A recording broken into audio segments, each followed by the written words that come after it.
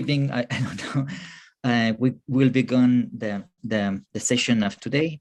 And the first presentation is from Jessica Leach from King's College, London.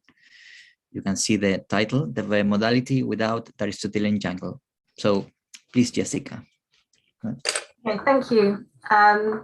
Thank you for inviting me. It's a great pleasure to be able to participate without having to take a 17-hour flight or whatever it is to Santiago. So this is very nice for me. Okay, so this is the kind of motto, the guiding thought of my talk. Every modal metaphysician and modal logician must one day confront the spectre of Quine. So I think it's quite easy. You start with, you read Kripke, then you read Lewis, and then you kind of carry on quite happily. And you know that Quine kind of said some stuff about de re modality, but you kind of push it to the back of your mind and don't worry too much about it, because surely there can't be that much to worry about because everyone else is not really talking about it. So, but nevertheless, one philosopher that I admire greatly and read a lot of is John Divers, and I know he's a committed Quinean, so I thought I need to think a bit more carefully about Quine and work out what I think about this. So this talk is kind of the process of me thinking about and trying to make up my mind about what Quine has to say about de re modality. So this is the plan. So I'm going to outline Quine's challenge to de re modality and say something about what I think the core of the challenge is. Then I'm going to say something about why it's actually really difficult to disagree with Quine, and I'm going to do that by showing how three major figures in modal logic and metaphysics actually conform to the structure of his challenge. So you might not think that they're Quineans, but they're basically doing exactly what he said you need to do. And then in the final part of the talk, I'm going to try and disagree with Quine, which, given what I say in the second part, is going to be quite difficult. And I haven't yet made up my mind about that third part, but I'll present to you my current thoughts on this. Okay, so first then, Quine's challenge to de re modality. So Quine distinguishes three grades of modal involvement, what he calls three grades of modal involvement. So the first grade is a metalinguistic predicate. For example, P is necessary, and there the modal predicate is necessary is in a meta language applied to P, which is a name of a sentence in our object language. So the first grade modality is a metalinguistic matter.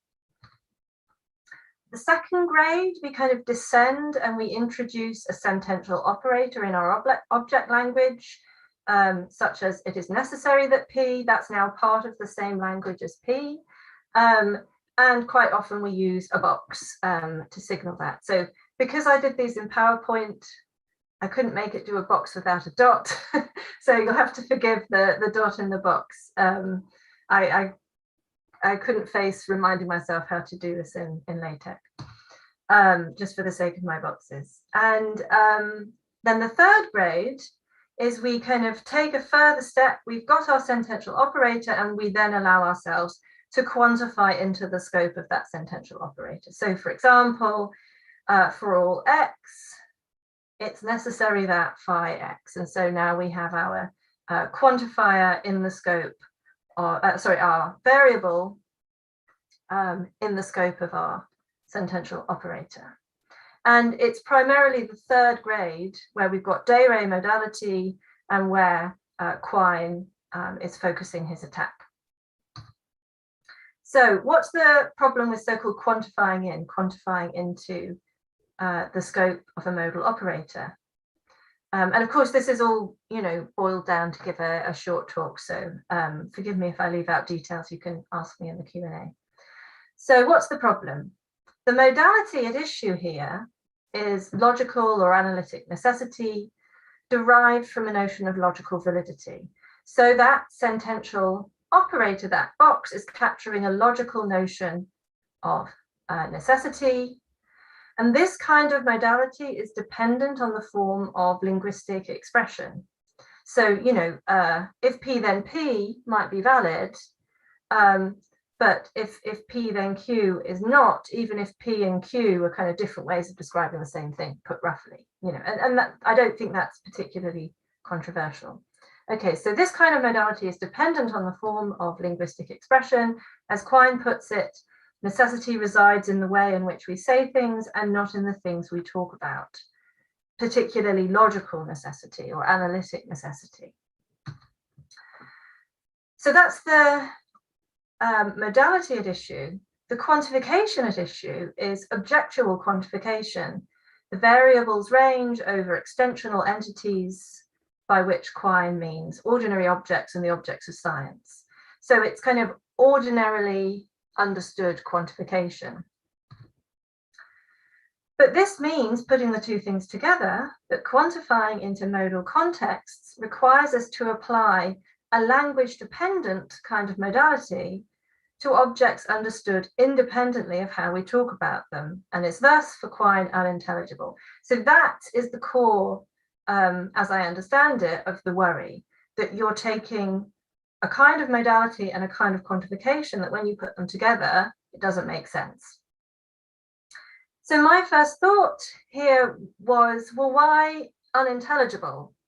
So if saying something like Socrates is necessarily human, okay, so maybe there's something wrong about that because I'm applying a predicate necessarily human that understood in this way is language dependent, and I'm referring to Socrates, him himself, say. So there might be something wrong with what I'm doing, but why say that's unintelligible rather than false? Why isn't that simply like saying that Socrates is prime, when that's just not the right kind of predicate to apply to Socrates, but that's just false. It's not that it's entirely unintelligible. So this is what I think is going on behind that. Quine takes the acceptable first grade of modality to be understood in terms of validity. So for example, there's another metalinguistic predicate is valid. So we might say P is valid, where P is a logical truth, say. Now, and this validity predicate is a part of the metalanguage. And then for Quine, the second grade is acceptable only insofar as it's a kind of covert version of the first grade. So you can kind of get away with the second grade as long as you don't forget where it comes from. Then the problem comes if we forget about that, if we forget the roots of the sentential operator in a metalinguistic predicate, and we're tempted to quantify in and form modal predicates. Then I think, from this perspective, we get something like this. A predicate like X is logically necessarily F will be just about as meaningful as X is logically validly F, given where the necessity operator comes from. But that's a bit like saying Jimmy is vraiment tall. So you kind of know what that means, but that's not, strictly speaking, a sentence of English or of French. It's a kind of mishmash of languages, and in that sense is unintelligible. So that's where I think the strength, you know, why he says unintelligible, that there's some kind of fishy mixing of meta and object language going on there. Okay, so that's what I think the core of the challenge is. It's to combine objectual quantification or quantification ordinarily understood with a logical modality operator that's language sensitive in a way that that kind of quantification isn't. And that, so there's a mishmash there of two things that don't go together. So what are the different ways out? So A, you can agree with Quine, but change your understanding of the quantification. So basically make your quantification similarly sensitive to the language. So for example, you might quantify over something more like senses than reference. B, agree with Quine, but change your understanding of the modality at issue to something language independent. And this is where we enter the metaphysical jungle of Aristotelian essentialism. Or disagree with Quine, say no, these two things can go together, that's fine. or just give up on de re modality. And I should have put on the slide, D is also agreed with Quine. Okay, so basically there's 3 ways you agree with Quine that these 2 things go together. So you either change the quantification, you change the modality, or you give up trying to do de re modality, or you find a way to disagree with Quine. Okay, and so this is my favorite quotation at the moment. I think it captures the heart of what Quine is trying to say. So this is taken from, so there's a transcript of a discussion at a colloquium in, I think it's 1962, and Ruth, so they're discussing a paper by Ruth Barker Marcus where she's responding to some of Quine's worries, and Quine is there, Barker Marcus is there, Kripke is there. And Quine kind of reiterates his point. What I've been talking about is quantifying in the quantificational sense of quantification into modal context in a modal sense of modality. Okay, so he's saying, look, I just mean this and this don't go together. You change this, you're not disagreeing with me. If you change this, you're not disagreeing with me. I mean quantification or quantification and modal modality. Okay, so that's just him hammering home the point he's trying to make there. So that's our challenge. But effectively, do we have to agree with him on this, or are there ways to get out of this? Okay, so the second part of the talk, everyone agrees with Quine, really. So this is just to, I mean, the purpose of this is just to really emphasize how difficult it is to get out of this.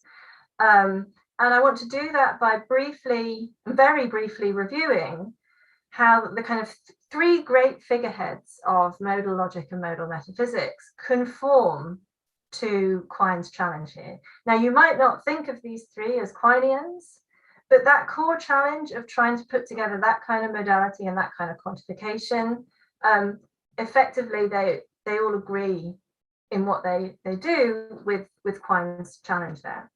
So let me explain how. Okay, so Ruth Barker Marcus has explicitly responded to Quine's arguments and also very famously indulges in combining modal operators and quantifiers.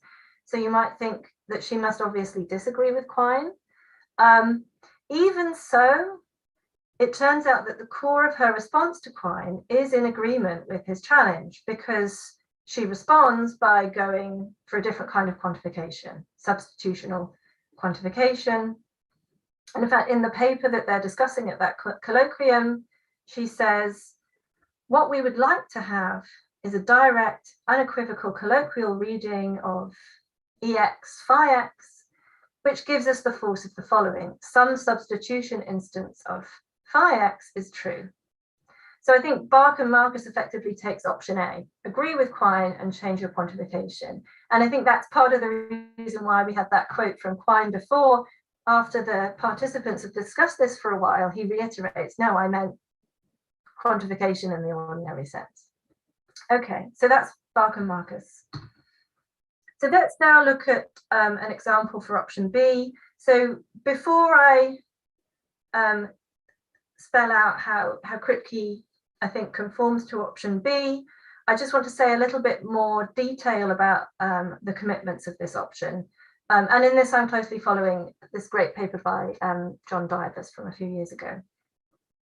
So, and this is the language, what Divers calls the language independent option. So it's keep on to your objectual quantification and change the modality to something language independent. And you have to do a few other things as well to make that package work.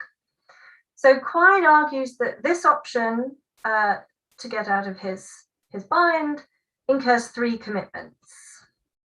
Q1, the metaphysical doctrine of Aristotelian essentialism as Quine represents that, and I'll say what it is in a moment.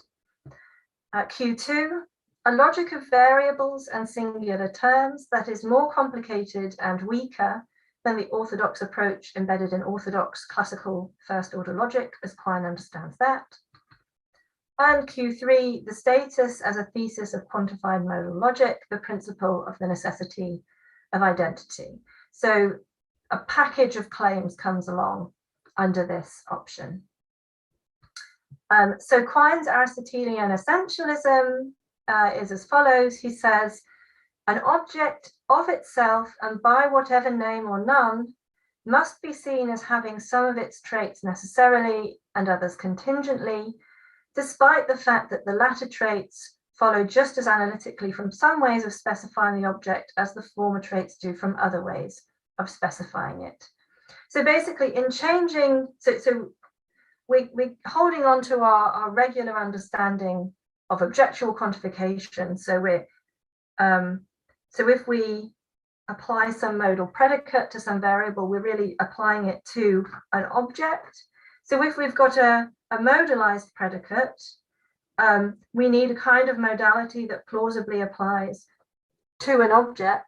And so this is where this idea of Aristotelian essentialism comes from. Okay, it must be that objects have necessary and contingent traits. If we're able to make sense of applying these modal predicates directly to them, instead of a kind of modality that is connected to how we describe the object. And this comes along, on the other hand, also with complications of the logic of singular terms, because we need the right ways to refer to objects so that we can attribute modal properties directly to them. I'm not going to go into lots of detail here, but just to lay out what those commitments are. There are fundamental semantic differences between names and definite descriptions. Changes in the scope of descriptions with respect to modal operators makes for differences in truth value. And intersubstitutable variables are treated rigidly. So I'm just putting that out for completeness, and some of those points might come up again later. But you can ask me about it if you want more detail. Okay, so having laid out in more detail the commitments of this option, we can see that Kripke is a clear case of option B.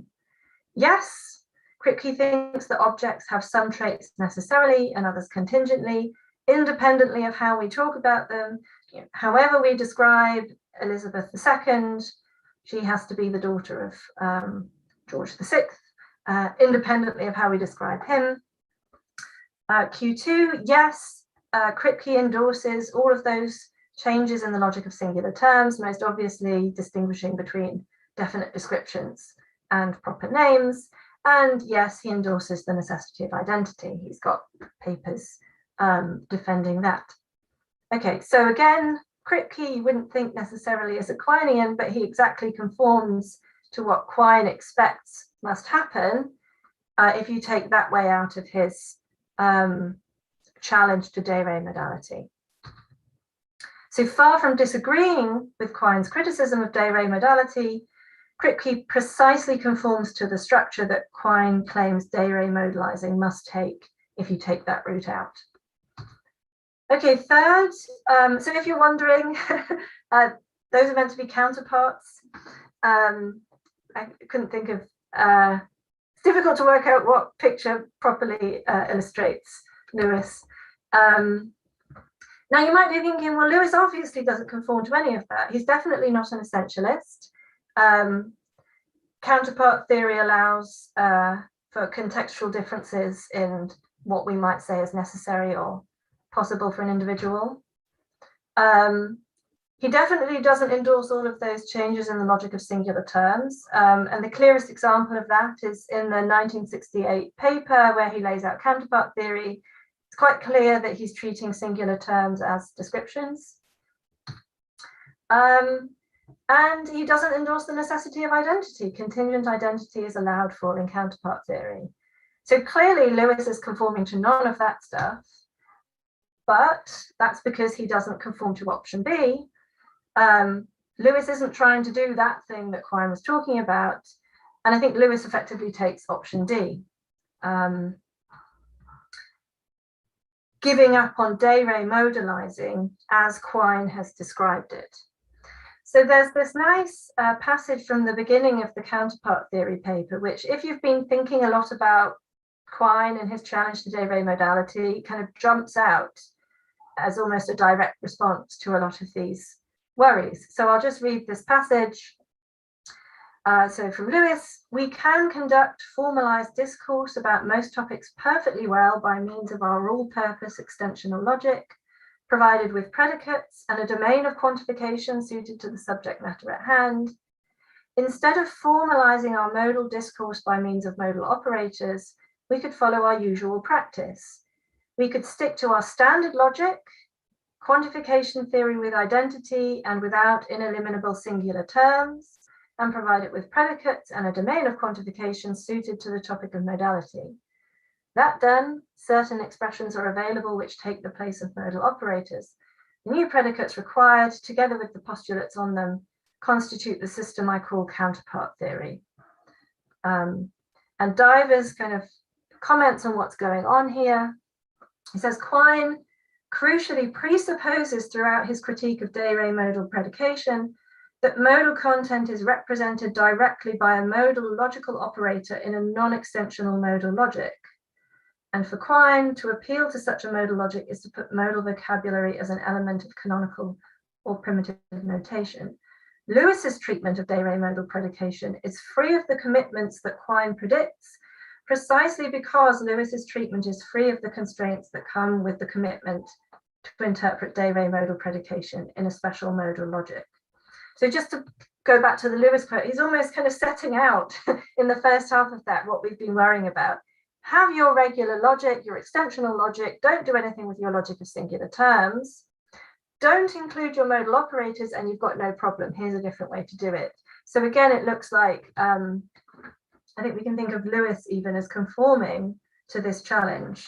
He's not disagreeing with Quine that you can't put together a logical modality operator and quantification ordinarily understood.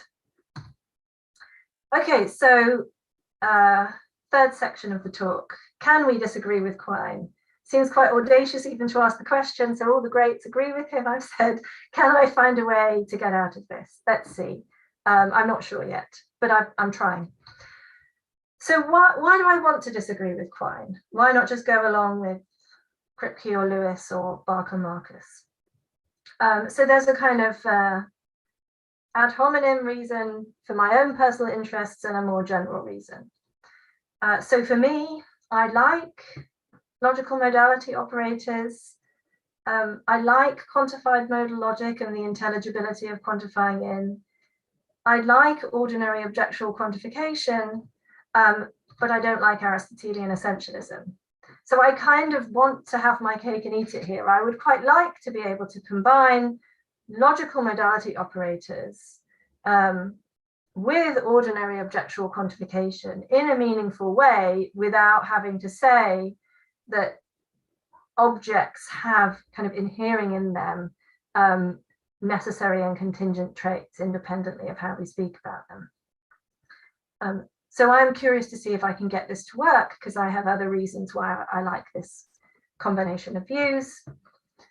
Preferences aside, I think it's certainly a question worthy of consideration whether there is a way to take option C, whether we can disagree with Quine's challenge by finding a way properly to reconcile logical modality with objectual quantification.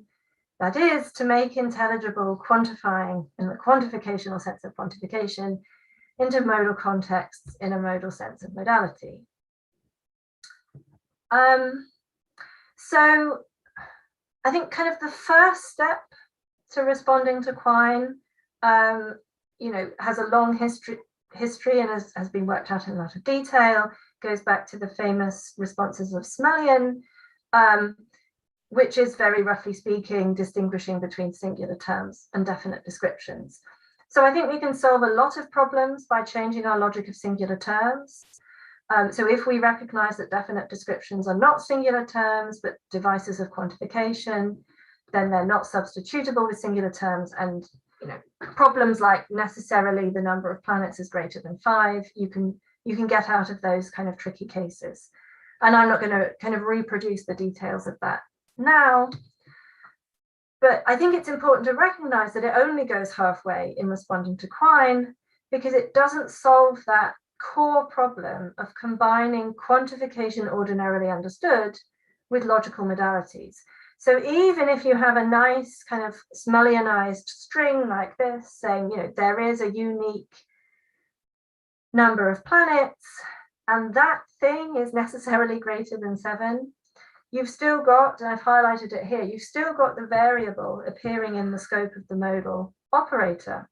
So you've still got the challenge of making intelligible that combination of a logical modality operator and a variable understood in the ordinary objectual way. Okay, so the core of the problem is still lurking, even if you've finessed your logic of singular terms a bit. Okay, so remember I called option B the language independence option briefly. So we need a kind of modality. So the thought was change the kind of modality so that it applies independent of linguistic considerations. So the crucial requirement of the language independent option is that a modal predicate applies to an object no matter how we refer to it. But it seems to me that there are at least two ways that could be cashed out. So that might be because the modal predicate captures something about how the object is independent of how we refer to it, and we get this Quinean Aristotelian essentialism, or it might be because the predicate is constructed to apply to everything regardless of how we refer to things.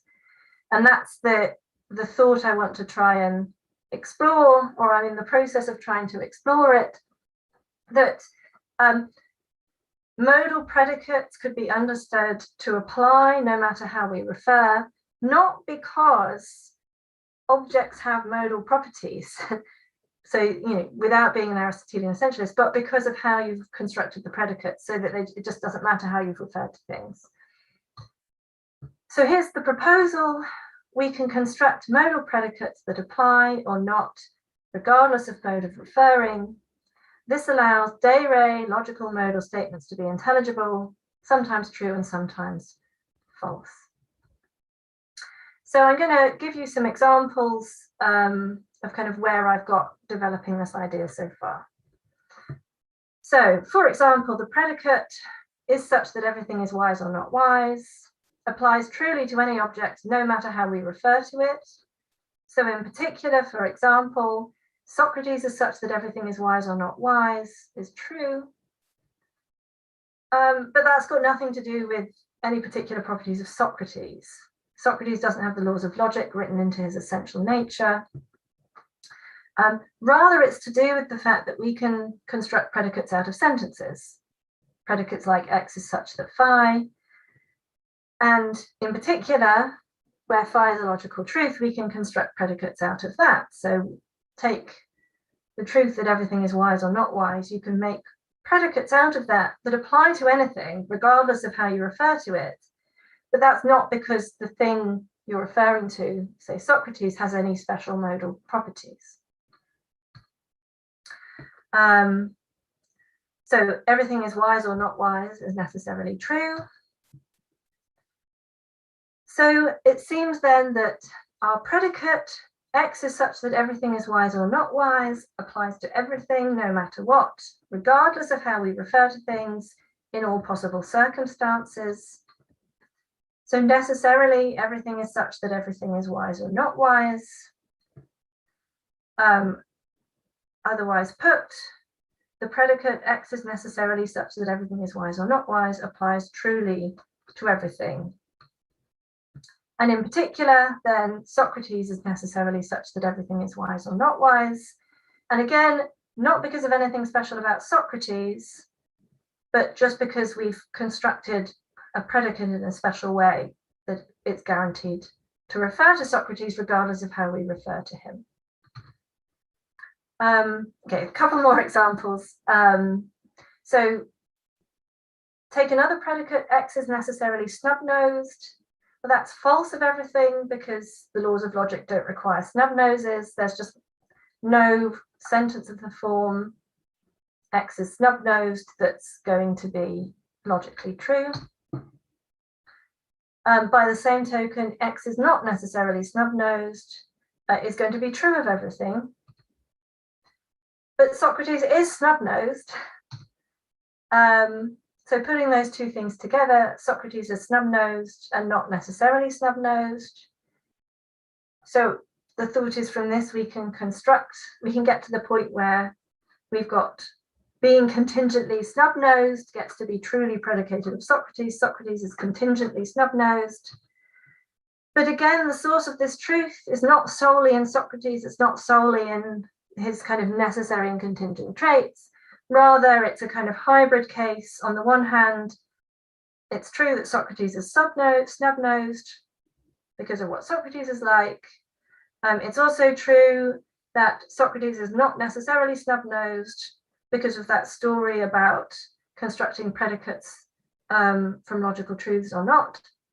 Put them together and we get it that it's true that Socrates is contingently snub-nosed without needing to say that Socrates has a special contingent trait or necessary traits or anything like that. Okay, so I know this is still quite sketchy. I need to work out some of the details. But here's the overall idea then, as an alternative to essentialism. Modal predicates apply or not to objects regardless of how we refer to those objects. That's what we need. But this is not because objects have necessary and contingent properties understood in a metaphysically deep way. It's because modal predicates are constructed to apply or not independently of mode of reference. And whether or not they apply then is a matter of logic, not a matter of the essence of things like Socrates. Okay, almost at the end, basically the final thing I want to say is just lurking in the background is still, I think, this spectre of unintelligibility or intelligibility, because there's still this thought that, are we still not mixing languages in the way that I understood Quine's worry kind of coming out of that. So let me just say a little bit in response to that. So let's grant that the logical modality operator is a part of the object language. So we've at least ascended to the second grade. So there's no literal language mixing of the kind I suggested before, so that nobody is literally saying something akin to Jimmy is Raymond tall when they're doing J-ray modalizing. But still, let's grant that the behavior of a logical modality operator needs to closely mirror that of the metalinguistic predicate, because that's kind of the source of the logical modality is in logical validity. I should say I've got a lot more to say about logical modality, but I've tried to be as brief as possible here. Okay, so in response to the intelligibility worry, I think we can understand the construction of modal predicates in terms of the manipulation of valid sentences. So for example, this sentence is valid for all x, either fx or not fx, that's valid. So we might construct another modal case. For example, Socrates is necessarily such that everything is f or not f, but that doesn't mess with the valid sentence. It doesn't kind of do anything strange with it that that would seem to violate its ancestry in a metalinguistic predicate. All we've done is capture the reasonable consequence that no matter what, Socrates will be such that any logical truth is true, in particular, this one. Okay, so let me summarize. It's not easy to dismiss Quine's challenge. My proposal is that some logical modal predicates apply independently of how we specify objects, not because the objects have modal properties, but because we can construct predicates that apply indiscriminately. So if something like this proposal works, that means we can combine logical modality and ordinary quantification without entering the metaphysical jungle of Aristotelian essentialism, which still involves quantifying in the quantificational sense of quantification into modal contexts in a modal sense of modality. Thank you.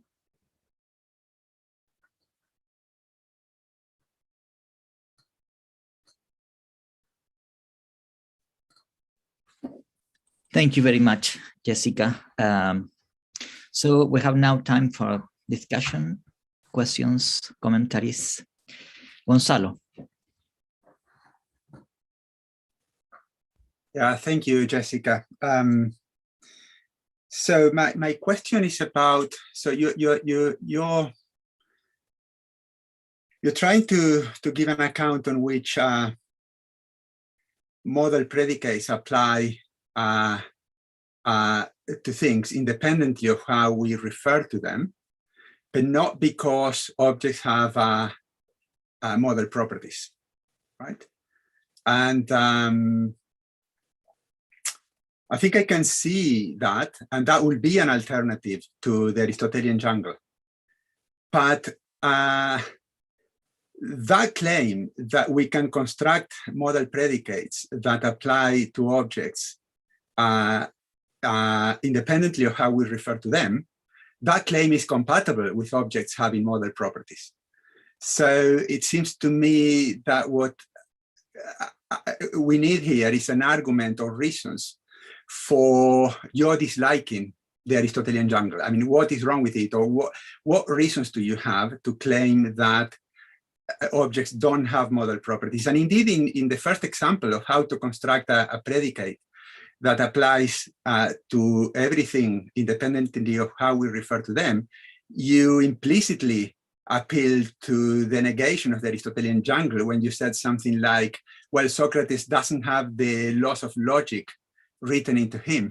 Well, he might as well. You know, you might construct the predicate in the way you do, but it might be that Socrates and Aristotle and objects in general have these model properties too. So the question, I suppose, is, I mean, what reasons are there for thinking that objects don't have model properties? Okay, thank you. Yeah. So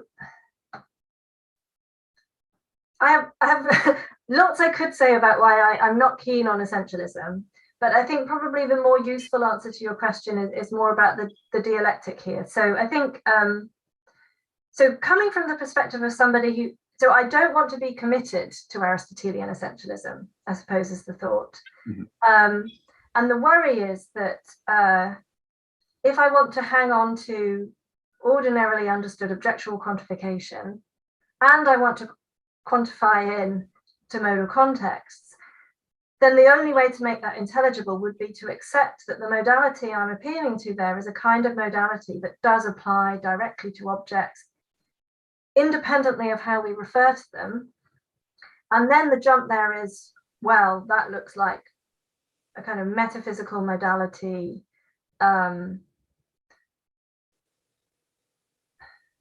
that's captured in the Quine quote about, okay, we're going to have to assume that objects have some traits necessarily and some contingently, regardless of how we refer to them. So it's not that I want to use this to rule out the possibility of essentialism, but I want to use this to mean that I'm not necessarily committed to Aristotelian essentialism. So it's kind of fine for me. So if someone wants to explain the truth of Socrates as necessarily such that everything is wise or not wise, if they want to explain that in terms of the essence of Socrates, you know, all power to them, please go ahead. But the main thing is that I don't have to. So I mean, that doesn't directly answer your question. I mean, I could give a couple of other talks against essentialism, but I think that's the kind of spirit in which the proposal is made. Does that help? Yeah, that helps. Thank you. Carolina. Yes, thank you. I guess in a way it's kind of a follow-up question. So do you get the consequence that Socrates is contingently human on your view? Because he's human, and I don't think you want to get the result that Socrates is necessarily human. Okay, so so what I'm trying to do is, can we find a way to make intelligible against Quine's criticisms a combination of a logical modality operator and objectual quantification. So thus far, my proposal doesn't comment on any claim we might want to make about metaphysical modality. And so claims like Socrates is necessarily human are, I think they're usually intended in a metaphysical modal sense. So of my proposal, it wouldn't come out as true that Socrates is necessarily human, and the necessity here is logical. And that's good, because I don't think anyone thinks that he's logically necessarily human. It leaves open what we might want to say about metaphysical modality. Do we want to just have, okay, we've solved this problem, but we like the metaphysical modality operator anyway, let's just go and do that instead. Can we, within a system with a logical modality operator, define up metaphysical modality? But as it stands, I don't want to have to say anything. I mean, in a way, that's part of hopefully a good thing about this proposal is you can do de re modalizing using logical modality. And so you just don't have to worry about any commitments to essentialist claims like Socrates is necessarily human. So just to clarify, so you don't get the result that Socrates is necessarily human. I get that. But do you get the result that Socrates is not necessarily human? Or it's not the case that Socrates is necessarily human? Yes, for the same reason as the snub-nose case. So it would be, roughly speaking, so the laws of logic don't require that anything be human. So X is not necessarily human would just apply to everything. Right. Socrates is human. So Socrates is human and Socrates is not necessarily human. So Socrates is contingently human. But with the always in the background, we're talking about logical modality here. So it's entirely right. It seems that Socrates is logically contingently human. Okay. It's a different kind of modality that you're trying to analyze. Okay, I didn't quite get that. Thank you. Ami.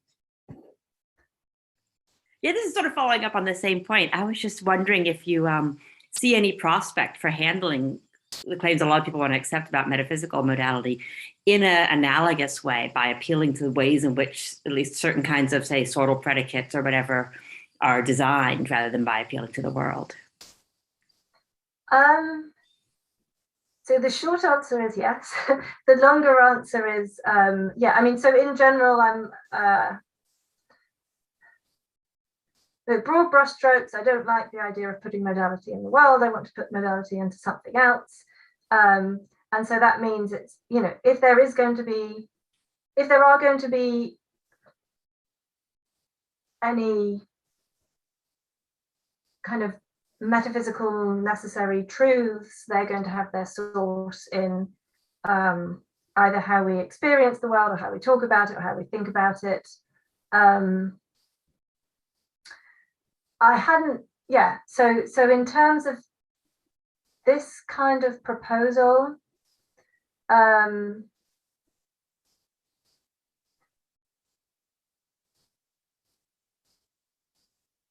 so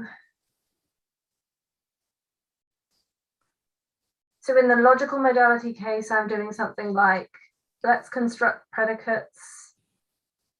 Okay, put very roughly, construct predicates out of the laws of logic or logical truths. Okay, so you might then think, what about an analogous way to go, constructing things out of certain other kind of principles that are relevant for metaphysical cases. So yeah, I mean, I'm rambling a bit because I haven't thought about it in exactly that structure, but I can see that analogous things would work. I know you have your view with semantical rules would come into that picture. I have a slightly different view, which is more to do with how we're able to represent the world in thought, but that same kind of ballpark. I'll stop there. It's a bit rambling. Yeah, interesting. Thank you. I think Gonzalo, you have also another question. No, I forgot to Yes, I'm going to give myself the question. What do you understand by laws of logic? So you mean by logic, you mean something that has no metaphysical presuppositions at all? It is classical logic and intuitionistic logic. Why not a paraconsistent logic? So, okay, yeah. So I mean, so I think of the laws of logic as being laws of thought, or having their source in laws of thought. Okay, maybe regardless of that, I'm thinking of them as, yeah, not building in any metaphysical presuppositions. So, which are the right laws of logic? So, a second question, I think.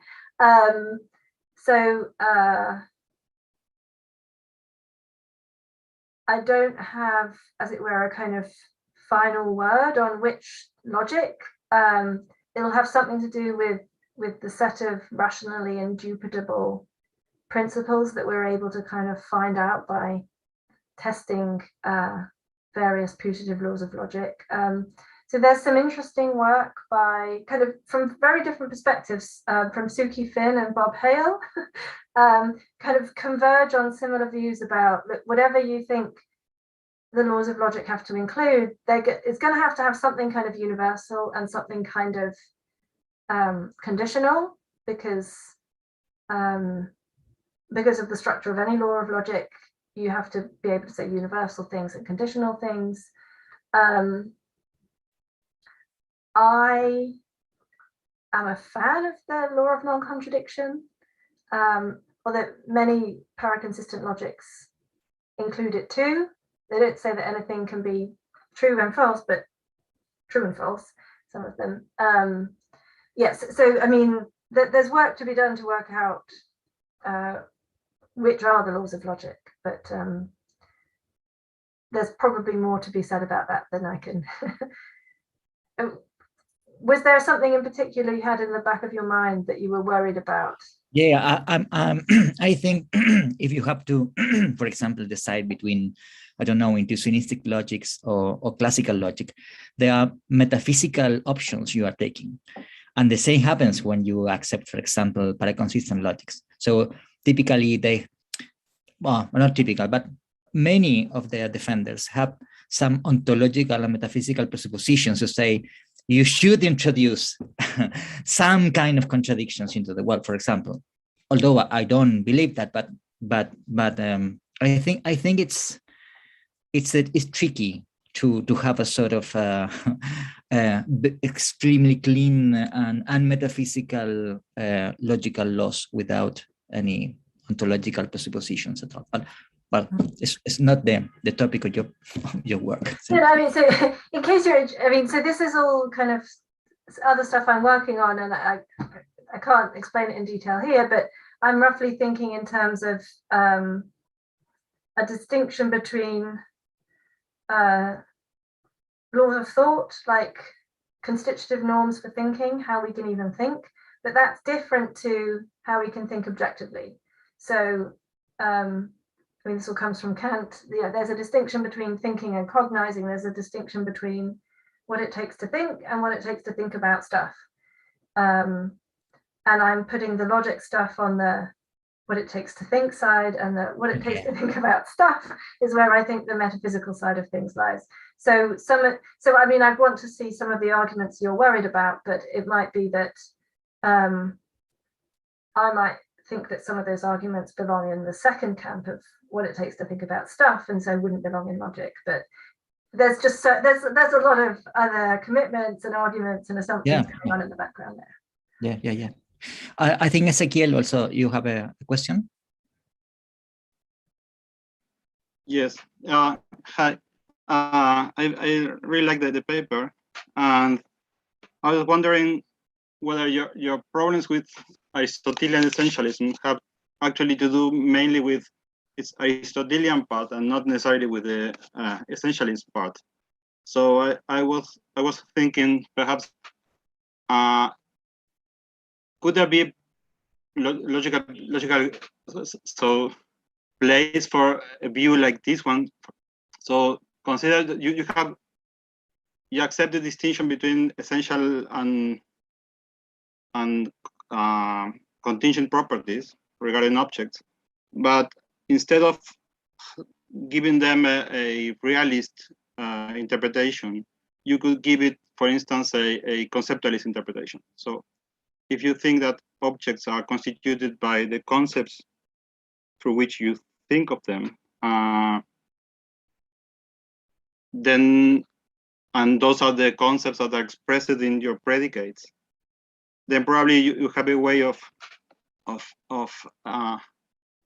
solving this mixing up of languages you were talking about in a different way. So understanding objects themselves as something that are the product of the way you think of them. So that would be an essentialism, but wouldn't be an Aristotelian essentialism. And I was wondering whether, so you could get the same thesis that Kripke accepted, but you change the way you understand the essentialist commitment. So you understand it not in a realist way, but in a conceptualist way, so to speak. That the object is just an object of your thought, or it only belongs to the way you experience it, and not to as something in itself. So in a Kantian way. I was wondering whether you consider such an option, or if you have any thoughts of that. Thanks. Right, so I mean, at least in this paper, I'm understanding essentialism as Quine does. So that, that's the game. Like, this is what he says you end up committed to, and I don't want to end up committed to it. And he says an object of itself, and by whatever name or none, must be seen as having some of its traits necessarily and others contingently.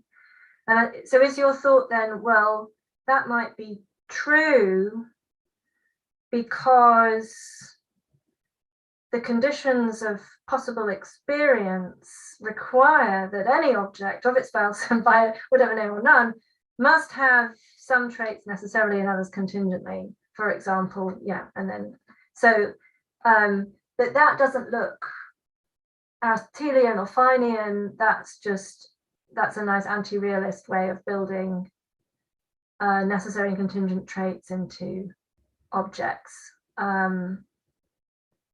Okay, so I'm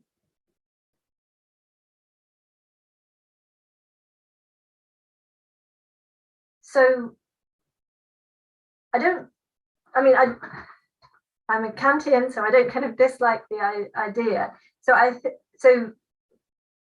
I suspect that you won't get an object having some of its traits necessarily and others contingently.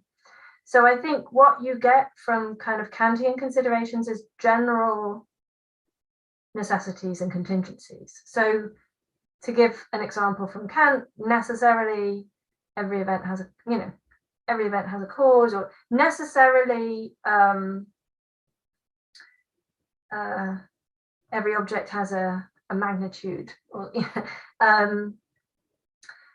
so take some event, necessarily it's going to have a cause, but what you don't get is that it necessarily has some particular cause from those general considerations. So that having kind of general structural constraints on objects will give you, as it were, some necessity about objects, but it won't give you the kind of specific necessary properties that I think are intended by this kind of essentialism. So I think you're right. If you are using Kant itself, so in a literal sense, but I was thinking that there are people that try to understand, for instance, so you think objects as under-resortal, and that in a sense constitutes the object. as the object it is. For instance, this is a paper by Iris Einhäuser, which is called Towards a Conceptualist Solution of the Grounding Problem. And there suggests a view of this kind. And I think, so that was interesting, because if the problem you have with essentialism is that you think that model properties or essential properties are weird in a metaphysical sense, this is a way to alleviate that worry, because you make up the object from conceptual resources, which are not weird in a sense. Okay, yeah. So I think my worry about a kind of sortalism way in, so this idea that, you know, to be able to think about and identify and re-identify objects, you have to think of them under a sortal. So yeah, I can't go into all the details in 3 minutes, but I think there's a comparable problem. So I can get that one might be able to explain why, in general, necessarily, if you're going to be able to think of an object, you've got to think of it as lying under a sortal. I find it really hard to get from there to that object necessarily falls under that sortal. So, you know, take this book. If I'm going to identify it and re-identify it and track it through space and time, I need to think of it as lying under a sortal. Okay, so necessarily it has a sortal property, let's say. Let's call that book. Saying that necessarily it has a sortal property doesn't tell me that it necessarily is a book. It just says that whatever, come what may, it's got to have some sortal or other. And maybe if it hadn't been a book, if it had been a mug instead, I would have tracked it under a different sortal. So, so when it comes to having to say that some specific object necessarily has some specific sortal, okay, then why should we say that? And that's where it's really hard to answer the question without saying something more robustly realist about, well, it's because what it is to be this is to be a book or something like that. So I'm not saying that there's nothing to be said in favor of it, but it's the same kind of worry I raised with the kind of more general Kantian case, that I can get as far as finding general necessities about objects plausible, but when I try and transform them into particular necessities of an essentialist kind, I kind of hit a brick wall a bit. Okay, thanks. Well, we're in time. Many thanks, Jessica, for your talk. And we'll have now the presentation of Gonzalo Rodriguez Pereira and Tien-Chun Lo, both of Oxford University. And the talk is called Against Zero Grounding. So please, Gonzalo and Tien-Chun.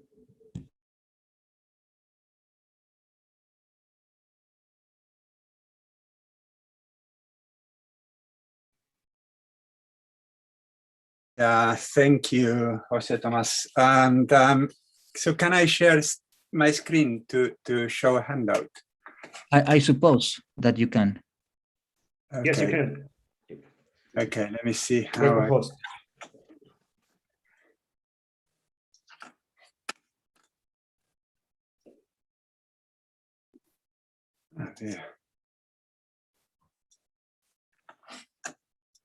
Sorry, my computer is a bit slow.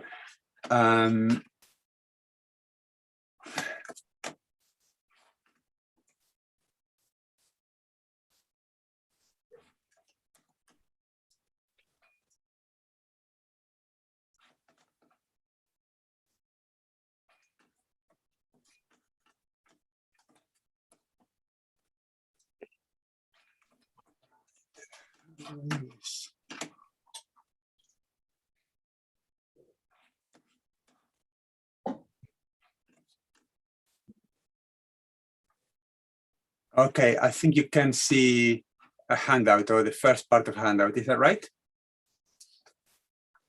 Yeah. Yes. Okay. It's okay. Thank you. So yes, it's a thank you to the organizers for this. I'm really enjoying the workshop, and it's a pleasure to be among all of you. So the paper is called Against Zero Grounding, and as you, Jose Tomas, said, it's written with my colleague Tien-Chun Lo. So this should be pretty short because we're going to, well, the goal of the paper is to argue against the notion of zero grounding, which was recently introduced by Kit Fine. We think that the notion is not intelligible. So what is this notion? Well, basically, the idea Kit Fine has is that there are some truths which are ungrounded. There's nothing new there. But he thinks that there are some truths which are grounded, but they are grounded in nothing. And these are the zero grounded truths. And this is what we take to be unintelligible, right? So according to Kit Fine, truth can have three kinds of statuses with respect to grounding. They can be ungrounded, they can be grounded in other truths, or they can be grounded in nothing. And these, as I said, are the zero grounded truths, not to be confused with the ungrounded truths, right? So he thinks there is a distinction between A and C, categories A and C at the top of the handout. And I mean, the idea that there are truths that are grounded in nothing might seem to you like the idea that there are things that are daughters, but daughters of no one. And you might think that that's completely nonsense and unintelligible. Well, that's what we think about zero grounding. It's exactly, that idea is very similar to the idea that some things are daughters, but daughters of no one, of no person. So the plan is to give two very brief arguments against zero grounded truths, and then to show that the proposed elucidations and clarifications of this notion fail, as they should be expected to fail, because the idea is not intelligible. So you cannot elucidate it, you cannot clarify it. Before going into the arguments and the arguments against the proposed elucidations, let me just note that the idea of zero grounding is a metaphysically interesting notion. First of all, it has been used to account for the grounding of several different kinds of truths: identity truth, truth of iterated grounding, arithmetic truth, negative existential, and necessary truth. And you can see why people are tempted to use zero grounding to account for these truths, because roughly what tends to happen in these cases is that philosophers think that a certain kind of truth must be grounded. But then when they search for the grounds of those truths, say negative existentials, they can't find any, or they can't find any satisfactory grounds. And so they say, well, they are grounded, but they are not grounded in anything. They are grounded in nothing. And so they have a solution to the grounds, to the question about the grounds of the problematic kind of truth, say negative existentials, arithmetic truth, necessary truth, and so on and so forth. The second reason why we think the notion of zero grounding is interesting is that if it were intelligible, it would provide a different kind or different type of grounding chain to the ones we already know. Typically people who work on grounding distinguish three different kinds of grounding chains. You can have a well-founded grounding chains, which end in ungrounded elements. And then you can have infinitely descending grounding chains. They don't end, and a fortiori, they don't end in ungrounded elements. Or you can have a circular or cyclic grounding chains. So chains of type A are terminating chains, and chains of types B and C are non-terminating ones. But if zero grounding is intelligible, then it gives rise to the possibility of grounding chains, which are neither non-terminating ones, because they do terminate in some elements, nor are they the familiar well-founded chains, because they do not end in ungrounded elements. They end in zero grounded elements, right? So you will have a kind of terminating chain that doesn't terminate in ungrounded elements. But despite these interesting aspects of the idea, we are going to briefly argue that the idea doesn't get off the ground. So the first argument is the following, and you've got it in the handout. Grounding can be taken to be expressed either by a relational predicate or by a sentential connective. But neither regimentation of grounding can accommodate the idea of zero grounding. Let us suppose first that grounding is expressed by a relational predicate. But relations link relata. However, in alleged cases of zero grounding, there are grounded truths, but no grounds. And so one of the relata of the grounding relation is missing. Therefore, the relation cannot obtain. Suppose instead that grounding is expressed by a sentential connective. In this case, truths of grounding have the following form: P because Q, where P is what is grounded and Q is what grounds it. But if P is zero grounded, it has no grounds. And so what we have is something like P because. But that is clearly ungrammatical, and we think it is ungrammatical because it is unintelligible. Now, if it is plausible to assume that grounding must be expressed either by a relational predicate or by a sentential connective, and we don't know in the literature, we don't know of any alternative way to those two of expressing grounding. But if so, zero grounding is an intelligible and absurd idea. So that is our first argument. And the second argument should also be very brief. We say that zero grounding is unintelligible because it presupposes a distinction between there being no truths that ground a truth, and this is the case of ungrounded truth, and there being a zero number of truths grounding a truth. This is the case of zero grounded truth. So the distinction is supposed to be between there being no truth that ground a truth and there being a zero number of truths that ground the truth. And such a distinction is unintelligible. In the handout, you have a quote from Kit Fine. He says, the case in which a given statement is zero grounded, i.e. grounded in zero antecedents, must be sharply distinguished from the case in which it is ungrounded, i.e. in which there is no number of statements, not even a zero number, by which it is grounded. Now, we think that doesn't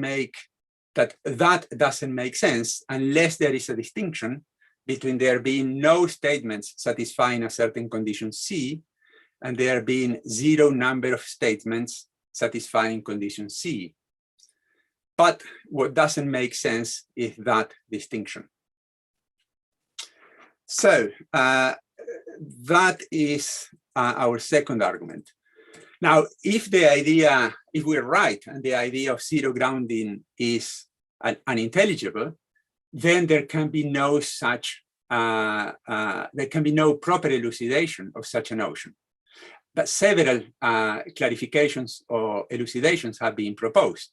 So what we do in this part of the paper is to show that those proposed clarifications fail, as they should. So let's start with that, with the first proposed clarification. So this one is due to Kit Fine too. He brings out or tries to bring out the difference between ungrounded truths and zero grounded truths by means of an analogy with sets. For him, any non-empty set is generated via what he calls the set builder from its members.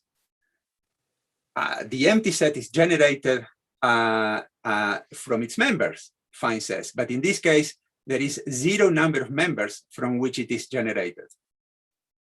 And he claims all elements are ungenerated. There is no number of objects not even a zero number, from which they may be generated. And that's a quote from Fine. But that analogy presupposes the unintelligible distinction between an entity having no members and an entity having zero members. And therefore, the analogy cannot support anything. I mean, that distinction between an entity having no members and an entity having zero member is unintelligible itself. Now, of course, there is a distinction between the empty set and any Ur elements. We don't deny that. But the distinction is not what Fine thinks it is. And one way to see this is to ask the question whether the kind of generation Fine is thinking about is whether it is material generation or efficient generation. If what Kit Fine has in mind is material generation, then it is the other way around. The empty set is materially ungenerated since it has no members. And not all Ur elements are materially ungenerated. For instance, a mereological sum is materially generated from its parts. But if what Fine has in mind is efficient generation, then it is false that Ur elements are in general ungenerated. Many of them have efficient causes that generate them. And it is also false that the empty set is efficiently generated. The existence of the empty set is due to an axiomatic demand of certain theory of sets, for instance, Zermelo-Frankel. Now, Fine has also another way of trying to clarify the distinction between ungrounded truths and zero-grounded truths. He imagines a machine that manufactures sets. So this analogy also, this attempted clarification also appeals to sets. So he imagines a machine that manufactures sets. And the machine is such that if one feeds some objects into it, the set of those objects emerges from the machine. The empty set is the object that emerges from the machine when no objects are fed into it. And the Ur elements are the objects that never emerge from the machine. Now, of course, this is a fantasy, but the fantasy is meant to be an illustration of the analogy that appeals to the distinction between there being no number of objects from which an object is generated and there being zero number of objects from which an object is generated. Now, what we find interesting in this fantasy is that it doesn't require the distinction between no objects and zero number of objects. It simply requires the distinction between emerging from a machine when nothing is fed into it and never emerging from the machine. And I think, or we think, that distinction is intelligible. However, as we pointed out above, the empty set is ungenerated, both materially and efficiently. And so this fantasy about the set manufacturing machine doesn't clarify the distinction between ungrounded and zero-grounded truths. So let's move on. There's another attempt to clarify this is due to Jonathan Schaffer. I don't think this attempted clarification is in print, but what is in print is a paper by Daniel Munoz, and he mentions that Schaffer proposed this elucidation in a presentation. So according to Munoz, Schaffer proposed to elucidate the distinction between ungrounded and zero-grounded truths by reference to the distinction between uncaused initial conditions and ex nihilo effects.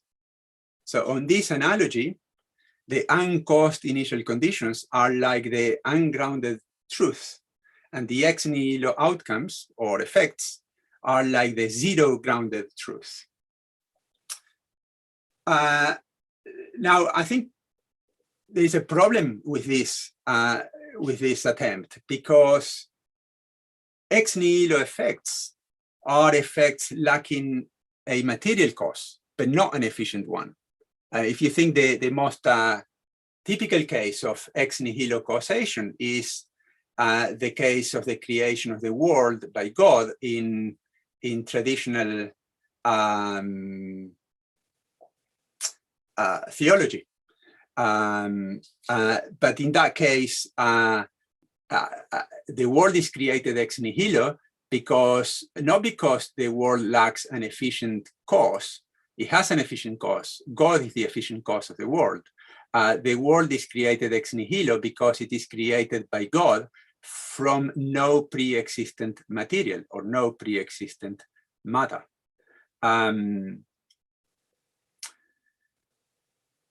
So what seems to be going on here is that they want to compare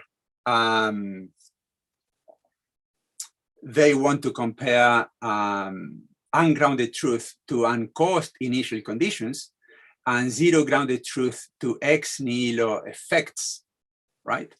Now, uncaused initial conditions may lack an efficient cause, but they do seem to have a material cause, whilst ex nihilo outcomes may lack a material cause, but they seem to have an efficient cause. So for there to be an analogy there, there should be a difference in the grounding case between material grounds and efficient grounds. Many people in the literature have compared grounding with causation. But as far as we know, the comparison is always between grounding and efficient causation, right? For this kind of analogy to work, someone should elaborate a distinction in the grounding case, which is analogous to the distinction in the causation case between efficient causes and material causes. And then the idea will be that ungrounded truths have material grounds, but no efficient grounds, whilst zero grounded truths have efficient grounds, but no material grounds. Yes, that might be a very good way of elucidating the distinction between ungrounded truth and zero grounded truth. But for that to work, what we need is a well worked out distinction in the grounding case of efficient grounds and material grounds. Otherwise, it's not clear how the analogy is supposed to be taken. Anyway, let's move on, because Munoz says that Schaffer provided a second analogy to illuminate the idea of zero grounding. In this case, ungrounded truths are like the premises of an argument, which don't follow from anything in that argument. And zero grounded truths are like tautologies, which follow from the set of zero many premises, or from the set of no premises, from the empty set. Now, the problem with that way of putting the analogy is that the premises of an argument might be the conclusion of another argument, while what is ungrounded is supposed to be ungrounded absolutely, not relatively. Nevertheless, there might be another way of putting Schaffer's idea or Schaffer's analogy. I mean, we might try saying that ungrounded truths are like unprovable or underivable propositions, while zero grounded truths are like propositions that can be derived from the set of zero many premises. So how about putting the analogy in that way? Well, we think there is a problem. The problem is that many propositions that can be derived from the set of zero many premises can also be derived from sets of more than zero premises, right? From non-empty sets of premises. Take the tautology that something exists, or it is not the case that something exists. It can be derived from the set of zero many premises, yes, but it can also be derived from the premise that something exists. But what is zero grounded is supposed to have no grounds at all. Now, one might try to make sense of the claim that a truth is both zero grounded and non-zero grounded by saying that it has both a zero ground and a non-zero ground. The problem with this is that it requires the reification of the zero ground, which will make the number of grounds of a zero grounded truth not zero, contrary to what the number of grounds of zero grounded truth is supposed to be.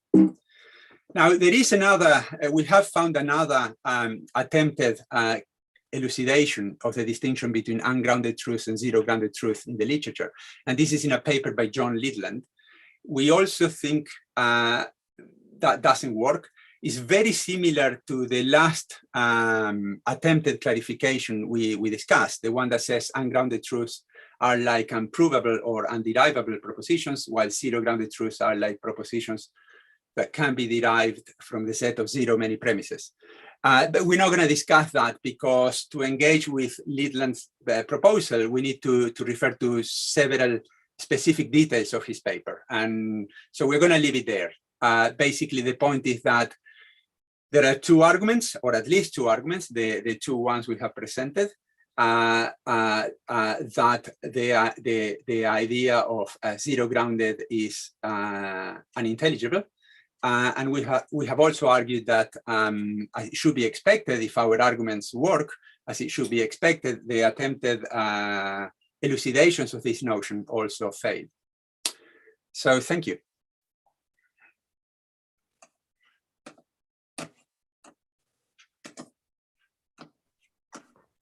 Thanks very much, Gonzalo and Tianchun. So we have now time to discussion.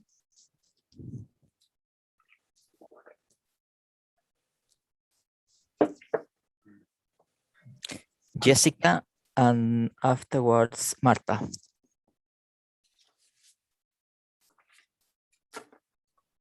Hi, thanks.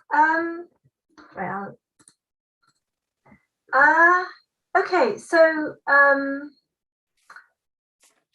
I agree that I can't find any difference between X has no grounds and X has zero grounds. I agree that trying to make that an intelligible difference doesn't compute. So I was trying to kind of charitably reconstruct what someone might mean by that. So I have a kind of silly example and then a question. So the silly example is, so suppose someone has no Facebook friends. So there are two ways that someone might have no Facebook friends. One way is that they're on Facebook and they have zero friends. No one has added them as a friend on Facebook. The other way of not having Facebook friends is not being on Facebook. Mm-hmm. So obviously not trying to make a distinction between no friends and zero friends, but there's two different kinds of thing, a Facebook user and a non-Facebook user. And so the way that you have no friends kind of is different, even though having no friends is, having zero friends is the same as having no friends. And I was thinking that with the set case, again, what seems to kind of jump out as salient is, of course, having no members is the same as having zero members, but the difference is sets are the kinds of things that have members and elements aren't. So, there is a difference in the way that a set has zero members and the way that, a tree has no members. So I was thinking, well, if my charitable reconstruction is correct, what they must have in mind is that there are kind of things that would lack grounds in one way versus things that would lack grounds in the other way. And then my question is, so I don't know this debate, what might that difference be? So is it simply like being a necessary truth versus not being a necessary truth? And there's just like a difference in the way that necessary truths have zero grounds to the way that, something else might have zero grounds.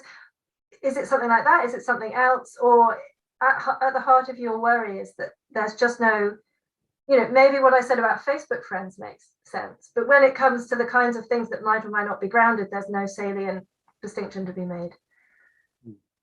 Yeah, thank you. I wonder whether Tianchun would like to given that I did the presentation. I think we addressed this sort of question in one of the footnotes of our written paper. So we think that this kind of distinction is intelligible. So if you want to apply this kind of distinction to the case of the grounding status of a proposition, you might have something like the following. So there are two kinds of entities. One kind of entity is like facts or truths. They can be grounded. and some of them are ungrounded, some of them are grounded. But then there are some other kinds of entities. For example, a name letter, a predicate, they are sub-propositional. So it's inappropriate to say that whether they are grounded or ungrounded. Yeah, but in this sense, so in another sense, you can say they are ungrounded because, yeah, it is kind of categorical mistake to say that they have grounds. And actually, in the literature, there's someone, Shamik Dasgupta, he draw this kind of distinction between two kinds of things. Things that are apt to be grounded, but they have no grounds, which are ungrounded facts. And the things are not apt to be grounded, and therefore lack any ground. They are what he calls autonomous facts or autonomous truths. Yeah. So yes. So I think there's a disagreement between Gonzalo and me, because Gonzalo thinks no, actually this kind of distinction still is somehow unintelligible. But I think no, Dasgupta's one is more intelligible than Kiffai's one. So yeah, I think for myself, I will agree that the kind of Facebook friends, zero friends example, to illuminate some sort of distinction in the grounding status of truth or facts. Yeah, and but the last one is one Dasgupta draws rather than the one Kiffai tries to propose.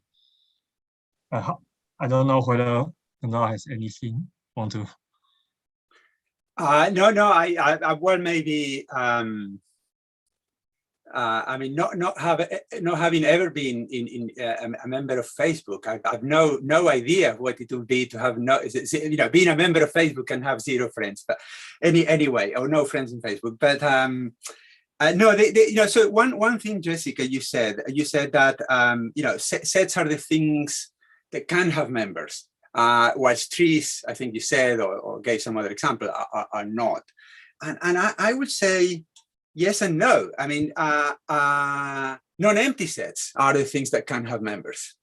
But the empty set is not something that can have a member. So I don't think that the distinction between the empty set and an Ur element, like a tree, for instance, can be made on the basis of the fact that the empty set, is apt for having members or can have members in some sense, while the tree cannot. I mean, I think the empty set and the tree are very similar in that it is impossible, in every sense of impossible, for both of them to have members.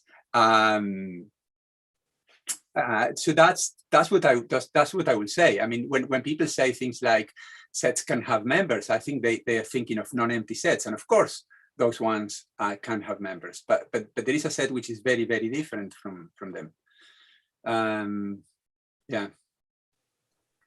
Is there time for me to reply? Yeah, we have time.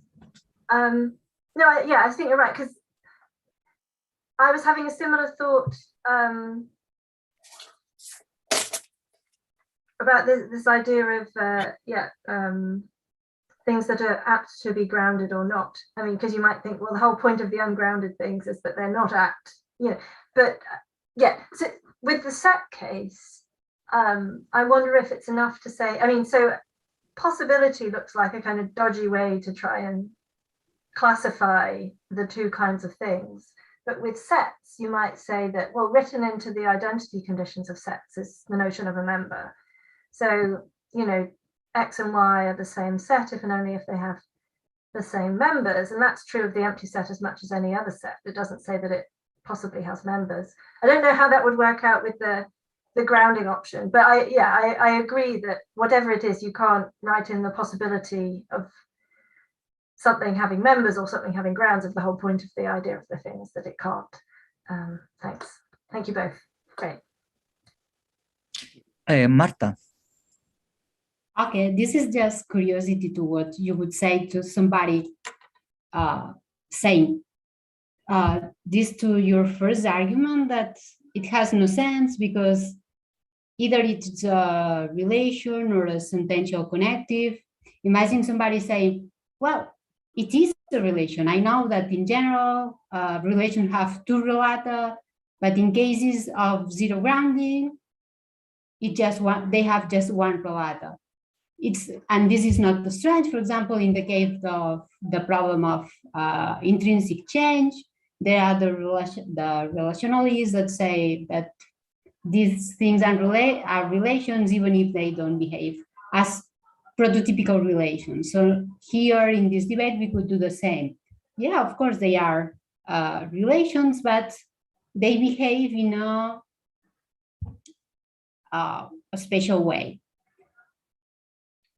Tianchun, you want to? Yeah. Okay. It's not that I like this, but I will, I don't know what you would say to somebody extending the notion of relation. Yeah, I think there's a sense that we can understand relation in a broader sense. So, for example, we can say monetic properties is one-place relation, and a proposition is a zero-place relation, and so on. Yeah. So the only way that I can understand, I guess Gonzalo also, is when we say something stands in a grounding relation, and it is the only relatant of this relation, it just means this grounding relation is a monetic property. Yeah, but that's something I cannot understand. How do you mean that the grounding relation is a monetic property in this case? Would that be that bad?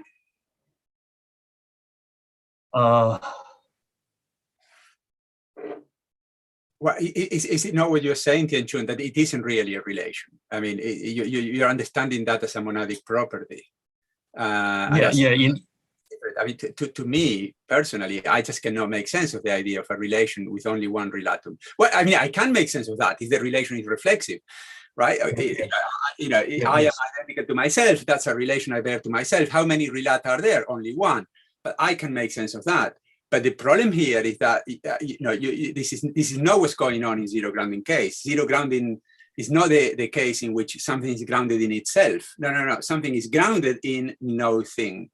And that I cannot make sense of. I mean, you pointed out that, Marta, in the temporary intrinsic debate, the relationalists say that seem to be an intrinsic property is a relation, and you know, the time is one of the relata of the relation. And fine, that might be a relation, a special relation in some way, but certainly one I can understand. I can understand times being the relata of some relations. But what I cannot understand is that there is a relation that links something to nothing. I just that's not a relation. I don't know what it is.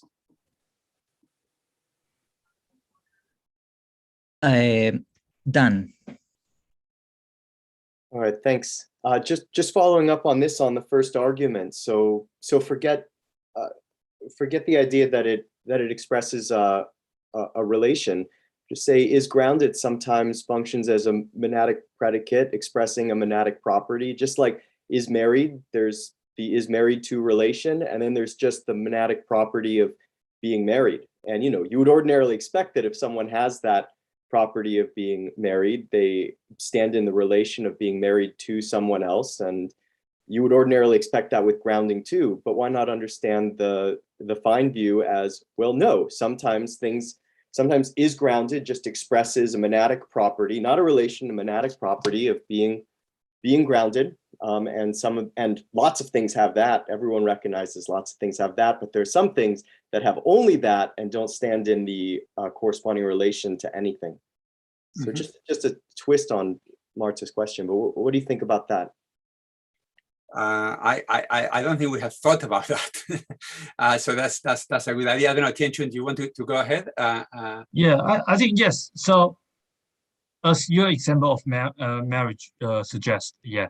So yes, we can say that being grounded is a monadic property.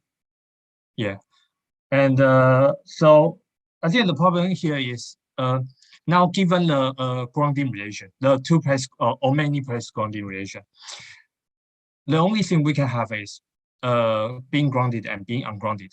But there's no third way to distinguish between zero grounded and non-zero grounded. Simply given the two-place relation of grounding. So just like suppose marriage is a many-to-many relation, because you might have two wives, two husbands, and so on. Yeah. So in this case, we can say, being married is a monadic property, but I don't understand why. So being married is an abbreviation of being married to someone, to this guy, and so on, or these guys. But I cannot understand what it means to say that someone is married to no one. And I say, oh, this is married. Because if someone is married to no one, I would say it's just unmarried, right?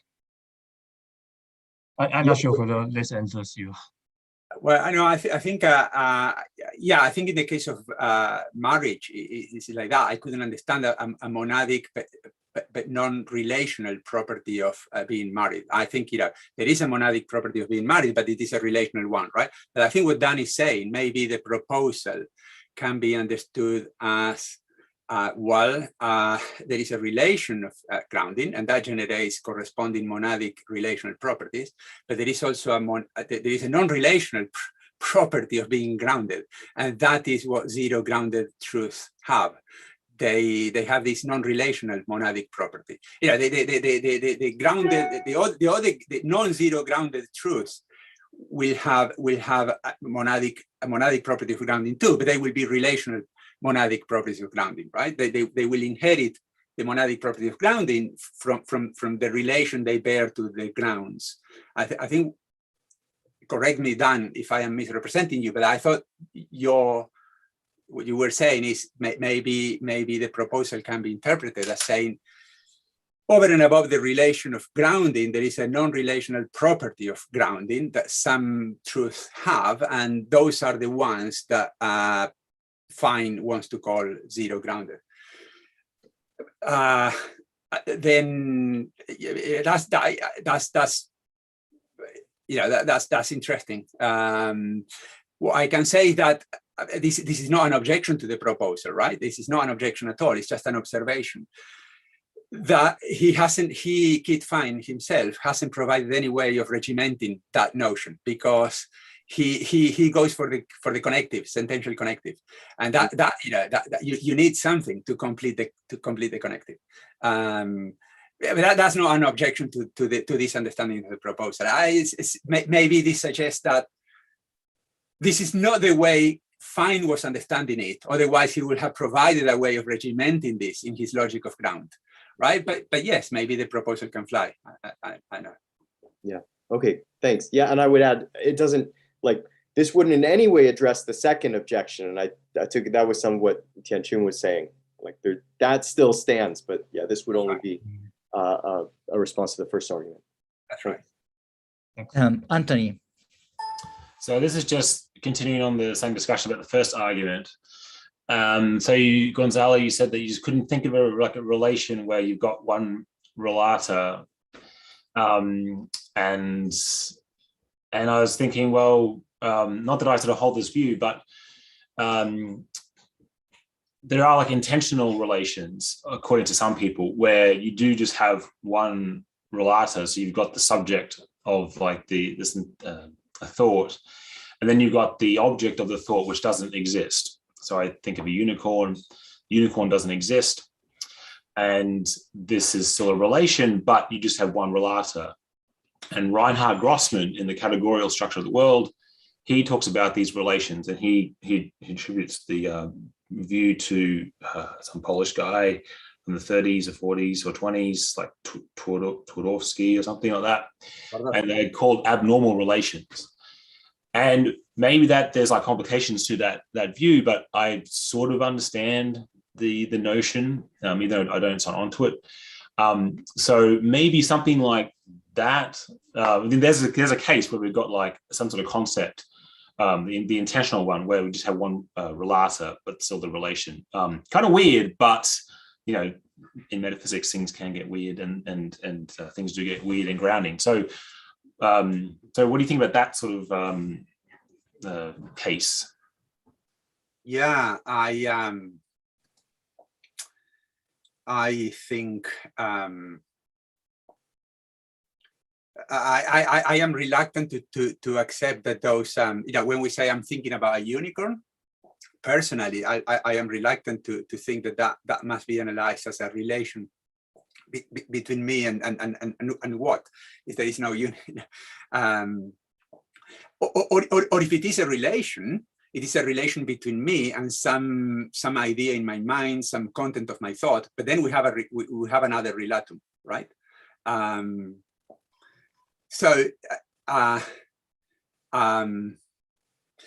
To be honest, I haven't thought very much about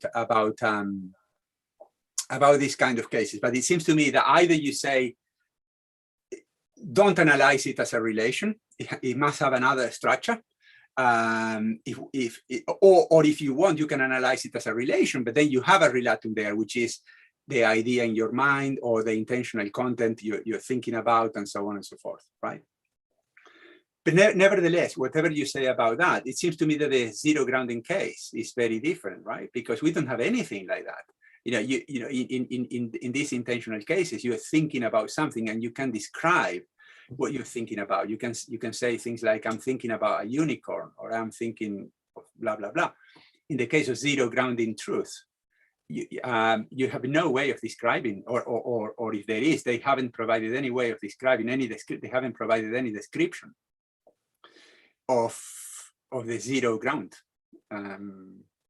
So that's why I think even if there is a way of making sense of relations with only one relatum in the case of intentionality, even if there is a way of making sense of that, which, as I said, I'm not sure there is, but even if there is, I think the case will be different.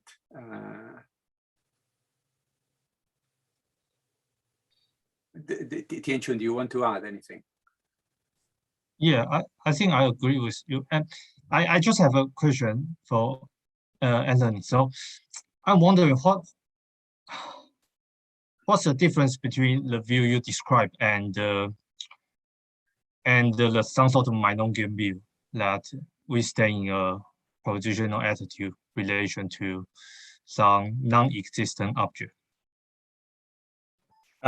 Yeah, so like for Grossman, there is just no like there's no difference between being and existence. So he's thinking that these, you just don't have the other relatum. I mean, he calls them abnormal relations for this reason, but he still thinks there's like the concept of relation applies in this case. It's just abnormal. So it's not the Meinongian sort of view. And he doesn't want to say things like, well, yeah, you have an idea as like the content, because that would make it sort of disjunctive with like veridical cases as well. But again, I agree too, there's like a big stretch. I mean, well, there's more work that needs to be done to then say that in some way the zero grounding case is kind of like this abnormal relation. But again, like if the challenge is, look, this is unintelligible, like that's a big claim. So like all the proponent of grounding or zero grounding has to do is try and somehow make the concept coherent or intelligible. So I'm thinking of like, yeah, resources, a way that they can draw on to do that. Going back to the more general question, whether there could be a relation with only one relatum, which is not a case of reflexivity, right? I mean, that to me sounds very similar to saying there could be a property which is instantiated, but it is instantiated by nothing. And I cannot make sense of that. The exactly analogous claim in the case of relations will be there is a relation that links no object to no object. So admittedly, what's going on in the zero grounding case is not exactly analogous to the claim that there is a property which is instantiated, but it is instantiated by nothing, because they are saying it's not the case that there is a relation that links no object to no object. They're saying there is a relation that links one object to no object. But it seems to me to be very much in the same ballpark, so to speak. And that's why I think I find that completely unintelligible. Carolina.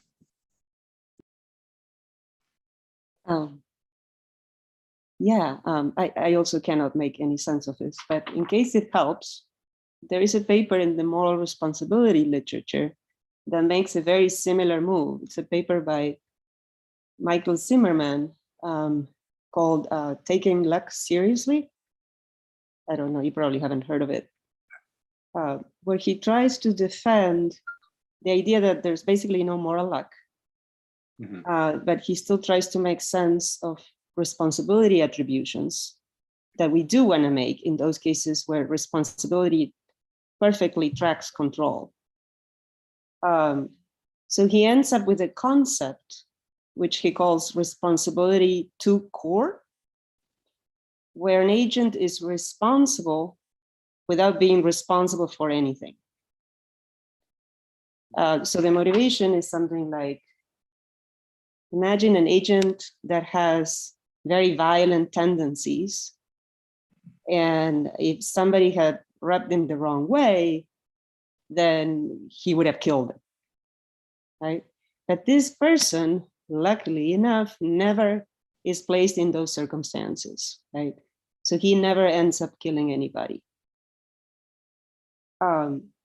So Zimmerman wants to say that agent is just as responsible as an agent that does end up killing somebody, because they are placed in those circumstances, in the circumstances that are favorable for killing.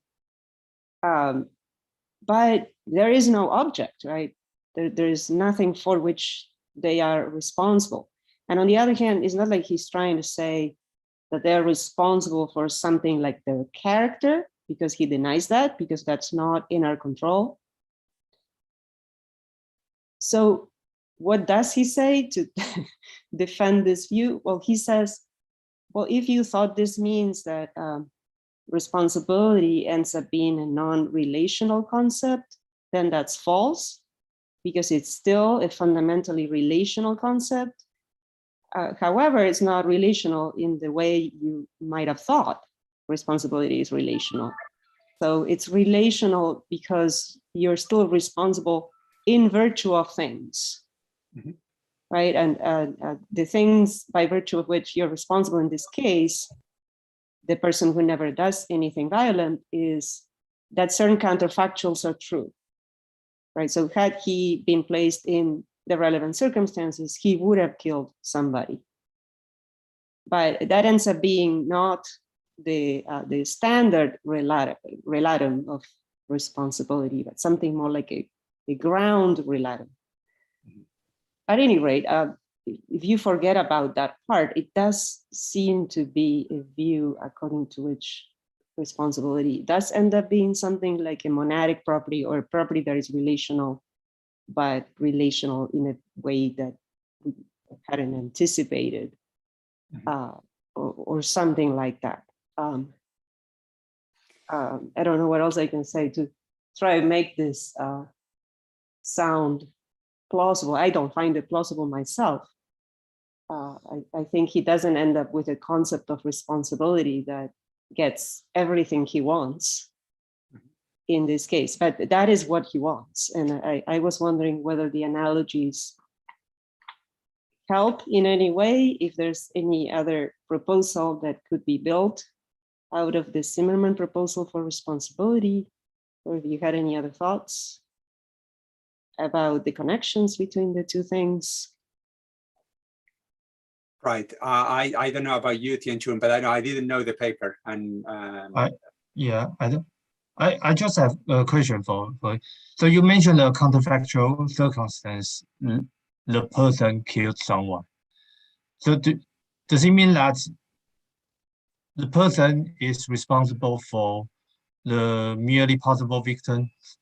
No. Something like that? No. Right. No. So he doesn't want to say that there's like a like a surrogate act or outcome that the person is responsible for.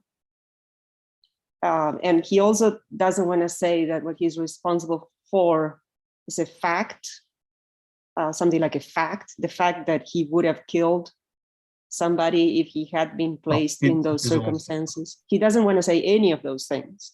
So it really does sound like he wants to say something very similar to what Fine wants to say about grounding. There really is nothing that he is responsible for, but he's just as responsible as the other guy who does the killing. And he claims that responsibility is a relational notion, or or does he go? Yeah, but only because he changed the way in which responsibility ends up being relational.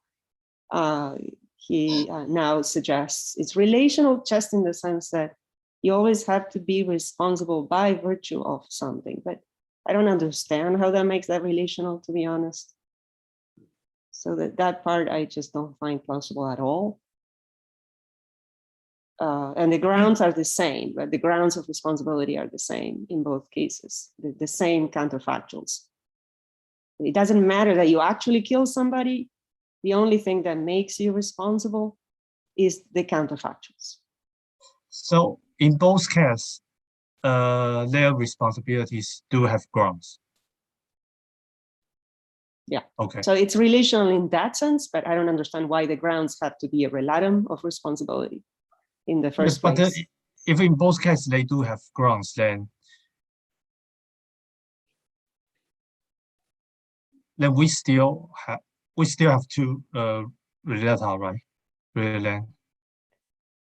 Yeah, but the relatum is in the wrong place. I don't know if there's anything analogous to that that you could say for grounding, but I don't think it solves the problem. So am I right in thinking that the ground is not what you are responsible for, right? So yeah, right. So they both have grounds, but the grounds are not what the agents are responsible for. So that's right. That's why you say the relata is in the wrong place, if there is a relata. Yeah, I don't see why responsibility has to be relational in the sense of having as one of the relatum the grounds for responsibility. It seems to me that just is the grounds for responsibility. It's not a relatum of the responsibility relation. Yes. So, but I think he just appeals to that to kind of assuage the worries that, well, but we all think responsibility is a relational concept. So how do you get around that problem, Zimmerman? He says, well, in this way. Yeah. So yeah, I'm sorry I don't have something helpful to offer. I just thought it was an interesting analogy. It's an interesting analogy. It is an interesting analogy. I think we should read the paper and see whether that we can use that to support the case for zero grounding or not. Yeah, maybe there's something there. Who knows? Carlo? Thank you, Jose Tomas. So this is like a really maybe minor point. Maybe you said something in the presentation I was not paying attention, but so I was reminded by something that Tian Chun said, replying to someone. So I'm wondering, what do you think of the role that the category of autonomous facts as articulated by Dasgupta plays, for instance, in certain problems in the principle of sufficient reason debate, or the mind-body articulation of physicalism debate, as it were. So even though he doesn't speak there about the notion of zero ground, I think it kind of resembles a lot to what you ascribe to Fine saying about the notion. He says interesting things about intelligibility there. He maybe thinks that we should go primitive about this notion, but in exchange of that, we could do really interesting theoretical work to address a number of vexed issues in this debate.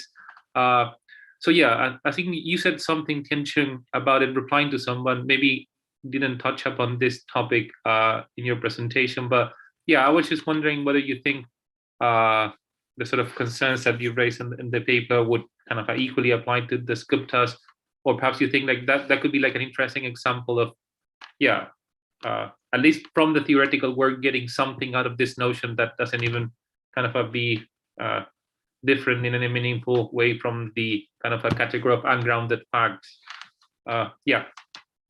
Yes. So, I think what tries to say in response to Jessica's question is that I think the analogy of empty set and the UL elements provided by Kifine, there's also some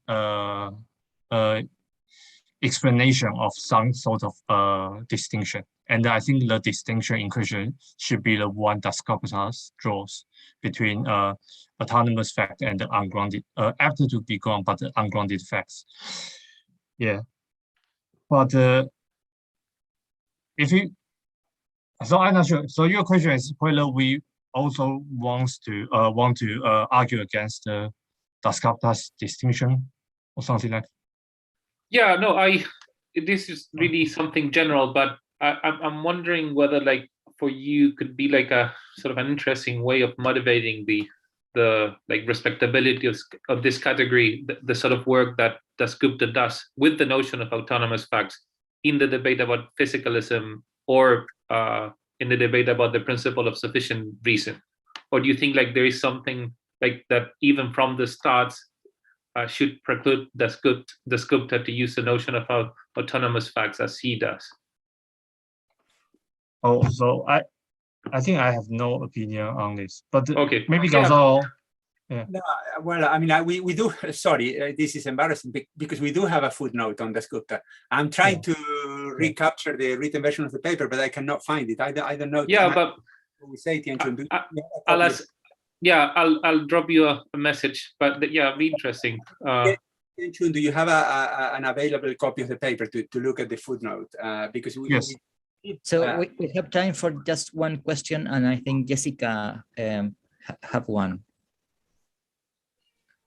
It was just a follow-up on Marta's question and the discussion that came after. So yeah, Marta's question put me in mind of multigrade predicates. So just in terms of the kind of, I think the first couple of arguments you had were more grammatical. It's like, look, either you have this or you have this, and you just can't get a grammatical sentence out of it. So multigrade predicates, I guess a lot of people think that they're perfectly good. So you can have things like, surrounded the castle, and let's say it's a small castle, so you could just have one person surrounding the castle, and then more and more and more. So someone might propose that as a kind of purely notational or kind of a linguistic way to at least be able to express the claims. Then the kind of other kind of worry you seem to have is, well, I can't think of any good examples of the right kind of thing. So I had a quick look to remind myself, and the standard examples of a multigrade relation are things like consequence. So a conclusion might follow from 10 premises, from 9 premises, from 8 premises. It's always the same relation, but it's just multigrade. Then, of course, the question is, well, can it follow from none? And you fall back into your problems. So it doesn't end the debate, but at least the more grammatical objections you have might be addressed by a multigrade predicate. Well, how? I don't see it, Jessica, because in the multigrade case, what you have is variability of the number of relata. As you said, you can have one person surrounding a castle, assuming it's a very small castle.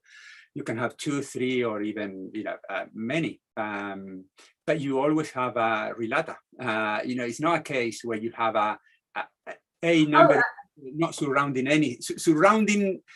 So these people are surrounding. What are they surrounding? They're not surrounding anything. That would be the parallel to zero grounding. Okay, yeah, I see. So yeah, So the thought was just, in general, there are multigrade predicates which can take, one or more arguments. Then the puzzle is, can you think of any good examples of multigrade predicates that capture multigrade relations, where you can end up with just like one argument, and that's so it was just that's the thing that came to my mind. Yeah, I see. So you went to the case of logical consequence, where you can have yes. So so the thought was just, it's at least grammatical, but that doesn't show that, I mean, that doesn't go against any of your arguments that, yeah, whether or not it's grammatical, it just like might not make good sense for other reasons. Yeah. Sorry, can you elaborate more on why it is not? Are you saying, sorry, I'm not getting it. Are you saying it's not grammatical or it is not ungrammatical? Have we got time? I don't want to go over if you're being, or should I carry on? Jose Thomas. I think we're on time now. So so we have to, we're making a pause now, and we will back at 12:15. Sebastian, I'm correct. Okay, yeah. Thank you. We have a short break and we resume at 12:15. See you all. Thank you very much, Gonzalo. Attention. Thank you.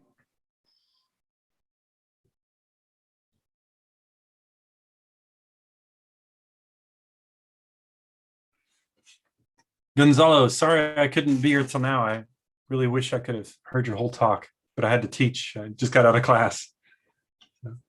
Don't worry. Don't worry. I just saw your message in the chat a moment ago. No, don't worry at all. Awesome. Do you know, is it recorded? I don't know. Okay. I'll ask. I think it is recorded, Robert. Okay. And all the presentations are also streamed by a YouTube channel. So I think they will stay there forever. Okay. Never. All right. Forever and ever. Excellent. Oh, man.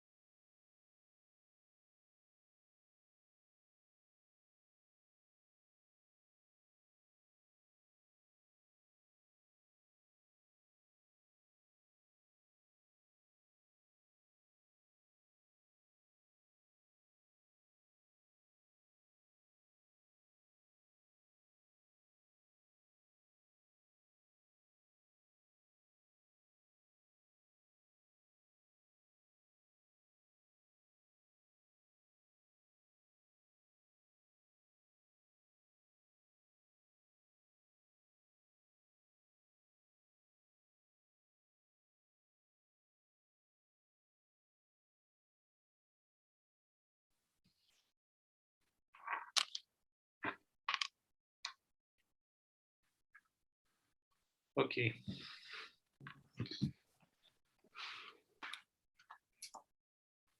I don't know if Anthony is around already.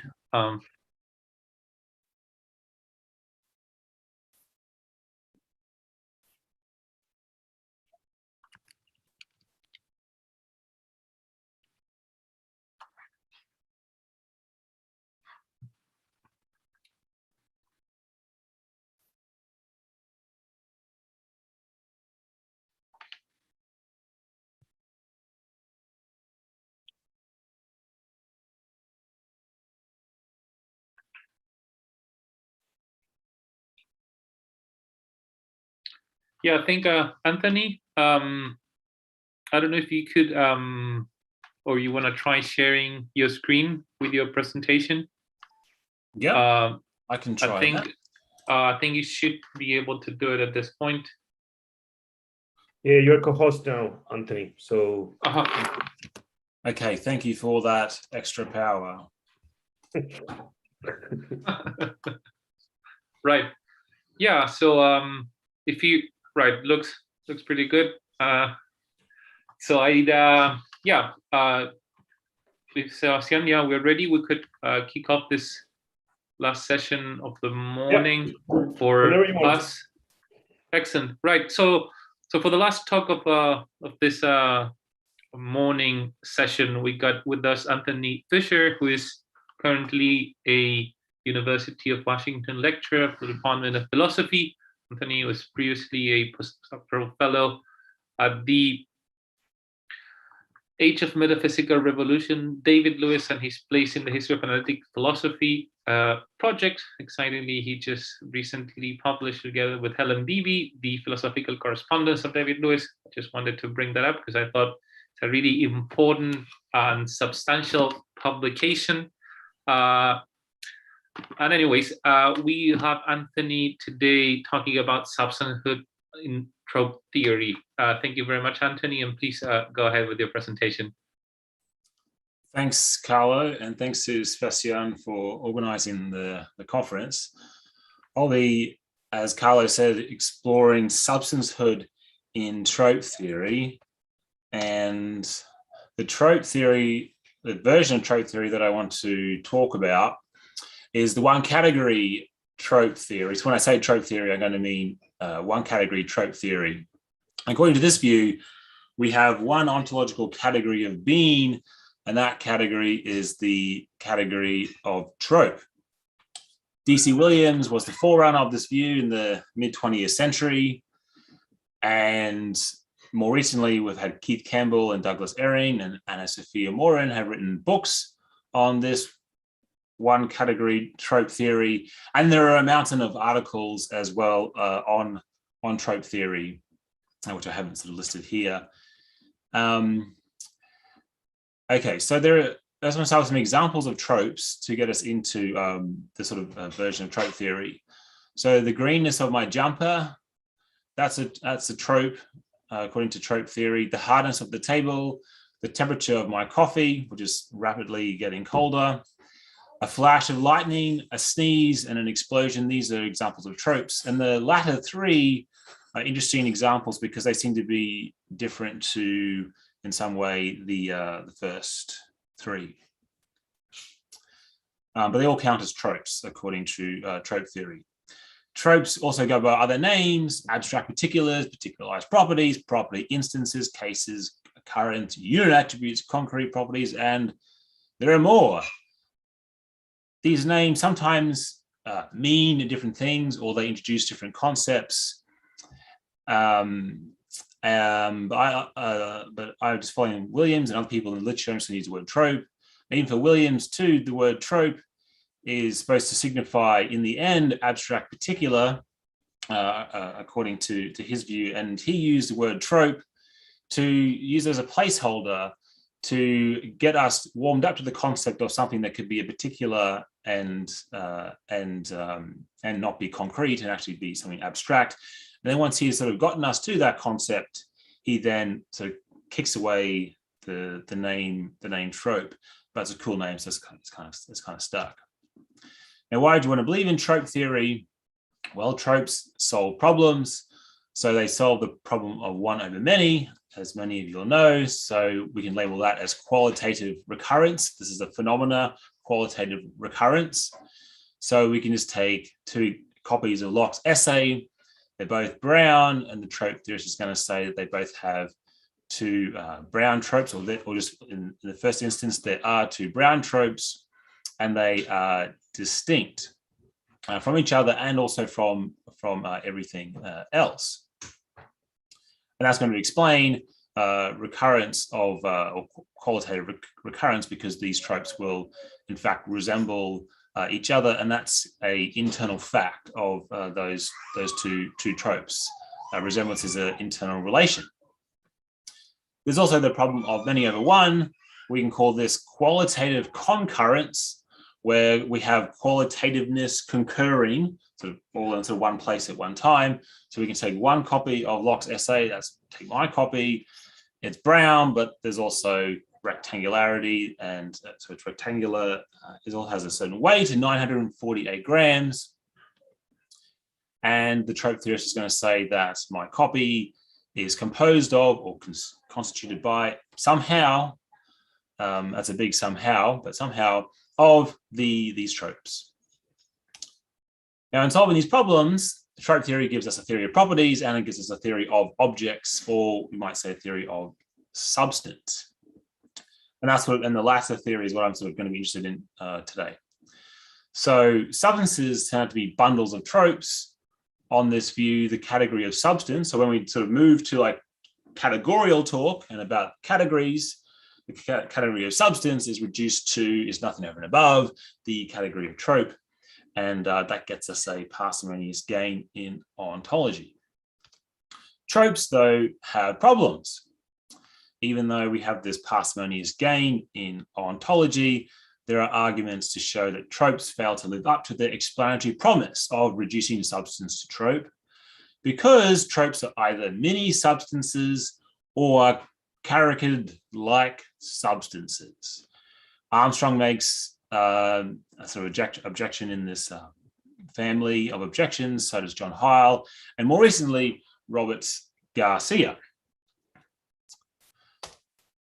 And I think the spirit of the family of objections I'm going to look at in this talk is summed up by Gilbert Ryle in The Concept of Mind, when he's discussing and criticizing sense data theories. He says the following: if all clothes are concatenations of stitches, absurdity results from saying that all stitches are themselves very tiny clothes. Okay, so here's the outline of the talk. So I'm going to present this family of objections that's sort of captured by Ryle's remark, and that I distinguish four. Once I've laid those objections out, I'm going to explicate the conceptual foundations of trope theory and its explanatory aims, respond to those objections after sort of laying out like how I think trope theory should be formulated and what its explanatory aims are. And then there'll be some sort of remarks that I'll make on these responses, and then by then we'll sort of be into further discussion in Q&A. Now, this project of mine is also bound up with a book that I'm writing on D.C. Williams. And in this book, I'm sort of doing a systematic exposition of Williams's metaphysics and his trope theory, in addition to like his theory of time and existence and so on. So one of the chapters in the book is on theories of substance, trope theories of substance, and in particular Williams's, and trying to see what his view actually is and how it can be defended. Okay, so here's the first objection. It comes from Armstrong in his book Universals. So he says, tropes are junior substances. And if tropes are junior substances, substance cannot be reduced to trope. What has been explained appears in the things doing the explaining. That sounds bad. We can ape Ryle at this point. So we have the trope theory is saying that all objects are bundles of tropes, but absurdity follows from the fact that all tropes are themselves very tiny objects.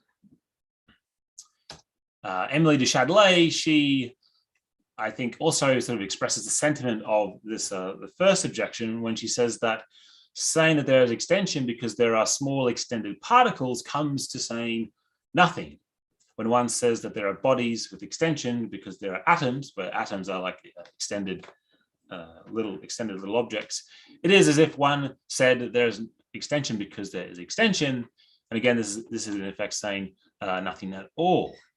So I think that the trope theorists should agree that we don't want to be analyzing like objects in terms of objects, even if they're little objects. That sounds wrong, but that seems to be what they're doing when, if it's true that tropes are junior substances. And of course, for de Châtelet, this is an argument for saying that extended objects are made up of monads. Here's objection 2, and again, these objections are like in the composed of a family, so they're sort of similar to each other. Okay, so objection 2 is, if we take tropes to be substances of some kind, we've made a category mistake. That seems to be another issue that's going on here. So take the green trope, the green trope of my jumper. That's supposed to be a substance of some kind. If so, then it can exist on its own because it's a substance. But hang on, that doesn't sound right, because it can't exist on its own necessarily. It is of my jumper, so it is not a substance of any kind. And then Armstrong, he makes this objection in his later book, A World of States of Affairs, though I think he may mentions it in passing too in the 1989 book. Okay, so now on to objection 3. This is now sort of more from in Heil, and again, the same sort of spirit as objection 1 and 2. So he argues, if you thought that sphericities are themselves spherical, that the sphericities are what is spherical, you'd be turning sphericities into substance. So go back to the green trope of my jumper. If a green quality is a green something, that green something is a substance because it is something that is a green way. And again, we have yet another category mistake. Tropes are supposed to be for Heil. He thinks tropes are supposed to be ways that substances are, not the substances. So there's a category mistake going on. Okay, now into objection 4. This is Robert Garcia's objection. So he argues on one version of trope theory. So this is the version that he calls module tropes. We have a trope, and it's what are tropes? What are tropes? Well, they are, on this view, particular objects, or we can call them propertied objects or charactered objects. And Garcia also says that these charactered objects are also thinly charactered objects to distinguish them from chunkier charactered objects, which would be like the concrete objects like tables and chairs. So take our green trope. Again, it is green as well as a green trope. In addition, it's extended, and as Armstrong says, in this way, the trope is swelled up a bit. So we go from a bit of thin character, as Garcia says, and then if the trope is thickens up. So the trope is multiply charactered. And at this point, and this is an interesting move that Garcia makes here, when we sort of compare this version of trope theory, which looks like it's sort of Williams's and Keith Campbell's view, how different is it to extreme nominalism or austere nominalism, which is like the sort of Quinean view of the red sunsets and the red roses. Those are also multiply charactered objects, and then it turns out tropes are also multiply charactered as well. So what's the difference here between these two views? Okay, so those are the 4 objections, and I'm going to get into how we should sort of formulate and think about trope theory, and then use that to then respond to the objections. And again, I'm still trying to work out like what's the best way to formulate the replies to the objections. But I think what we need to start with is clarifying what the concept of a trope is. So here's one take on what a trope is. So a trope is a particular quality. So I'm back to the brownness of my copy of Locke's essay. So it's a quality. That's one fact about it, and it's particular. But the trope qua quality is not the concept of a quality that is of a substance. That seems to be one sort of primary fact in this version of trope theory. So the trope qua quality is what Douglas C. Long said is a non-possessed quality. And this is not the substance attribute understanding of a quality, where the quality is like of a substance. We have to sort of at least give the trope theorist that in the first instance. So that's one take. Here's the second take. I'm sort of more partial to the second take. We say that a trope is a qualitative nature. And I use the word qualitative in a broad sense here. So it's supposed to be contrasted with the non-qualitativeness of the infamous or famous bare particular. So qualitativeness in this sense will capture quantities. So quantities are still qualitative. So the contrast isn't between qualitative and quantitative. Now, this notion, this broad sense of qualitativeness, allows us to move away from the notion that a trope is a quality in the substance attribute sense. Furthermore, it makes more sense of trope theoretic explanations, such as explaining resemblances among tropes. So we have two tropes and they resemble each other. That's just an internal fact. Well, that fact supervenes on the relator or the natures of the relator. But when we say the natures of the relator, we just mean the tropes. It's not like we've got the tropes having a nature. You've just got the trope. The trope, if anything, is identical with its nature. And if it was to have a nature, that would make the trope complex in like a metaphysical sense. There'd be some internal structure to it. It'd be kind of like a state of affairs. And the trope theorist doesn't want to say that. And Armstrong also, again, in the book Universals, he talks about objects and tropes, whether they have natures or whether they're identical with their natures, and sort of gives reasons to say that the trope is identical with this nature. That's what the trope theorist should say. For the trope theorist, the concept of a nature is primitive. That's just a basic fact about tropes. And there's not much else to say besides giving examples of natures. And the trope is primitively qualitative as well. And that's another sort of brute fact about the tropes. And these are like the basic tropes, sort of the elements of being. And I want to say sort of more precisely that the trope is a thin or abstract particular nature. So we've got like the basic idea that the trope is a qualitative nature, but then we have to say also, well, it's particular, and then there's like it's got some thinness or abstractness about it as well. So, for instance, to distinguish tropes from universals, we'd have to say that they are particular natures, because it's plausible that universals also are qualitative natures, and they are identical with their natures. This would be like a thin view about the nature of universals or tropes. So to distinguish tropes from universals, we'd say that the tropes are particular natures and universals are universal natures. Now, what are the explanatory aims of trope theory? One is to do with substance, where we explain how an object, and when I say the word object, I mean like a thing or a substance in the ordinary sense, how that can have many properties, and of course how a property can be had by many objects.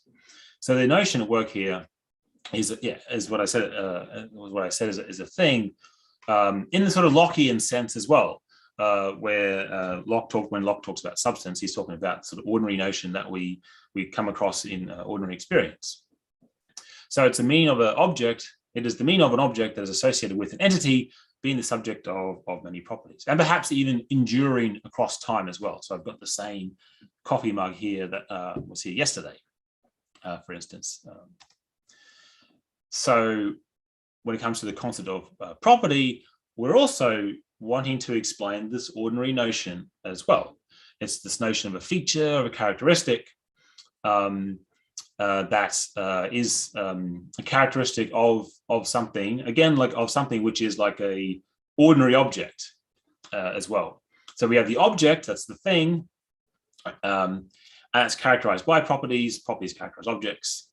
And both of these concepts are opposing sides of this object property distinction that we find in ordinary experience. And the project here is to explain these ordinary, these facts that are found in ordinary experience. That's our starting point.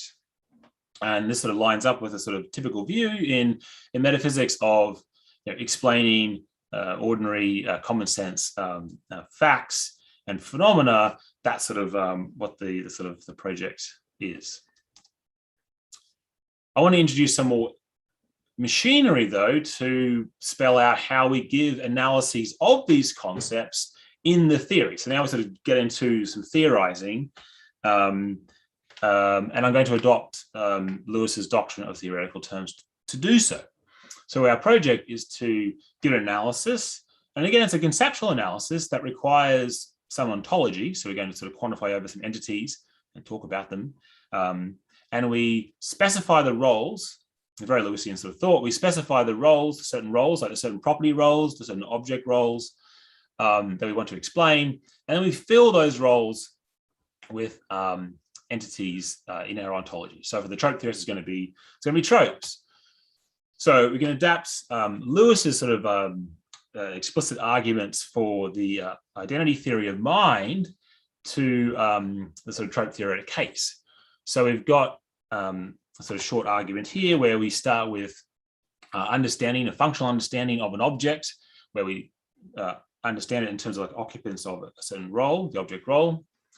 And then we say in premise 2 that the tropes that we're going to quantify over them, they collectively occupy the object role. And the way they're going to do that is there's going to be some sort of relation, like a concurrence relation or a compresence relation or some sort of bundling relation. And I'm not going to sort of get into the details about what relation works exactly, but there's some relation out there that's going to make it such that these tropes will collectively occupy the object role, and then therefore getting that sort of all those tropes together, however they come together, they are identical with the object. So we can do a similar thing with the property role or property roles. So we specify our property role, and we say that the property is identical with the occupants of the property role. And then we have our tropes, and the tropes will occupy individually the property role. And then we can say that take some trope T1 that is identical with the property. It turns out to be the property. So we have these ordinary notions where we give the explicit definition. So these are like newly introduced terms, which we then fill with entities in our ontology. So again, there's like some reductive identification that goes on. Now we have these theoretical terms that are brought into the theory, and in one sense they get dispensed with.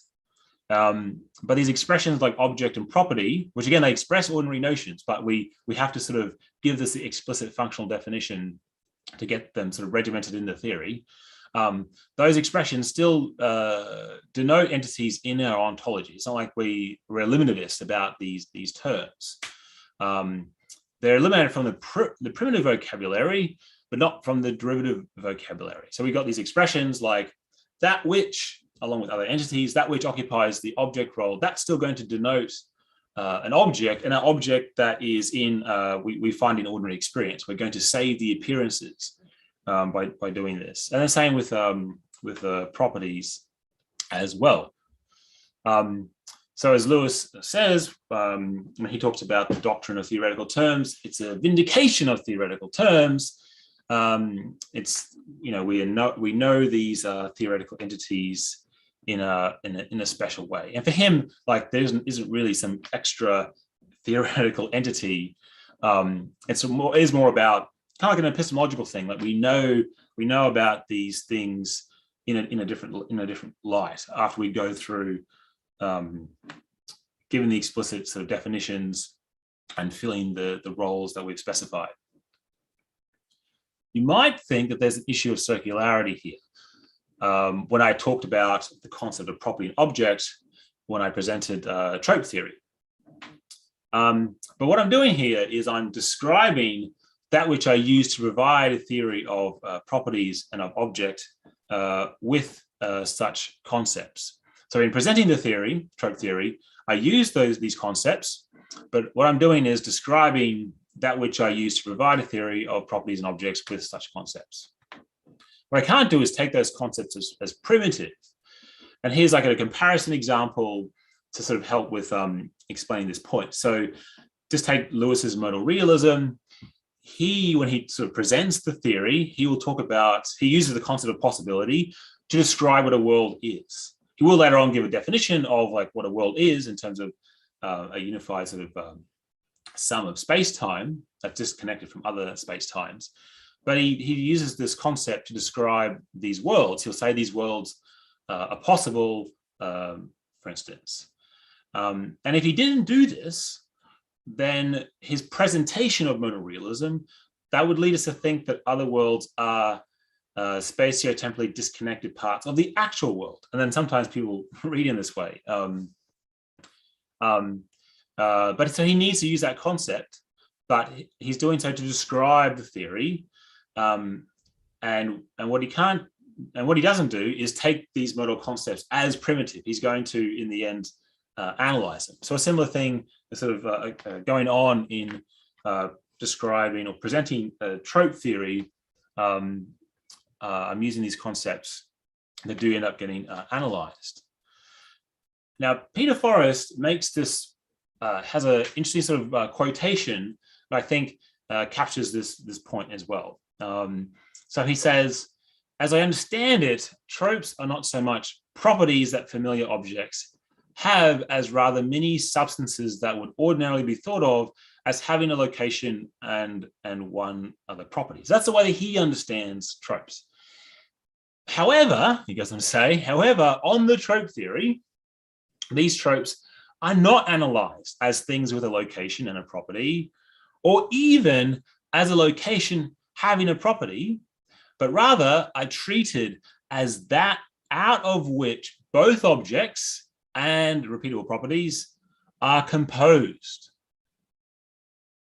So the observation here is our tropes are the basic elements from which we retrieve the very concepts of object and property. We don't impose the concept of object and property on to tropes in presenting the theory. And I think this point is in line with applying Lewis's doctrine of theoretical terms. Okay, so that was a sketch of the conceptual foundations and the explanatory aims of trope theory. Now I'm going to look at responding to the objections. So when we look at the first objection, the notion of a substance that figures in this objection is that of an entity that exists independently. That's one of the assumptions. But notice this is not the ordinary concept of substance. And it's not the concept of substance that's associated with the object role above that I specified. Now, this is not to deny that there's a notion of ontological independence that plays some role in trope theory, but rather what the trope theory should say is this objection is just founded on a mistaken explanatory aim. Like we're not out to explain this like spinonistic sort of notion of substance. It's more the Lockean notion of substance. So yes, tropes are particulars. That's fine, but it doesn't make them out to be substances. We shouldn't use that word to label them in the Lockean sort of sense. Now, the response to objection 2 is to say, well, some tropes, not all, but some tropes are ontologically dependent on other entities, and Anna-Sophia Morin has sort of given this sort of this response to Armstrong's objection. So we can say that relation tropes will be of this ilk. So there's no like free-floating relation tropes, and that's fine. But I think that the sort of the heart of the matter here with objection 2 is that it presupposes the substance attribute framework, where tropes are viewed as dependent entities on a substance. But of course, as we've seen, trope theorists, they just reject that framework from the very outset. It's just not part of like the machinery of their view. They have the notion of a particular, or the notion of a nature, and the notion of either thinness or abstractness. Those are the basic notions, and we don't have like a green trope being of a certain object in this sort of in a dependent manner, as sort of someone like Heil or Armstrong is thinking. So yeah, the green trope is a part of an object, perhaps is prior to the object in some sense. It sort of depends on our view about parts and wholes, and perhaps a green trope in being a part of an object is partially identical with the object as well. And secondly, trope theorists can use the response to objection 1 as part of their response to objection 2 as well. And I'll just in the interest of time, I'll just skip over the second point. Okay, so response to objection 3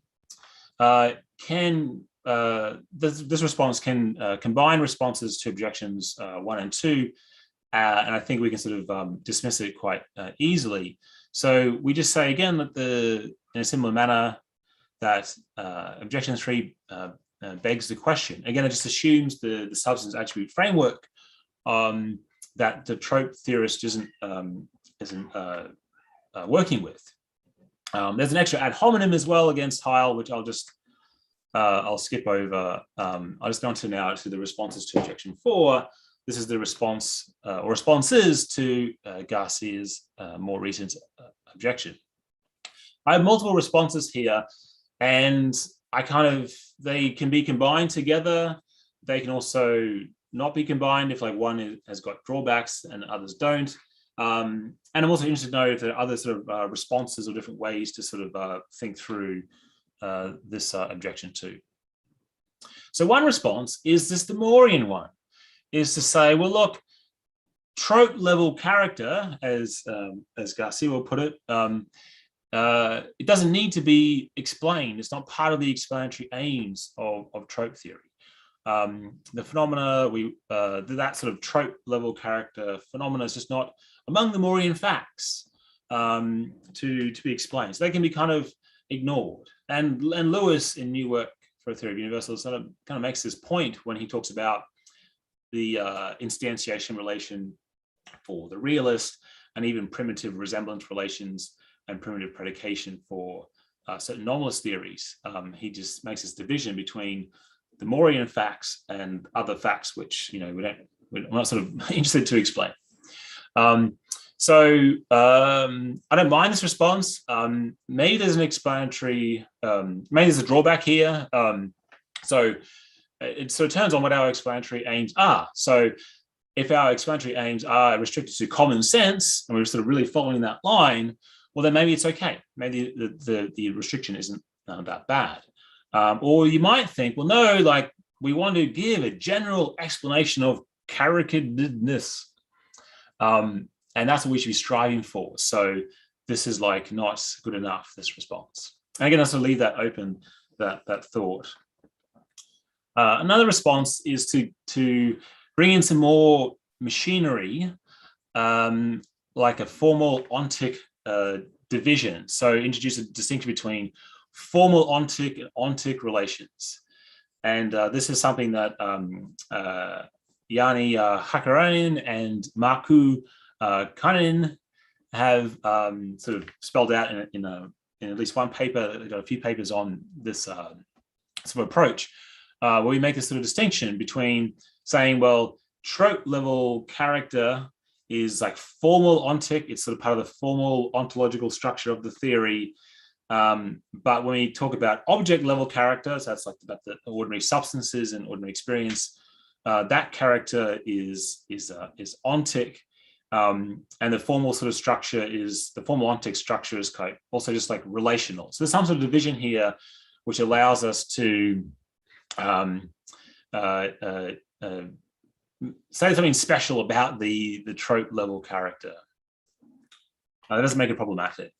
Of course, this brings in this commitment to like this extra machinery that maybe we don't want to go in for. Another response is a truth maker response. And I've sort of been toying with this idea because I'm sort of partial to truth making. So we deny that the trope is multiply charactered in the same way that concrete particulars are. So again, we make some sort of distinction here, and we do so using truth making. So we have some sort of principle of truth making. So, you know, if P is true, it's made true by some entity, such that necessarily if the truth maker exists, then that P is true. Again, we can sort of refine the principle in sort of the best way that we need to, but we plug in some principle of truth making, and then we take our green trope, let's call it T1, and it's true that it's colored, it's true that it's extended, and whatever sort of, you know, chunky, whatever character you think it's got that's sort of going to thicken it up, that's fine.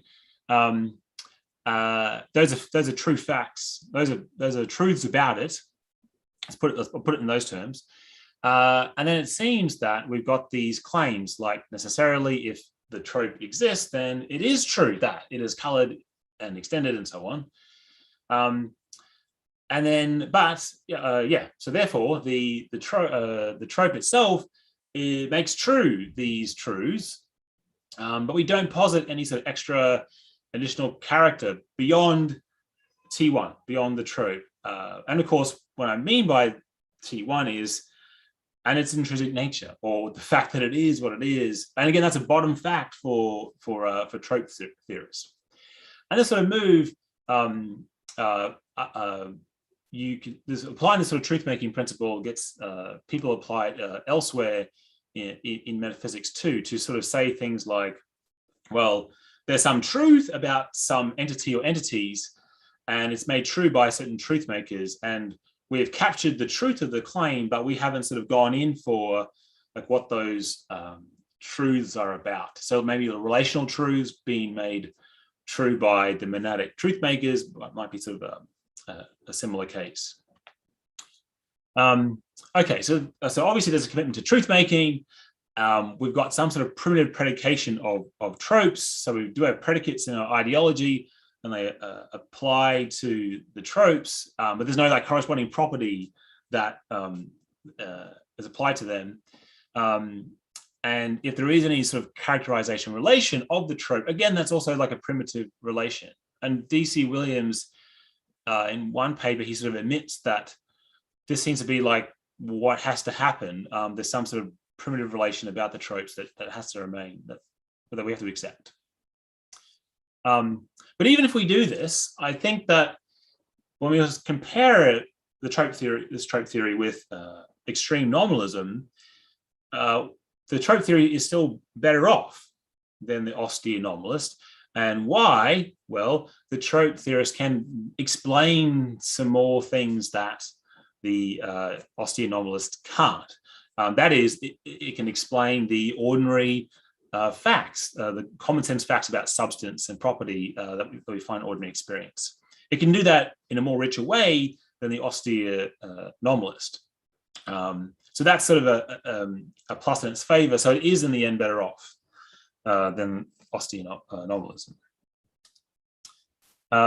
a final response is to think more closely about the talk of caricatedness and what that means, and whether there's any sort of theory neutral notion that the trope theorist has to sort of take seriously when talking about their tropes, or whether the notion of caricatedness comes with it some sort of technical notions that may be contentious or tendentious. So we can ask this question, like, okay, should the trope theorist accept talk of tropes being caricatured? And this sort of connects with Garcia's talk yesterday about properties being self-exemplifying. And if you're there at the after party, after his talk, we sort of talked a bit about this too. So I'm sort of now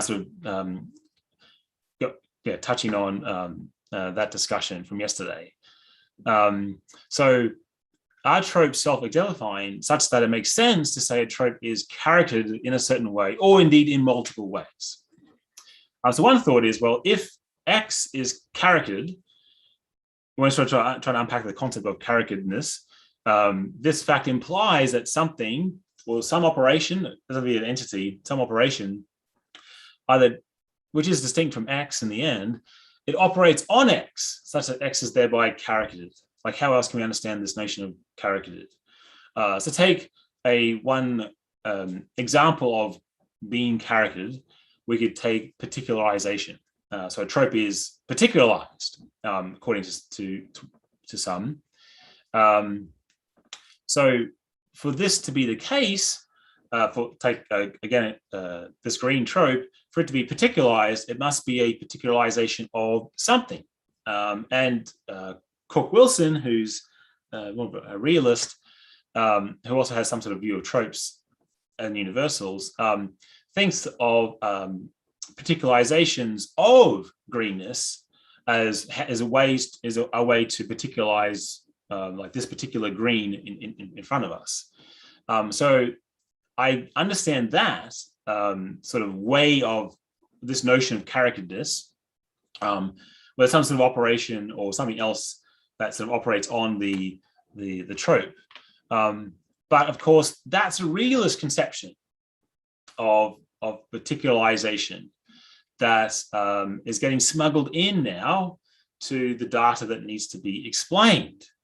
And really, a trope theorist shouldn't say that their trope that tropes are particularized natures. They shouldn't say that tropes are particularized properties. They should instead say a trope is a particular nature. A trope is particular. And it's a fact that it is particular. We don't say it has a property of being particular. So some sort of nominalist move that gets made there. And again, more generally, a trope is not caricatured in this sense.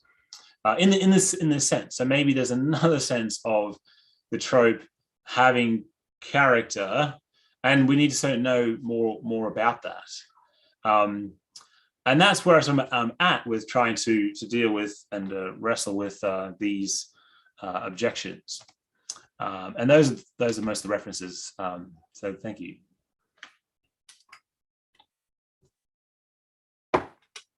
Okay, thank you very much, Anthony. We've got, I'd say, a bit more than 15 minutes before the lunch break. So yeah, I think we still have space to take a few questions. I'm seeing Robert with his hand raised. So Robert, if you want to start, and then we could move on to Gonzalo's question. Yeah, thanks, Anthony. That was terrific. That was really clear, and I learned a lot. So I'm glad to see you working on these things, especially Williams's work. So I can't wait to read your book.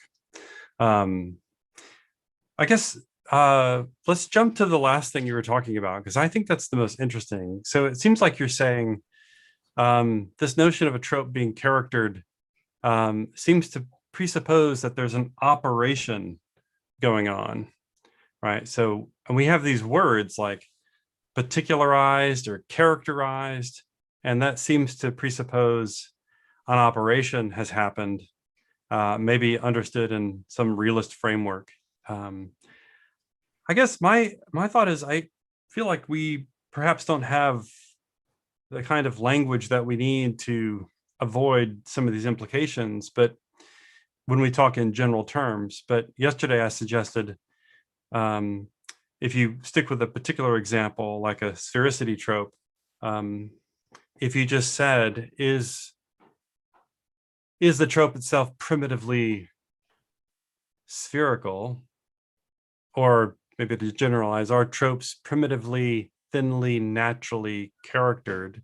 Where you insist, and I'm not talking about an operation having been performed, that's just primitively as they are. That seems to avoid the operation connotation. So what's wrong with that kind of way of describing tropes in terms of their being charactered? Yeah. Okay. Yeah. So I see that there's that we've got that sort of route to trying to describe what tropes are like. I mean, again, we can put it again to drop away the sort of notion of characteredness, and again, talking in terms of, well, is this thing spherical, or is this thing some way? I mean, again, like that sort of brings in sort of John Hyle's sort of talk of ways, and ways that like a trope is. But again, I think that sort of goes back to the idea of saying, well, there are facts about the trope, like it is a fact that it is extended. There's a fact that it's spherical, and that too sort of avoids talk of character, and then again, but there's nothing else we need. We just need the trope to then make those truths true. So I think like I sort of agree with the remark, but then I want to somehow interpret it where we're talking about initially truths about the tropes, and it's not about like any sort of if you even start saying like any character, well, what's a character? Or a character is a property. Well, then we're saying that they have properties, but the trope theorists, like when we've got our trope goggles on and we're looking at the tropes, they don't want to dress up the trope in this way, because for the reasons you could have sort of also teased out about sort of self-exemplification. So I guess my point is, or my response is, shifting to like this sort of the truth maker move with a truth about the tropes, where we don't commit ourselves, like, it's kind of like a normalist move in a way, where we have truths and we have predicates, and this stuff's in our ideology, not our ontology. And are you okay with that, or do you think that the problems haven't gone away? I like this idea of making a distinction between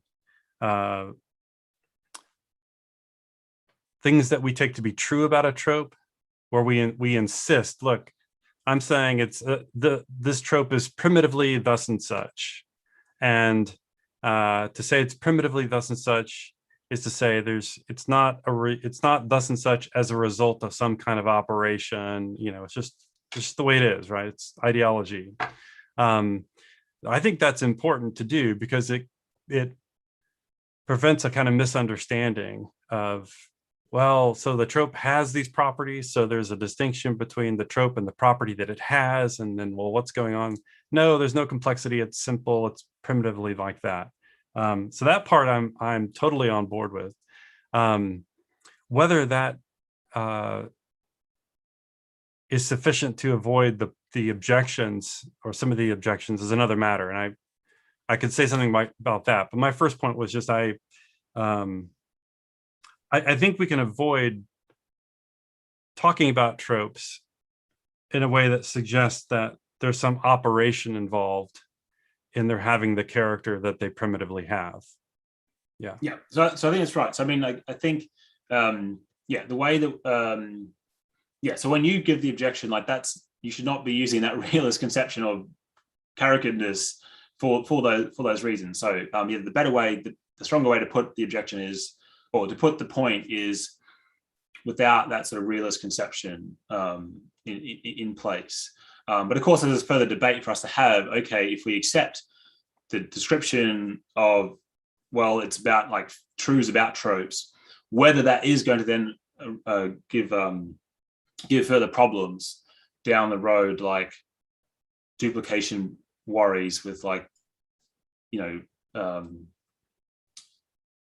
like the object, you know, being read and then the trope being read, and there's like a duplication going on. I think that's a sort of further debate to be had about that. Let me put myself at the back of the line now, and because I'd like to ask more about that later, but I want to hear the other questions. Yeah, that could be good. Right, Gonzalo, and then I'm seeing Tim also with the hand. Hi, Anthony. I've got two questions. One is a comment rather than a question. So when you were talking about Moorian problems, there was an objection that you said, we can answer the objection by saying that this is, the fact that tropes are charactered, if I remember right, is not a Moorian problem. So we don't have to account for them. We don't have to explain them. And I think you made reference to Lewis's new work on a theory of universals. Is that right? Yeah. Mm-hmm. Well, I think you can take that line, but you can also say that, so you can take the line of saying, well, this is not a Moorian fact, I don't need to explain it. But even if you could even say that even if it was a Moorian fact, you could leave it as a primitive. I mean, I have a copy of Lewis's paper here, and he says a system that takes certain Moorian facts as primitive, as unanalyzed, cannot be accused of failing to make a place for them. It neither shirks the compulsory question nor answers it by denial. It does give an account. So the idea that a fact is primitive, not explainable, is compatible with its being a Moorian fact. So I think you have more room to operate against that objection. Yeah, that's a good point. I mean, I think, and then the question would be like, we need to fill out exactly what it means to have a place for that sort of fact. I mean, like Lewis leaves it kind of vague, like, well, we have a place for it. Okay, but what does that mean exactly? But yeah, there's still like, I mean, I guess he's thinking like a holistic sort of terms of being systematic with the account, not analysis, in giving that sort of systematic account or theory. We place it in the system somehow where it fits in and is doing some sort of explanatory work, like those facts in a way sort of explain facts about resemblance amongst ordinary objects, for instance. Yeah. So the other point I had is I was a bit concerned about your truth maker answer to the objection, and that is because it seemed to me that you were using implicitly using truth maker necessitarianism as a sufficient condition for truth making, and that's very controversial. What is less controversial is to think that necessitarianism is a necessary condition of truth making, right? Because you went from a proposition P is made true by an object such that if it exists, the proposition is true, right? Yeah. And then you said, well, but if trope T1 exists, it is necessary that it is colored and extended. Therefore, T1 is the truth maker of the truth. T1 is colored and extended. So you went from the fact that an object, in this case T1, necessitates a truth. You went from that to the conclusion that the object is the truth maker of the truth in question.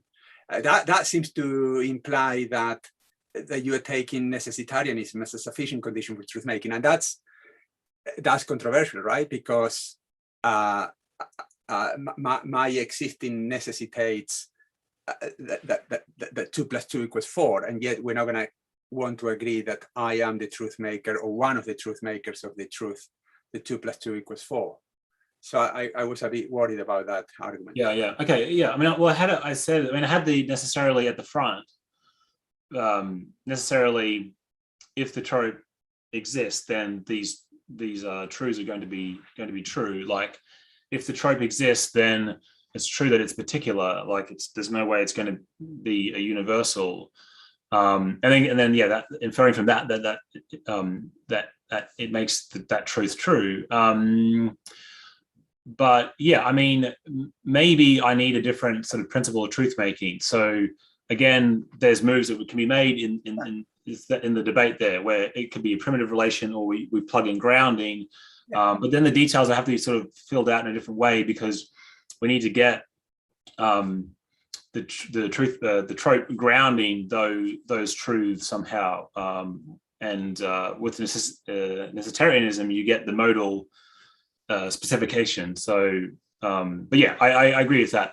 More to tighten that up, you sort of refine the principle. You can appeal to in virtue of, or something like that, and say, the truth that T1 is colored and extended is true in virtue of the object T1. Yeah, I agree. Yeah. Okay, Tim. Yeah, thanks, Anthony. A question just occurred to me. I wonder whether you think trope theory fits equally comfortably with different theories of the metaphysics of time, 3D or 4D eternalism, growing block, presentism. I was just wondering, one might think that if either growing block or presentism are true, along with some kind of one ontology trope theory, then new fundamental entities are coming into being every time objects undergo qualitative change. Do you see that as a worry, or do you say, don't worry about that because I'm not at all inclined towards those kinds of dynamic theories of time? Just wondering if you thought about this question. Yeah, I mean, I have in that when I have looked at trope theory in the context of a process ontology, where we say something like a trope is a process. So the start of the talk, I gave examples of tropes, and one set of examples was a lightning flash, a sneeze, an explosion, and those are tropes, but they're different to like the greenness of the jumper.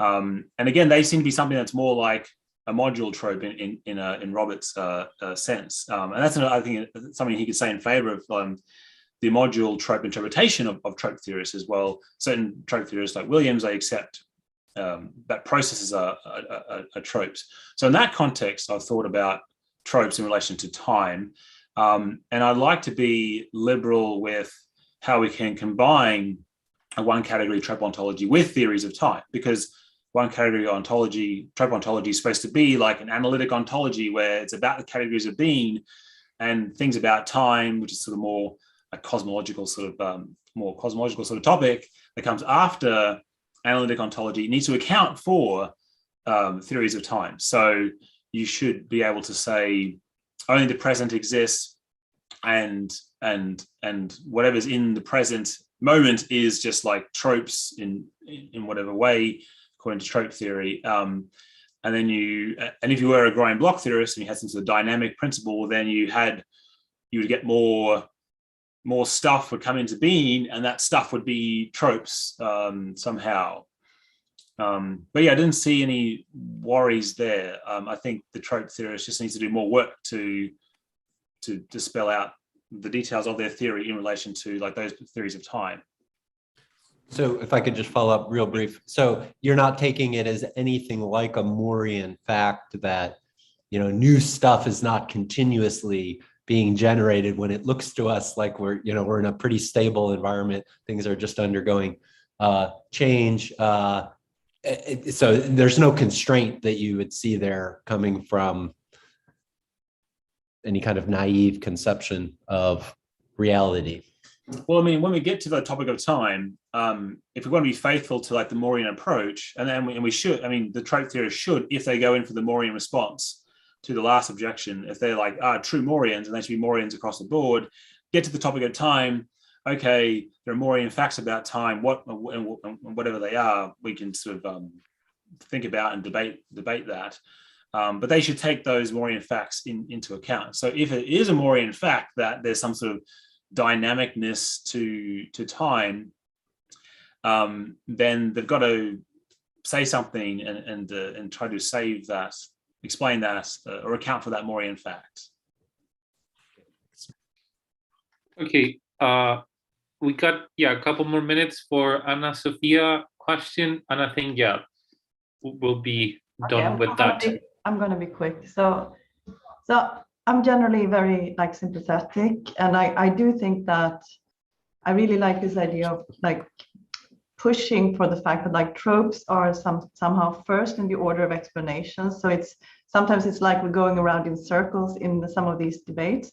And one of the things, I think you said something about this, but but I'm not sure, so I'm just going to make sure we're in agreement. So one of the things I find a bit confusing when people say that tropes are like substances, also in the sense that they have more than one property or character, or they can be characterized in more than one way. Sometimes that sounds as if so if we have a red trope that kind of makes an extended object red, then the red trope has extension because it's extended across the object somehow. So I think that as soon as you realize that tropes come before the substance that they make up, then it makes sense to say that the redness of the object is there in virtue of the red trope, and the extension is there in virtue of an extension trope. And I don't see why we have to make the red trope extended. What would you say to that? Or so I'd sort of go back to the way I sort of explicated the theory, applying Lewis's doctrine in theoretical terms. I didn't make this fully explicit in that section of the talk, but why I was sort of using Lewis's doctrine in theoretical terms was to show something like, well, we don't have any sort of duplication or double vision going on when we give that analysis of an object and of a property. It's kind of like the identity theory of the mind, like when Lewis says, well, each mental state is a physical state. Those things are one and the same thing. So when we say, take the object case, we have these tropes collectively occupy the object role, and these tropes, they deserve to be called this object, just like this particular brain state deserves to be called pain, and pain is nothing over and above the physical object.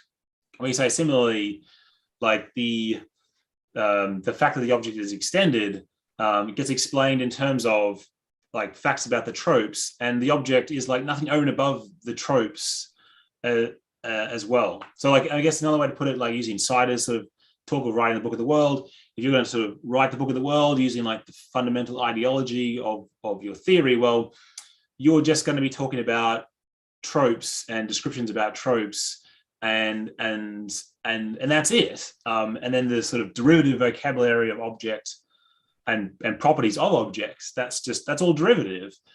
So I think that sort of would fill out the thought, the point behind your thought. That's the way I would do it. Yeah. The alphabet of being. Yeah. Thanks. I'm on board. Okay, then. So on that note, we conclude the session of the morning, or this morning for us, of the second day of the conference. We should be back in about 40-something minutes, since we run over for a few more minutes of this last session. So yeah, as we did yesterday, we'll not going to close the Zoom session, but rather just going to leave the program on screen. But you'll be, well, probably if you leave, you'll have to be authorized to enter again. So might as well just turn off your camera and microphone if you want to avoid that hassle. We'll be back anyways, slightly before the first afternoon session begins, which will be a paper given by Sebastian. So thank you all for coming, and see you in a little bit. Of course, Robert, you had a question. If you want to retain Anthony for a few more minutes, you guys are more than welcome to stay over. I, for one, have to leave to try to eat something before the next paper begins. Yeah, I don't mind. I can stay. Excellent. Yeah, so just like this will be open if you just want to stay chatting about your presentation. Awesome. Yeah, I got a couple of minutes. Then I need to go run and get lunch, come back, and I'm also teaching it from 2 to 3:15 my time. That's 3 to 4:15 conference time. I don't know. I got to get all these time zones. I have to leave now, so I just want to say hi to you, Robert and Anthony, and thank you. Oh, great. so good to see you. Yeah, it's so much fun to see everybody. I feel like we're back in. Yeah, in Tampere. Where was it? Tampere. I have to leave though, because I have like evening duties with kids. Yeah. So bye. Bye. Good to see you. Yeah. Do you have to go in person, Robert, to teach? I do. Okay. Although my university requires masks, so and it's a small. I think there's 12 students in the room, so it's not too bad. But man, here in Texas, it's terrible. I was at Texas A&M before. Now I'm at Baylor, and at A&M because the governor of Texas has prohibited mask mandates. I have friends at A&M who are teaching classes with 300 students in a room, and almost all of them aren't wearing masks. Whoa. I mean, it's my wife is like, yeah, if we were still A&M, I wouldn't let you go. Like, yeah. I mean, it's a real problem. How about you? Yeah. So are you at Washington or in Seattle, University of Washington? Oh, in Seattle. Yeah. Oh, okay. I'm thinking of the St. Louis where okay. Yeah. Oh, that's great. That's terrific. How long have you been there? Because you were at where were you at before? In Manchester. UK? Yeah, Manchester. UK, yeah. I've been here 3 years at UW, as I call it here. Really? Gosh. Yeah. Okay. So yeah, time is sort of going by now very quickly. So oh man. But yeah, it's cool that you moved. I also saw that, and it happened recently. So I imagine by now you're just getting settled in. It happened before the pandemic, right? That your move. Actually, we moved 2 months into the pandemic. So last May, right?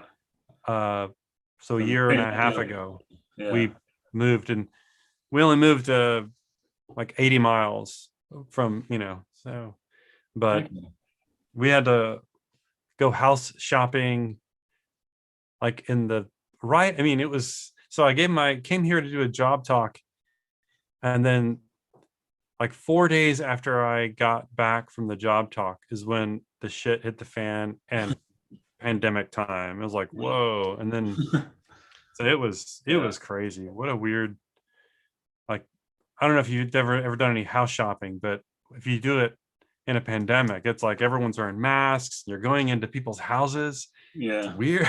Yeah. We moved, me and my wife, she works at Seattle U, and that's part of the reason why I'm in Seattle, because we have sort of a two-body problem.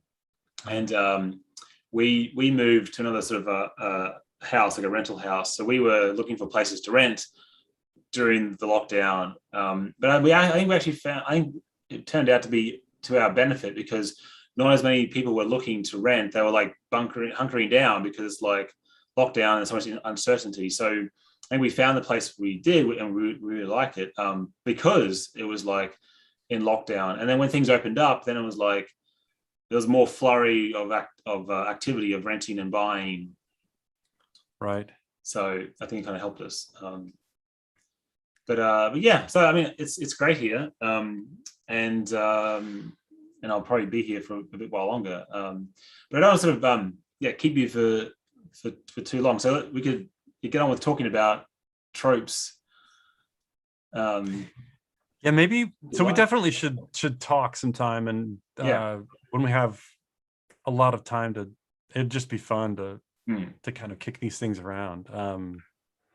I think it really does boil down to, this issue about Morian facts and, the whole debate, Lewis's criticism of Armstrong, where it's like, you've changed the explanandum from a Morian fact to a bit of ideology, and, there's no mandatory explanations required there, or analysis, whatever. And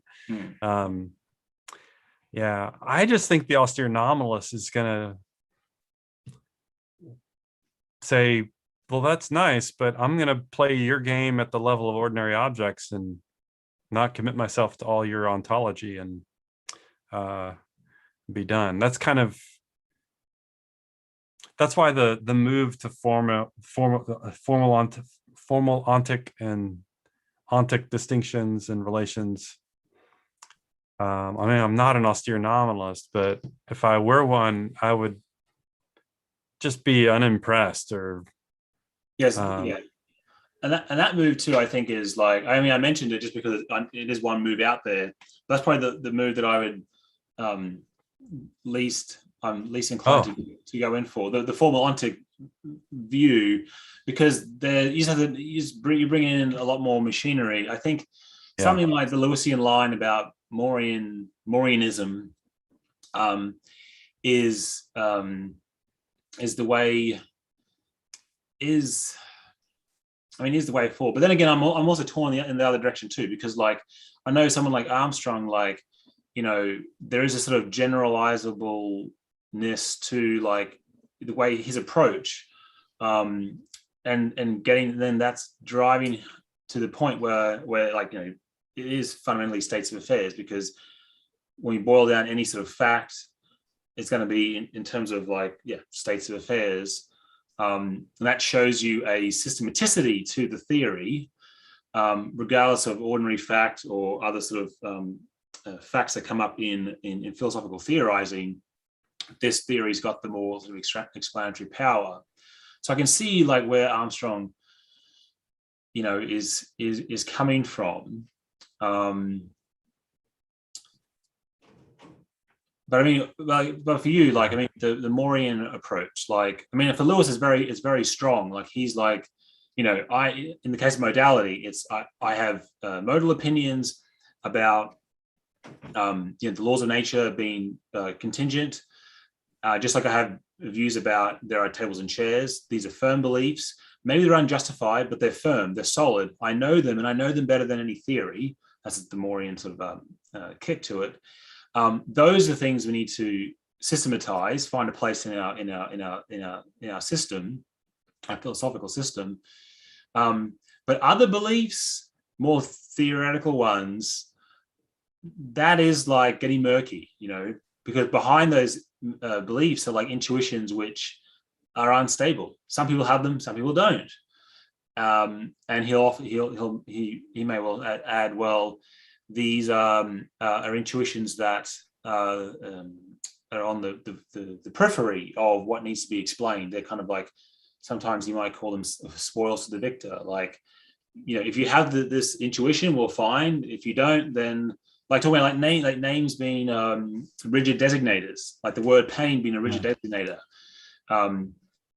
He says, well, I have no firm belief about that fact. And why? Well, it's not a Morian one. Now, look, Kripke comes along. Kripke says, I have this firm intuition that names are like rigid designators. But Lewis is like, I just don't have that, mate. And the source of your intuition for it isn't coming from common sense.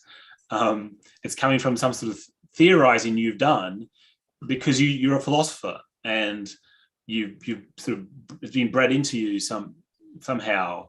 So that's not legitimate. So there's this project that Lewis has got where it's like wading through and finding the facts that need to be explained, and finding the Morian ones, and then there are these other ones, and we just say something different about them. Yeah. So I wonder what Lewis would say about the homunculus kind of issue.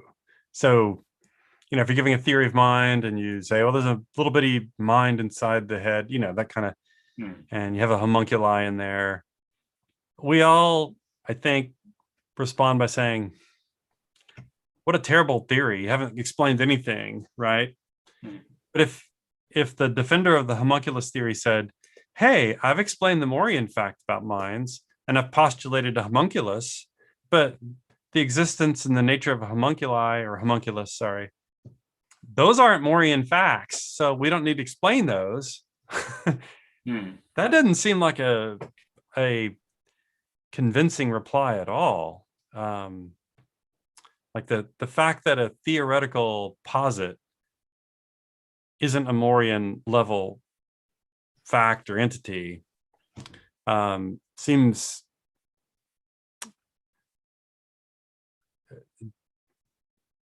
isn't sufficient to say it doesn't require or demand an explanation or an account. And so when I think of these moves where you account for Morian level character in terms of tropes, and then at the level of tropes, let's just be simplistic here. Suppose the same types of character patterns show up at the trope level. You know, they're multiply character, there's one over many and all that stuff. To say, well, those aren't Morian facts, so we can leave them alone. There's no problem with leaving them as primitive. It looks like the homunculus case to me. I don't see how there's much of a difference. So if we don't like homunculus theories, we shouldn't like to reintroduce the original pattern that we see at the Morian level, but reintroduce it at a highly theoretical trope level. I don't know. That's a simple way to put what bugs me about tropes having the same kinds of one over many, many over one stuff that we see at the ordinary level. Yeah. Does that make sense? Yeah, it does. Yeah.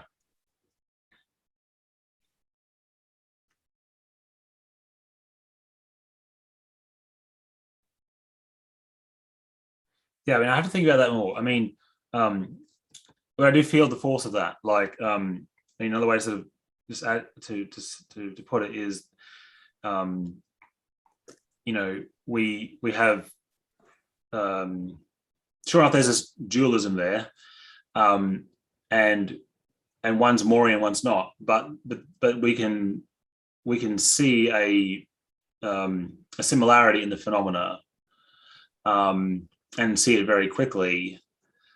So why leave one unexplained and one not? I suppose, like, again, like, I mean, but maybe, I mean, if we went with like the truth maker response, why doesn't that like take care of this issue? Because there we, you know, there is a story that's been told about, you know, the nature of tropes and this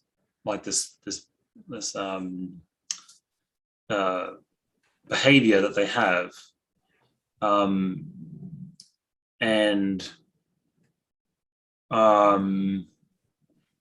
in one sense, we are taking care of the behavior of tropes, which may resemble like what goes on with ordinary objects.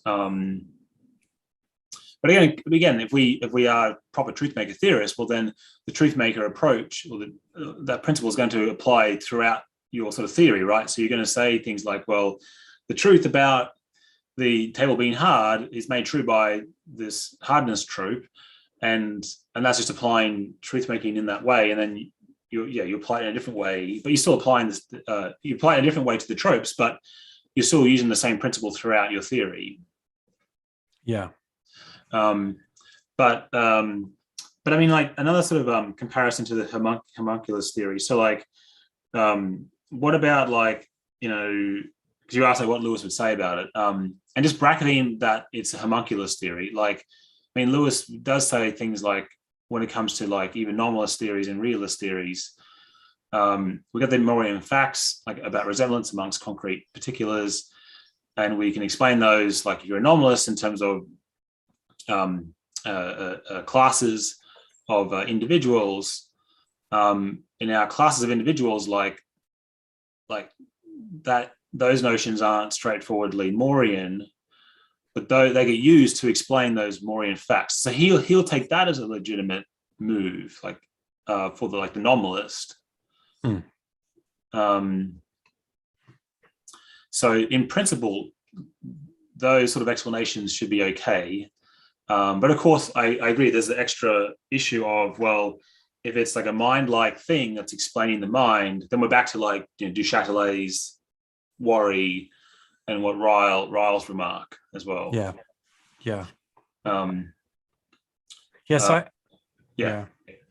I think there's the question about what's Morian or not, and then there's questions about whether we advance our explanation or analysis,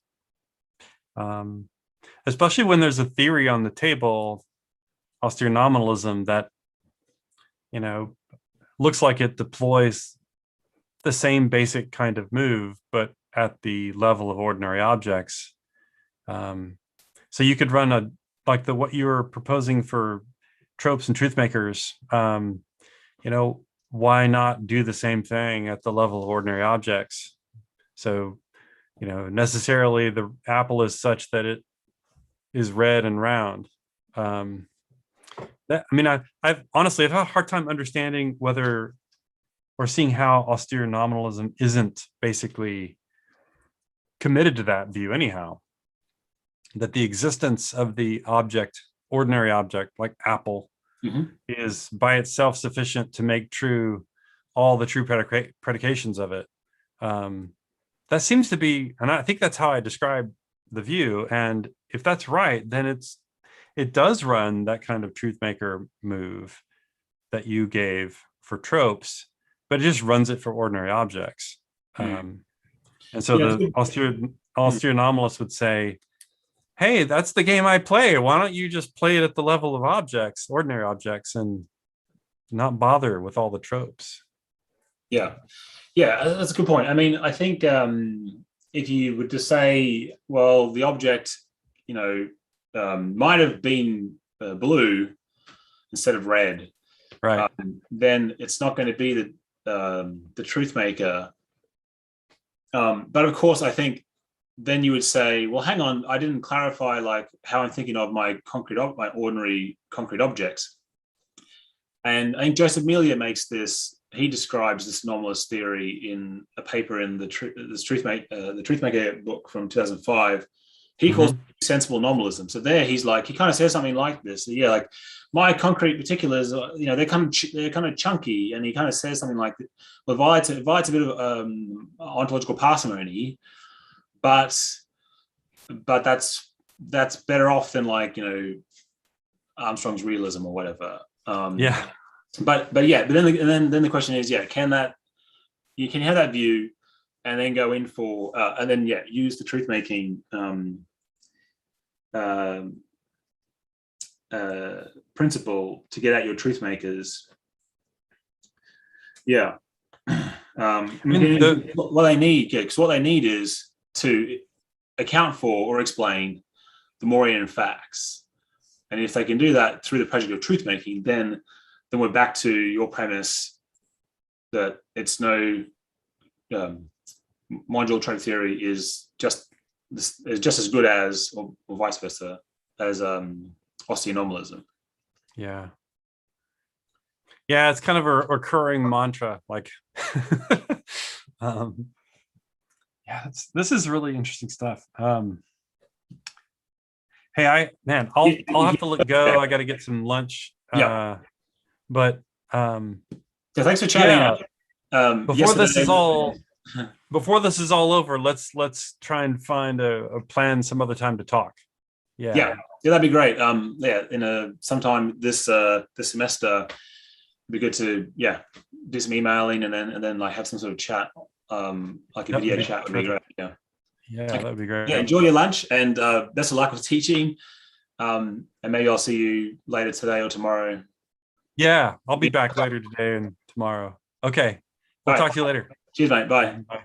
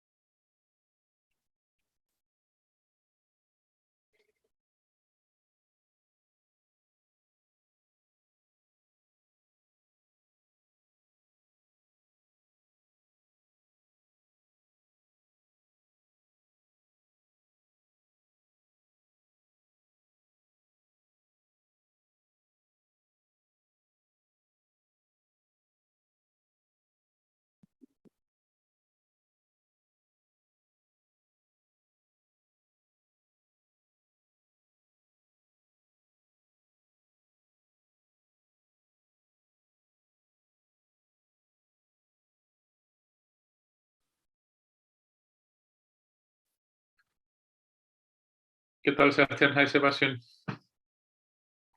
Muy bien. Hi, Hi, Sam. Gonzalo. Hi, Sam. Hi, Gonzalo. Javier. Hi. So, what do you say, Sebastián? Shall we start now, or maybe wait another minute or two for people to connect again? If you want to, but Hi, Sebastián.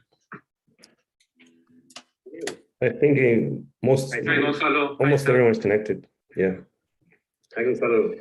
Hi. Javier. Hi. So, what do you say, Sebastián? Shall we start now, or Yeah, maybe I mean, wait I think another so. minute or two for people to connect again? I think most, I think everyone's connected. So I think almost everyone's connected. Yeah. There's something with. Do I have a problem with my audio? Is it? Do you hear me well? Shall we start now? Or Yeah, I mean, I think so. Or two for people to connect again. I think most.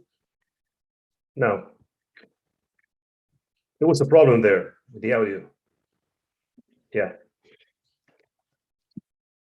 I think we're right. Can you hear me? Yeah. Carlos, do you? Carlos is disconnected now.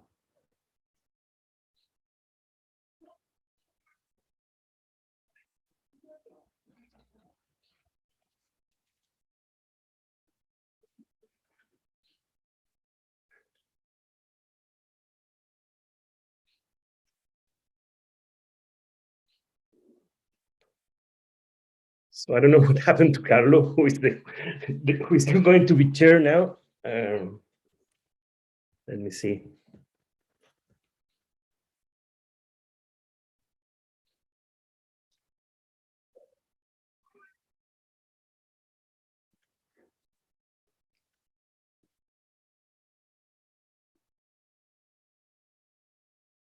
There he is.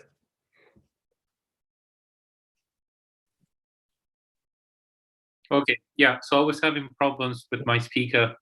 Seems I was caught on a loop, but I think we're good to go now. You already tried your slides, Sebastián. So yeah, welcome. So yeah, welcome everyone to this afternoon session of our second day of conference. For starting this session, we've got with us Sebastián Briceño, one of the organizers of the conference, associate professor of Department of Philosophy of the University of Santiago, who will be giving us the paper, How the Principle of Sufficient Reason Undermines the Cosmological Arguments. Thank you, Sebastián. Please go ahead. Okay, thank you. Thank you everyone for attending this work. Okay, see my plan. I want to explore how one of the main premises of at least one version of the principle of the cosmological argument undermines this very argument. So first, I will describe what kind of cosmological argument I have as a target and the role that plays these main premises, which is the principle of sufficient reason, PSR hereafter. Then I will expose like a traditional objection against the cosmological argument, or this version of the cosmological argument, based precisely on some bad effects that allegedly the PSR has. In the third place, I will explore how would it look like to follow like these allegedly bad consequences to the limit. I mean, what would it look like a cosmological argument that accepts the necessitarian consequences of the PSR? Then I will say that the PSR, I will argue that the PSR gets us beyond necessitarianism, which is what ultimately undermines the cosmological argument in a worst manner. Okay, so as it is commonly understood, the cosmological argument has at least two parts. No? In the first part, it attempts to prove the existence of a necessary being, or something on those lines. In the second part, it wants to show that that necessary being has certain attributes, no? Among them that it is eternal, omnipresent, omniscient, omnipotent, and infinitely good. And in virtue of those attributes is that that necessary being coincides with the theistic notion of God, and therefore that God creates the world. No? So, sorry, Sebastian, are you going to share screen because you're not sharing anything? Oh, sorry. sorry. Yeah. I was keeping the slides to myself. Okay. Plan. Well, you might as well do that, but I guess it'll be more difficult to follow you. Sorry. Can you see that now? No, yeah. Okay. Sorry. So here is a standard version of of the cosmological argument that I have in mind. It has various forms. Here is like a sort of my own arrangement. You can find similar versions in Van Wagen, Taylor, Gale, Reichenbach, etc. Now, two main features, two main premises characterize this version of the cosmological argument. First, one premise, which is premise one, that allegedly is a sort of commonsensical truth, which we know a posteriori, that there are some contingent beings such as flowers, dogs, human beings, that is, beings that we say, or we have the intuition that they could have failed to exist. Yeah. And as a second central premise, the principle of sufficient reason, or PSR, according to which, for everything that is the case, there is a sufficient reason for it being the case, more or less. Now, there are various versions of this, but this is pretty standard. I include a third premises, which is a consequence of the PSR, as I will show. And following from these three premises, we have the first part of the cosmological argument, which allegedly shows that a necessary being exists. So we start from this epistemologically closed premise. Some contingent beings exist, like flowers, dogs. Then we add this explanatory principle, which is the PSR. For everything that is the case, there is a sufficient reason for it being the case. Then we explore this consequence of the PSR, according to which not every being can be contingent. And therefore, we conclude that there is a necessary being. I mean, the action usually takes place in this first part, and I will not be the exception here. I want to focus on this first part. The second one will appear in the background at the end, but it will not be the focus of the talk. Okay, here's, as I make it explicit, the premise two is just the principle of sufficient reason. Here's a version, for example, a statement of Proust, according to whom the PSR could be defined like this. Necessarily every true, or at least every contingent true proposition has an explanation. Okay. Here is a crucial aspect of this. As it has been pointed out by people like Van Wagen or De La Roca, there seems to be only one way in which some reason can count as sufficient. This shows, of course, the rationalistic commitment of this principle. So if P is a sufficient reason for Q, then P must entail Q.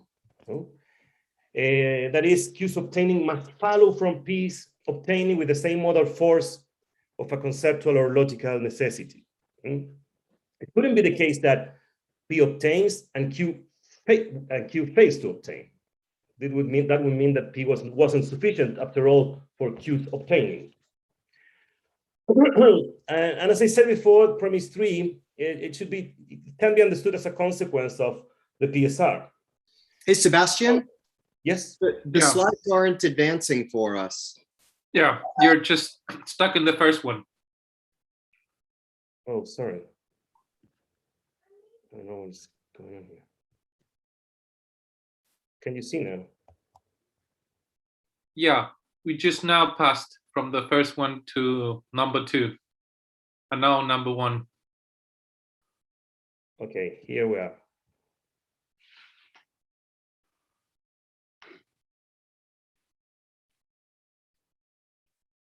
Can you see now premise 2, premise 3, slide, where I'm in slide 5? I'm seeing slide 4. The CA and the PSR. That's the title, number 1. No, I don't know what is happening. I will keep it here like this. Maybe it's better. Number 5. Okay. Okay.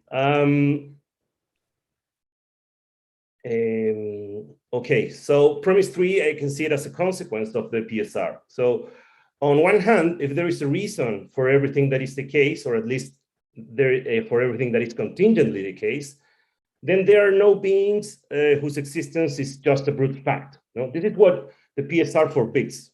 That there are no, it says to us that there are no inexplicable cases of existence, or no cases of existence explained by nothing whatsoever. So all beings that exist are either self-explanatory, or their existence is self-explanatory, or they are explained by another. No? So the existence of a contingent being is never self-explanatory.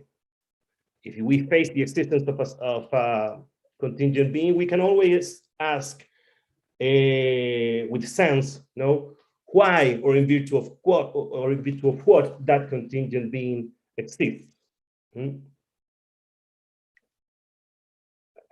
Okay.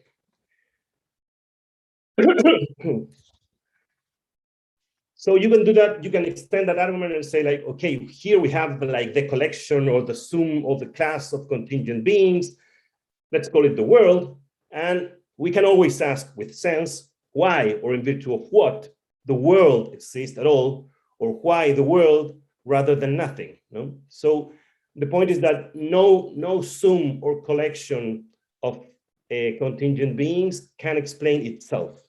No? So the world cannot be self-explanatory, nor any contingent being can be self-explanatory. So the cosmological argument, or the version of the cosmological argument that I have just presented, has been attacked through a famous modal objection.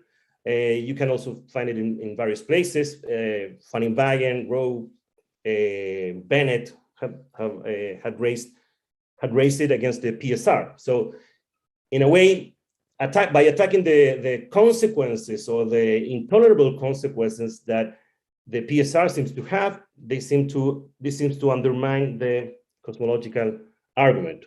So the main charge, as I said, is that the PSR allegedly, according to this objection, has as a consequence, a form of strict necessitarianism. It produces, as Van Inwagen says, the collapse of all modal distinctions, or as Bennett puts it, if we follow it, then there are no contingent truths, that this is the only possible world. So here is the restatement of the objection. We can reproduce the premises that we already had in the version of the cosmological argument that I presented before. First, we admit this a posteriori truth, according to which there are some contingent beings, like flowers, dogs, and human beings, or these contingent beings exist. Then we add the PSR. We accept that for everything that is the case, there is a sufficient reason for its being the case, which is the premise that we accept for its reductio. Then we accept that not every being can be contingent. We add this fourth premise according to which the world exists, and by the world I mean I will be trying to be neutral in this, but we could say that this is the collection of contingent beings, or the conjunction of contingent facts, or the mereological sum of contingent things, etc. No? I don't think that it has. I mean, we could stick with any of those versions, and the argument will run in similar terms. So, if the world exists and the world is contingent, because no conjunction of contingent conjuncts is a necessary fact, if you want to, it's itself contingent allegedly. No, we could say always why the world exists, or why there is a world rather than nothing. So we we're looking for an explanation for the world's existence. We're looking for a sufficient explanation of the world's existence. Let's call it E, according to premise 5. If the PSR is true, there must be then a sufficient explanation of the world's existence.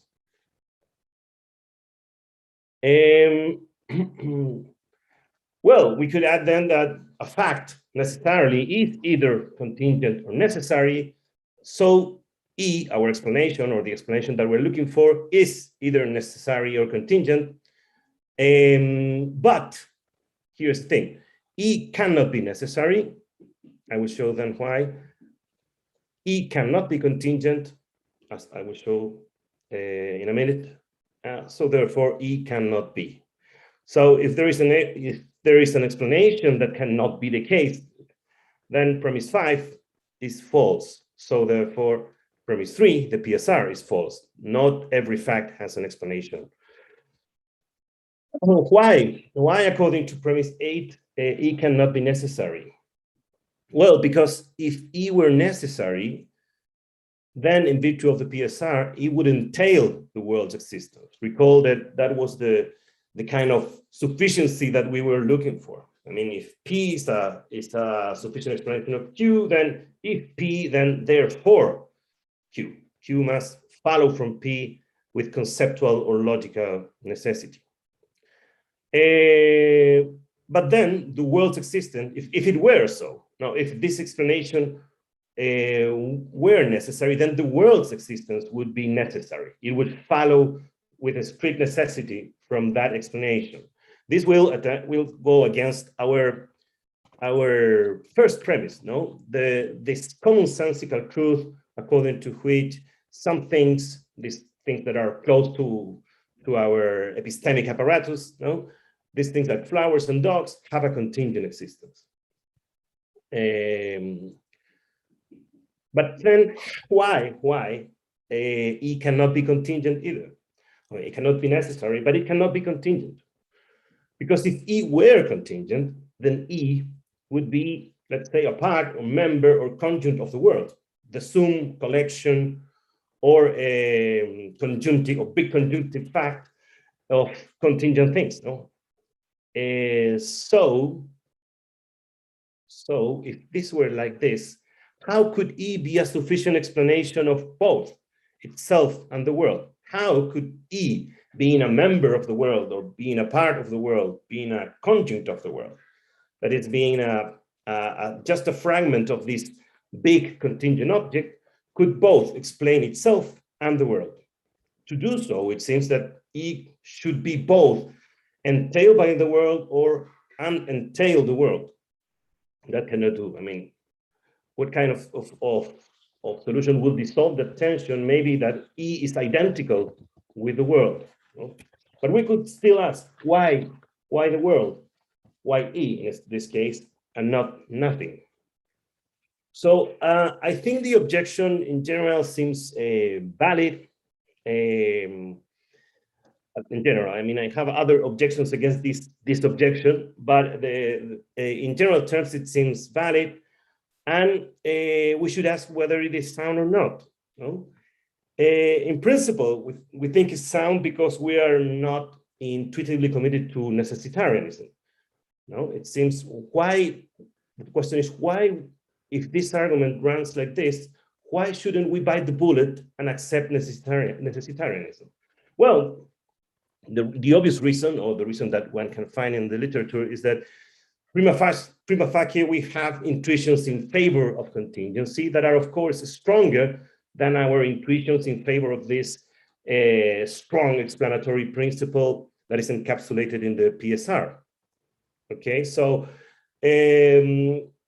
we prefer like this Morean fact that there are flowers, dogs, and human beings, and this could have failed to exist. We commit ourselves to that rather than committing ourselves to a metaphysical principle that has this strange and weird consequences, and towards which we have no stronger intuitions. Here's the problem, that what happens if there is a direct argument now favoring the PSR? it seems that then the proof will shift. I mean, we can no longer answer those arguments in favor of the premise, the PSR, just by intuitions. We have been challenged now by a direct argument for the PSR. And there is such an argument, at least I have found it like recently, which is one that has been given by De La Roca. At least he has given at least 2 arguments in favor of the PSR itself.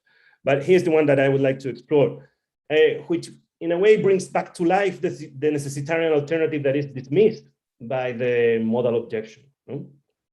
So here is the direct argument raised by De La Roca. We, in general, accept this kind of explicability argument. No? This is an argument type.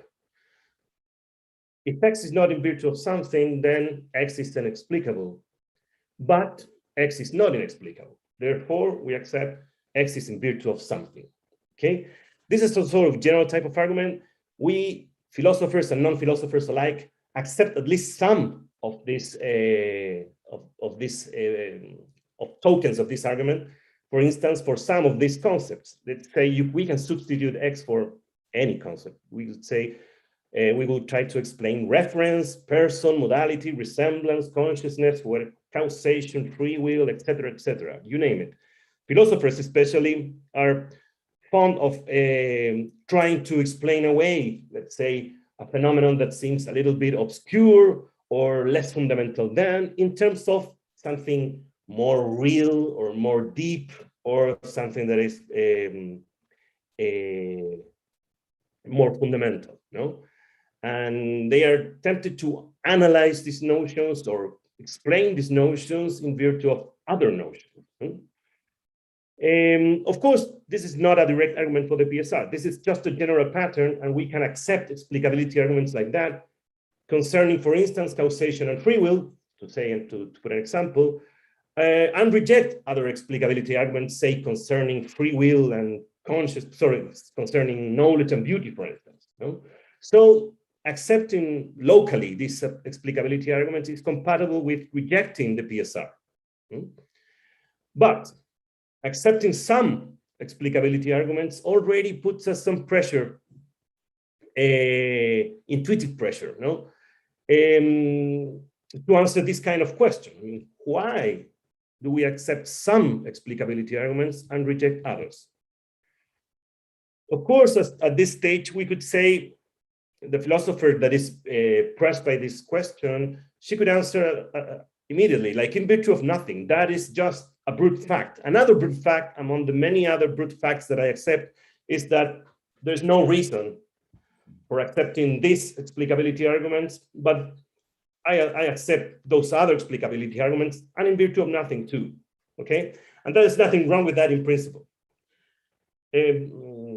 But at a further stage, it seems more difficult to give this sort of answer. No?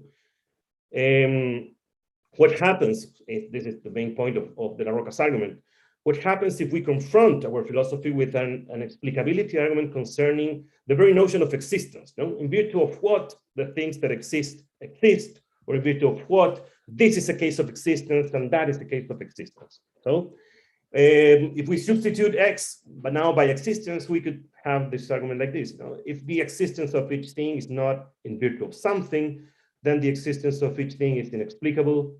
But the existence of each thing is not inexplicable, therefore the existence of each thing is in virtue of something. Now, once we face this kind of argument, we have just 3 alternatives. We can accept it, so we can accept its consequences, but by accepting it, now we are thereby immediately committed to the PSR. Because to claim that every case of existence, or at least that every case of contingent existence is explicable, is in fact the PSR. Or we can go and reject it, no? And with it, reject all our initial intuitions concerning explicability arguments, rejecting all of them, including the one concerning existence. Now, this would be like a very revisionary attitude, but I think it's quite close to some very anti-philosophical attitudes that such as the one that has like later Wittgenstein, when he asked us not to explain anything but just to describe. I think it has. I think we shouldn't dismiss this alternative, but I will not be focused on it in this paper, at least. The thing is that at least some explicability arguments seem quite plausible to philosophers and non-philosophers alike. No, we are receptive to at least some explicability arguments. We don't accept, let's say that a pink elephant pops up in my kitchen. I will not accept it as a brute fact. We typically say like, well, in virtue of what or why this pink elephant just popped in my kitchen. And a third alternative tries to combine the best of the other two. No? So we can reject it. We can reject the explicability argument concerning existence by drawing a line between acceptable. So by drawing a line between acceptable and unacceptable explicability arguments in such a way that the explicability argument concerning existence is left on the side of the unacceptable ones. So then if we do so, we can reject the PSR, but accept the explicability arguments that we want to accept. Here is the problem now with this alternative, the third one, no? That this time we cannot say that the line can be drawn in brutal terms. This time must be drawn in principled or reasoned terms, because drawing such a line in brute, arbitrary, or inexplicable terms would be now to beg the question, no? Since it would presuppose that the PSR is false, but that is what is precisely under discussion now. Now, if the La Roca's argument for the PSR, if this direct argument for the PSR is sound, then we can no longer, I think, at least the dialectical development of this, we forces us to not to dismiss the necessitarian consequences based upon our commonsensical intuitions alone. Now those intuitions have been directly challenged by an argument that supports one of the main premises of the cosmological argument, which is the PSR. No?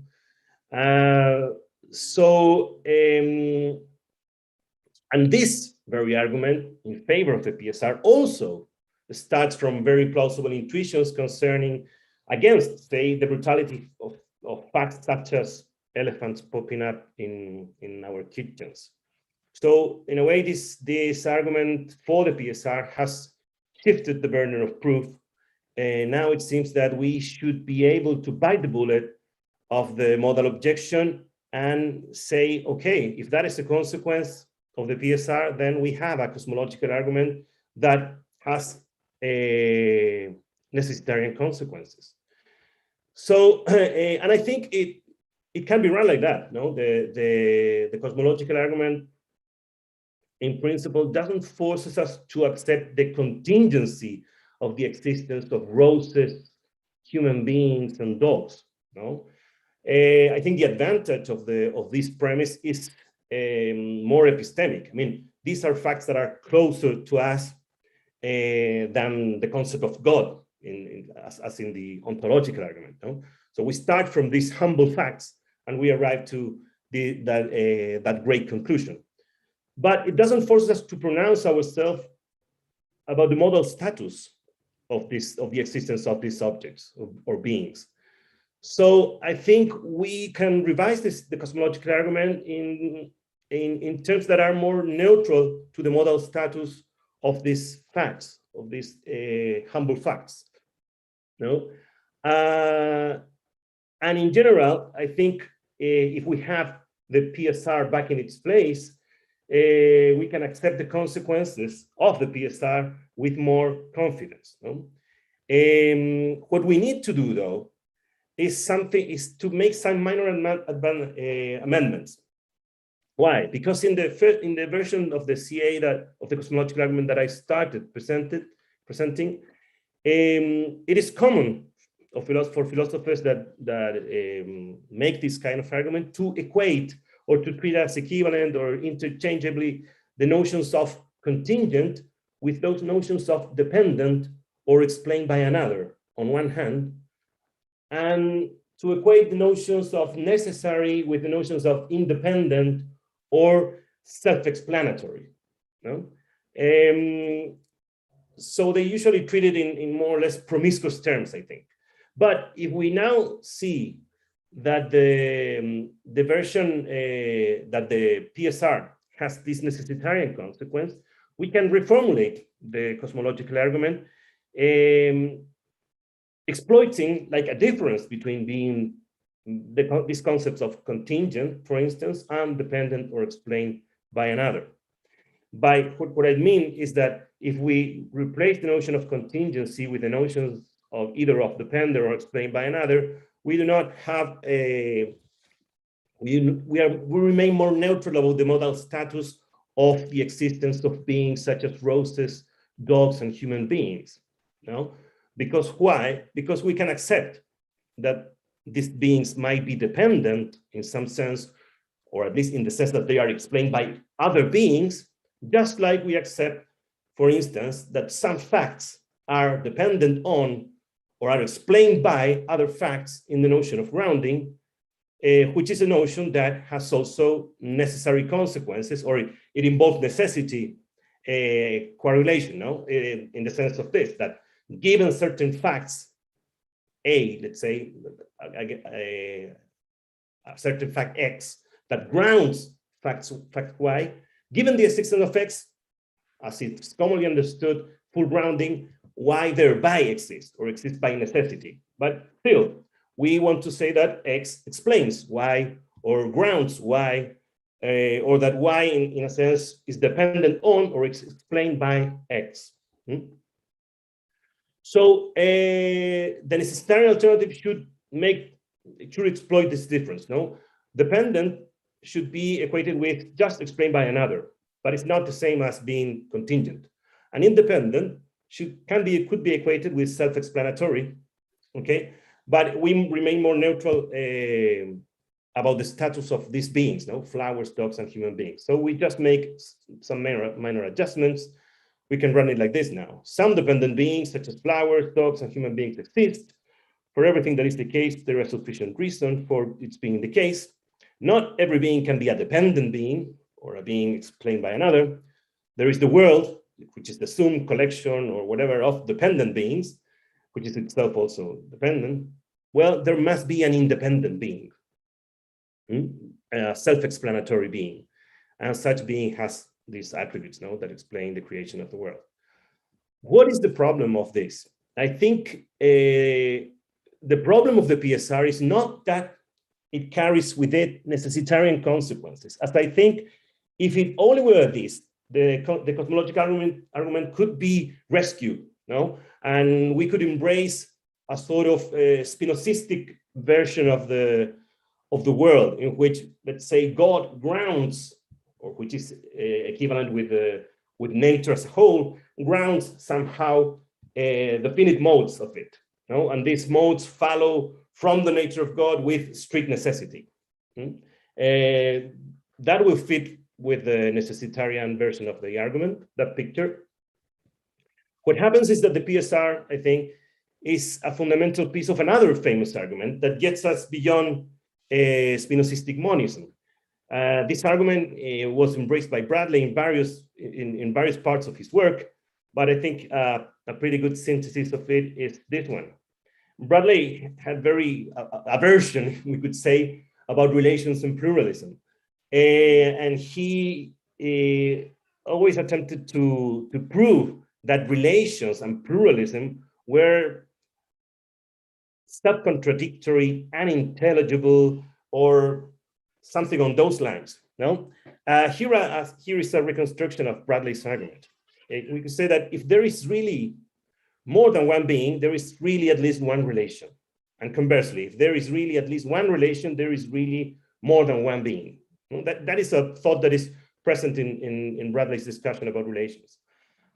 In second place, if we could say that if relations are inexplicable, then there are really no relations. This is just like a concrete application of the PSR to the case of relations, that conditions existence to the explicability of this fact.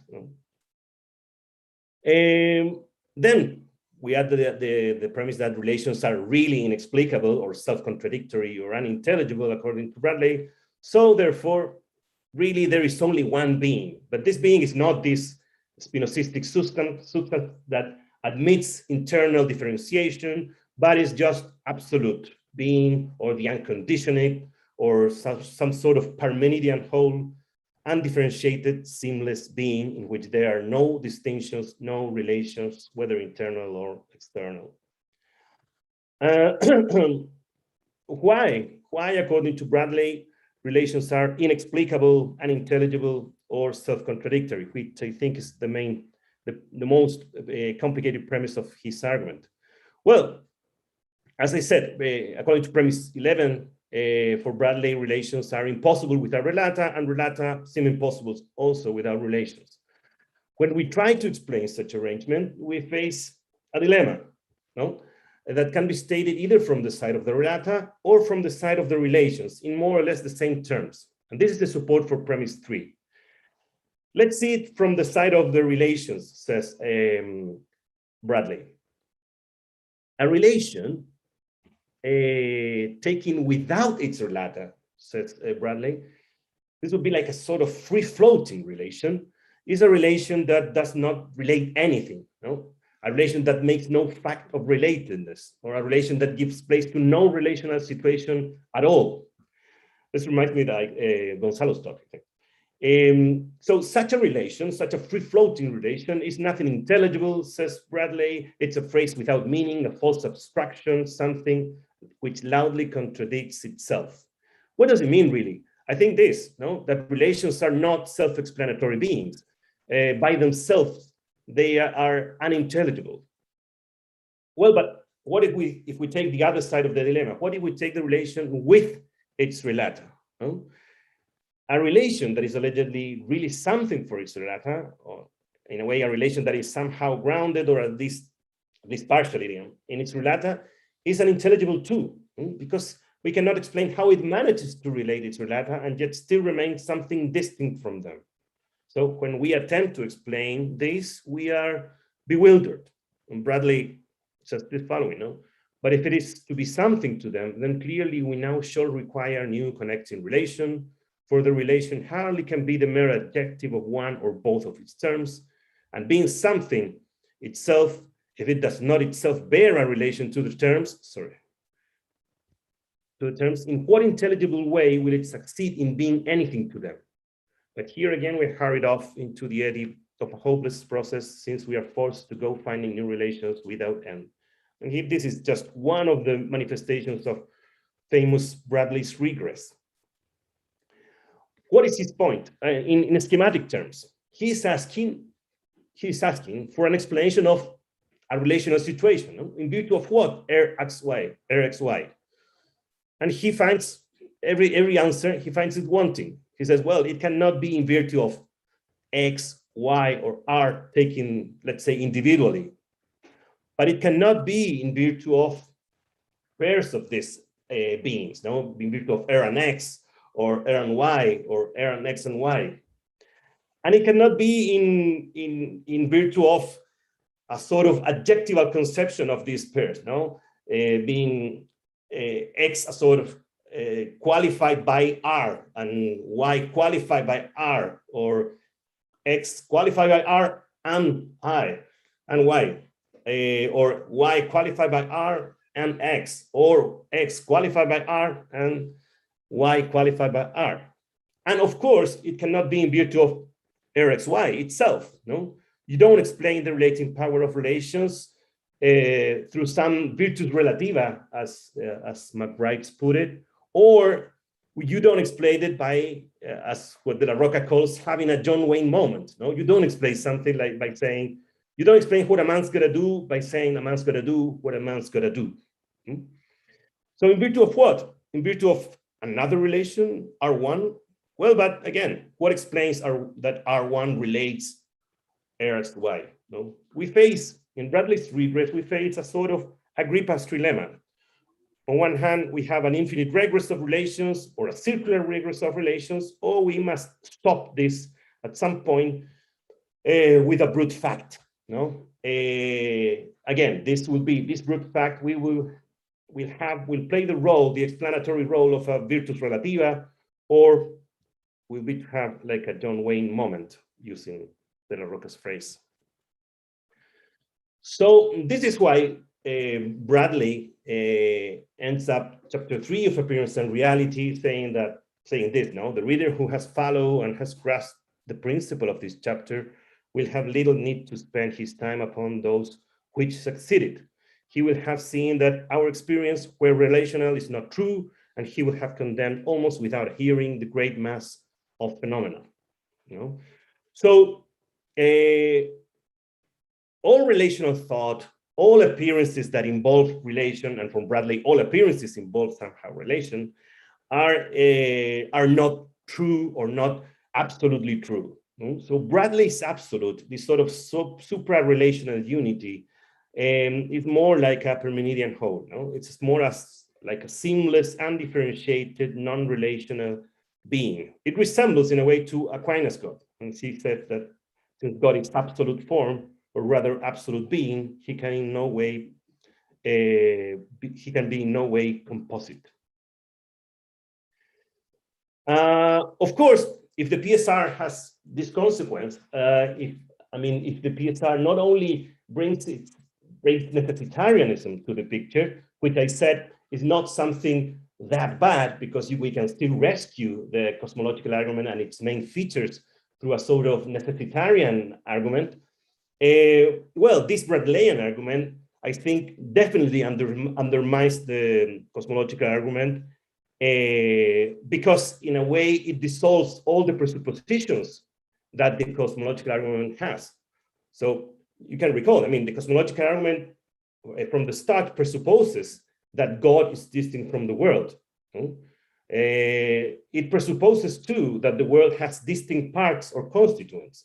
It presupposes that there are roses, dogs, and human beings as distinct things, distinct facts, distinct parts, distinct conjuncts. And this is the starting point for an explanatory story that will lead us to a different being, God.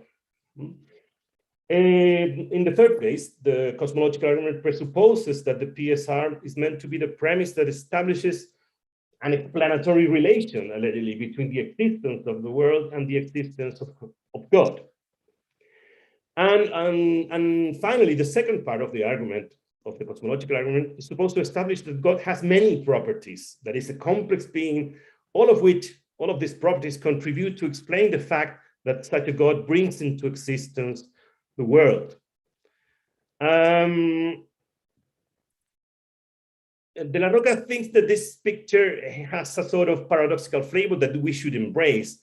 The PSR, in a way, and the Bradleyan argument too, are sort of Wittgensteinian ladders. No? We should climb through them. We should ascend to a seamless, undifferentiated, or non-relational being through relational means, because all discursive thought, all conceptual thought is, in a way, relational through and through. It presupposes at least predication. And now I don't think this works. I think that Blanchard is right when he says against Bradley that if you ask to accept a conclusion because it has been reached in a series of solid wrongs, you cannot also expect us to accept it once you dismiss them as worm-eaten. So if we accept both means and end, the ladder and the place that is beyond it, we face paradox. We must combine a fully discursive, logical, relational thought with a fully non-discursive, mystical, or non-relational result. But we cannot combine them. They are incompatible. So it seems that if we're committed to the PSR, then we must both accept and reject Bradley's argument for radical monism. It is strange because the PSR presupposes the notion of explanation, but in a way dissolves all relations and in a way undermines itself by directing us towards radical monism. And on the other hand, radical monism seems to be like the only result that gives us or satisfies the radical demands of the PSR, something that is absolutely unconditioned by relations, this seamless Parmenidean being. Now, if we are not willing to accept this radical monism, that radical monism is indeed a consequence of the application of the PSR to the case of relations or relational situations, then we should reject the PSR itself and accept brute, arbitrary, inexplicable relations or relational situations at some point. That means we should reject the PSR. So, as a conclusion, if the cosmological argument has some viability as an argument for the existence of God, then I think it must be in some other quite distinct form than the one based upon the PSR. That's it. Thank you. Okay, thank you very much, Sebastian. Sorry for the inconvenience with the technical issues. Yeah. So I think we got roughly 15 minutes for questions. I think we could start with Tim's hand, and yeah, and please, everyone else, keep your hands raised so I can notice them. Okay, Sebastian, I really enjoyed this paper, wrestling through it. But the one thing you didn't sort of consider is someone wanting to challenge the necessitation requirement of PSR, or somebody wanting to defend a view on which you could have comprehensive explanation, but it's not all necessitating explanation. So it all depends on what we mean by sufficient. So, I'll just note that, some philosophers of science, Chris Hitchcock in particular, deny that contrastive explanation, explaining why X rather than Y, requires necessitation. So that would be one move, to say, actually, it's just a mistake. Rationalist philosophers have a unduly strong conception of what it takes to give a necessitating explanation. We could talk about that. But another thing that one could say is, well, simply deny that all explanation is contrastive explanation. Say that's just one particularly strong kind of explanation. And so if you do that, then the defender of the cosmological argument could say that God's grasping of the value of this universe, whatever it is, as God conceives it, and acting upon that perceived value grounds a non-contrastive explanation of why this. It points uniquely to this. Then I think the key move that one makes at that point is to say that the fact that there is an explanation of why there can be no contrastive explanation of that fact. That is, it's grounded in the very fact there's not going to be a sufficient, in the sense of strongly necessitating explanation for whatever he does. And this is not a unique fact about God as conceived as an indeterministic agent. It would be on any conception of ultimate reality that it operates indeterministically. So it could be an impersonal, ground of reality that operated indeterministically. There's a sense in which what occurs has a non-contrastive explanation. It doesn't just happen out of sheer randomness. And then there's an explanation of why there's no contrastive explanation of it. So there's a sense in which complete explanation is restored at a kind of second or third level of explanation. At any rate, I don't know what you want. So that the thought is it could be a necessary and grounded truth that there are contrastive truths that lack explanation. All right. Yeah, no, I think, yeah, that's a good point. And I intentionally omitted any reference to, let's say, other weaker notions of the PSR. My focus was on this model version of Fanning-Wagen and Bennett in particular. And I know that, yeah, Alexander Proust, for instance, his version of, or his understanding of explanation is not equivalent to logical entailment or nothing like that. I mean, sufficiency, there is a certain ambiguity in what we understand by sufficiency then. No? Yeah, and it wasn't, I know that it can be attacked from that corner. I just was interested in exploring, like, like the radically rationalist understanding of the PSR, and by in a way make it explicit that this is not the only consequences, because I mean the necessitarianism is not as bad as it seems when we compare it to this radical monism, which in a way makes the implosion of the whole thing, because we have a sort of Spinozistic version, if you want to, of the cosmological argument, or the cosmological, I mean, at least we have a Spinozistic version of the world that might make sense of that account of explanation, that account of differences between the one independent substance that is God and the finite modes. But yeah, I think you're right. I mean, what is a sufficient explanation? Maybe it's not always, or there are many other ways of being a sufficient explanation without being a sort of logical entailment. That's true. My only concern with that is that I presume that sort of weaker understanding of the PSR will be also attacked or rejected from the rationalistic corner. And we'll say, look, whenever you say you say that the PSR might involve a weaker notion of explanation, you introduce, in a way, subreptitiously, some sort of brute fact or primitivist notion. Maybe let's say the difference between what De La Roca would say to Leibniz. Let's say why in a way Spinoza is more consistent with the PSR than Leibniz. Well, at that stage, because he doesn't tolerate that God has creates the world because of free will or something like that. No, in a way, the world follows from its very intelligibility. It follows that exists. Period. Yeah, but I don't have a direct argument against that. I think it's an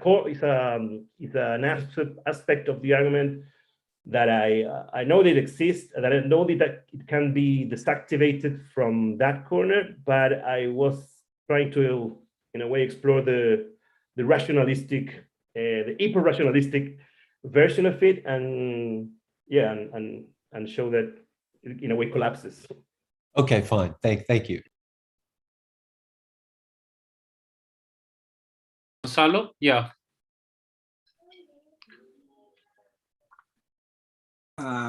Yeah, thank you, Sebastian. So I have a question about, I think in the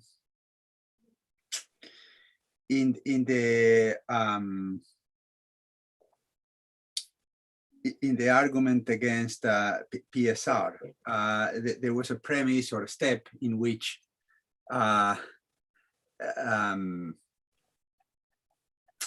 it is assumed that the thing that is the ultimate explanation cannot be contingent, right? And that is because, well, I can't remember exactly what your slide said, but it was something like, it will be something that both entails the world and is entailed by the world, or something like that. I wasn't convinced that that was a real problem, and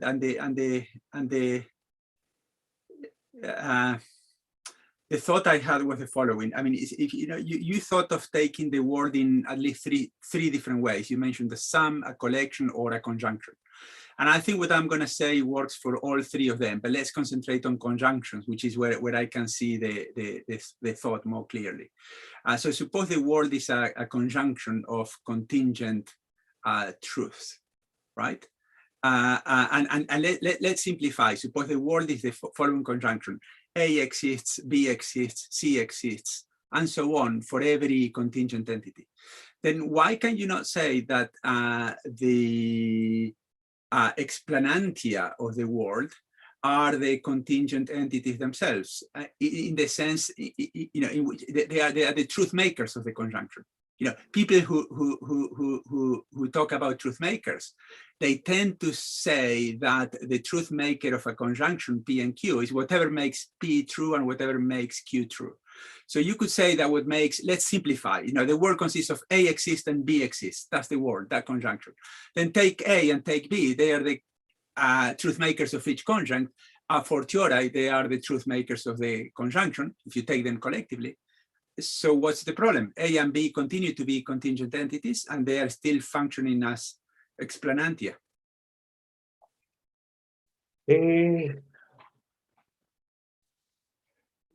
I get the following. I mean, take any. I mean, we could simplify the example. Let's say that the world consists just on P.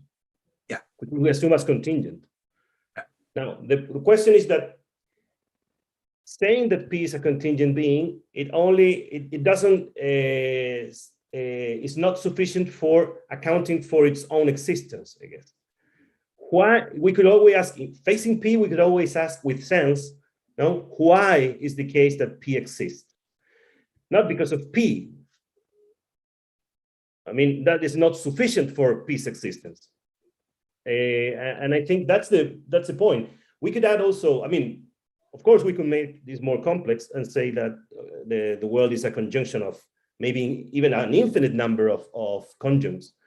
But the fact that all of them individually are contingent doesn't make the conjunction of them less contingent. I mean, the conjunction will be a contingent factor, I think. No? I mean, I'm not following that, because if you have only one thing existing, then you will end up in the kind of trouble you have. But suppose you have infinitely many things, and you say, why does A exist? Well, it exists because of B. And why does B exist? Yeah. It because of C. And, no.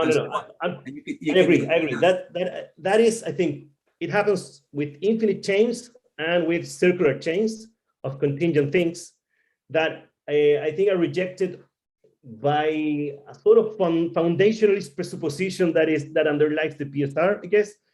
And if we take them always like as composing something that cannot be accounted just in terms of the conjuncts or the relata of this big conjunction. No, the world is not just this plurality of this. It must be like a sort of entity in itself, I guess. Okay.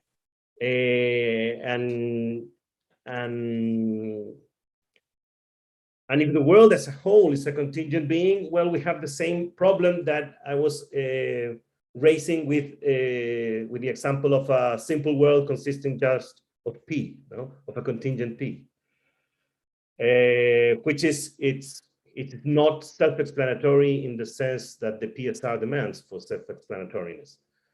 I mean, something self-explanatory for the PSR, I guess, must be something that it resembles in a way the criterion that Dasgupta uses for autonomous facts. I mean, it must be something that, given its existence, the question about why does this exist or in virtue of what it exists doesn't make any sense.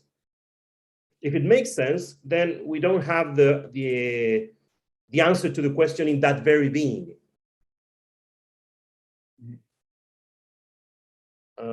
Yeah. But I don't know. I think I don't answer your question with that.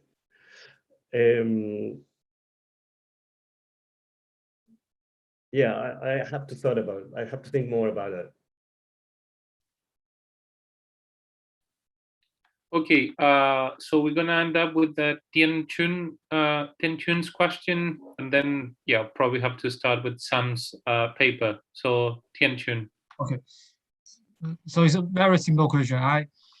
I'm wondering whether instead of saying that PSR undermines the cosmological argument, it might be better to say that the PSR undermines itself. Yeah, no, that would be a better title thing.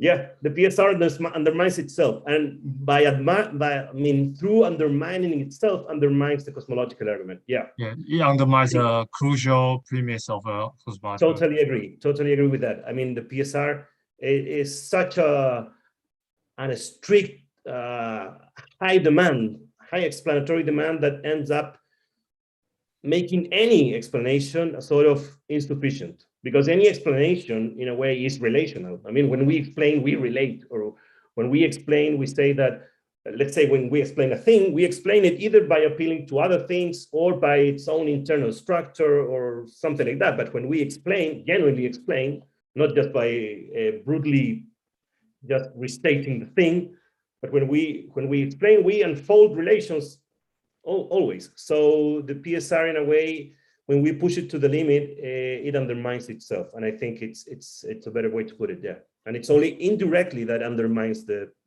cosmological argument. Yeah, thank you. It's better title.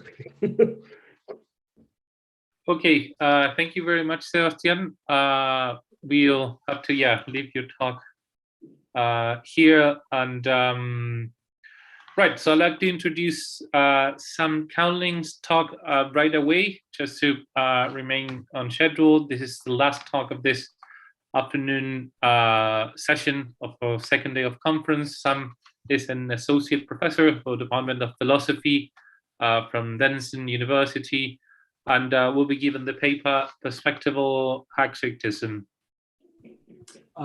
Thanks. Can you guys hear me okay?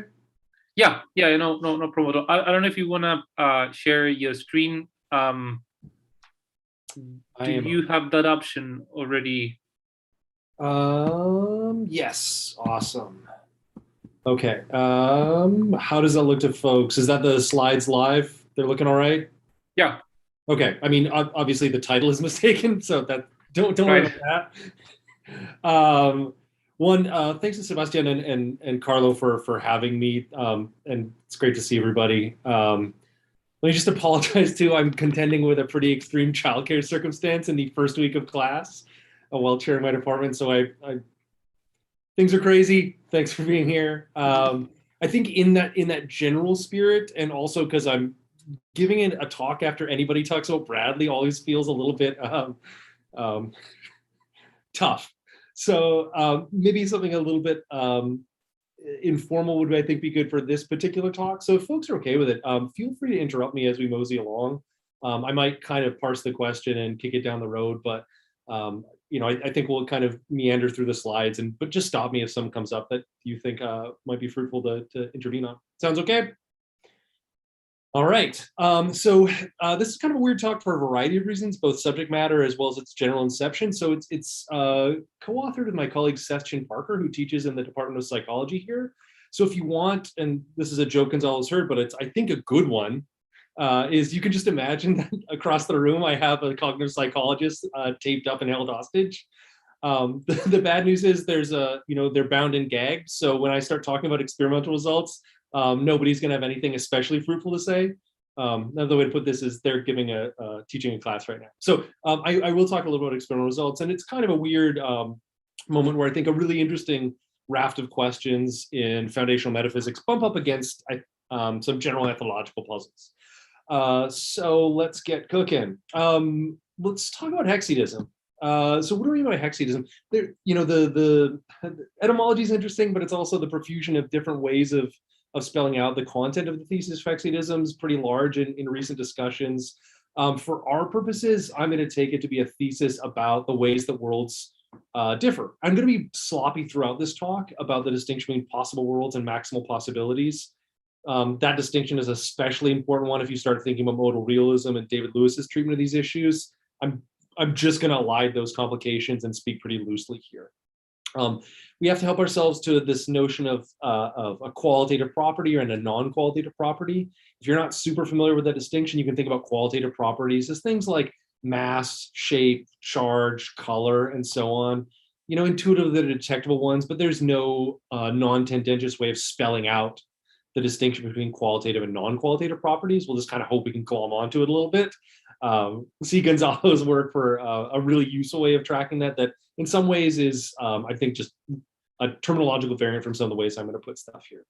But what does it mean to be a hexedist? It means, as I've defined it here, to believe that there are some qualitatively indiscernible possible worlds, alternatively maximal possibilities, that nevertheless differ, and they differ non-qualitatively. Now, that's a bit of a mouthful. If you want to get a sense and do a kind of hexedism self-diagnostic, consider the following kinds of cases. Can you imagine a world where things are just as they actually are, but you swap places with me, which is to say you have all the qualitative properties and relations that I actually have, and I have all the qualitative properties and relations that you actually have. Here's another kind of case that's, I'll call it a replacement case. Could things have been just as they actually are in all qualitative respects? So same distribution of properties like mass, shape, charge, et cetera, and so on. But I don't know, Gonzalo fails to exist.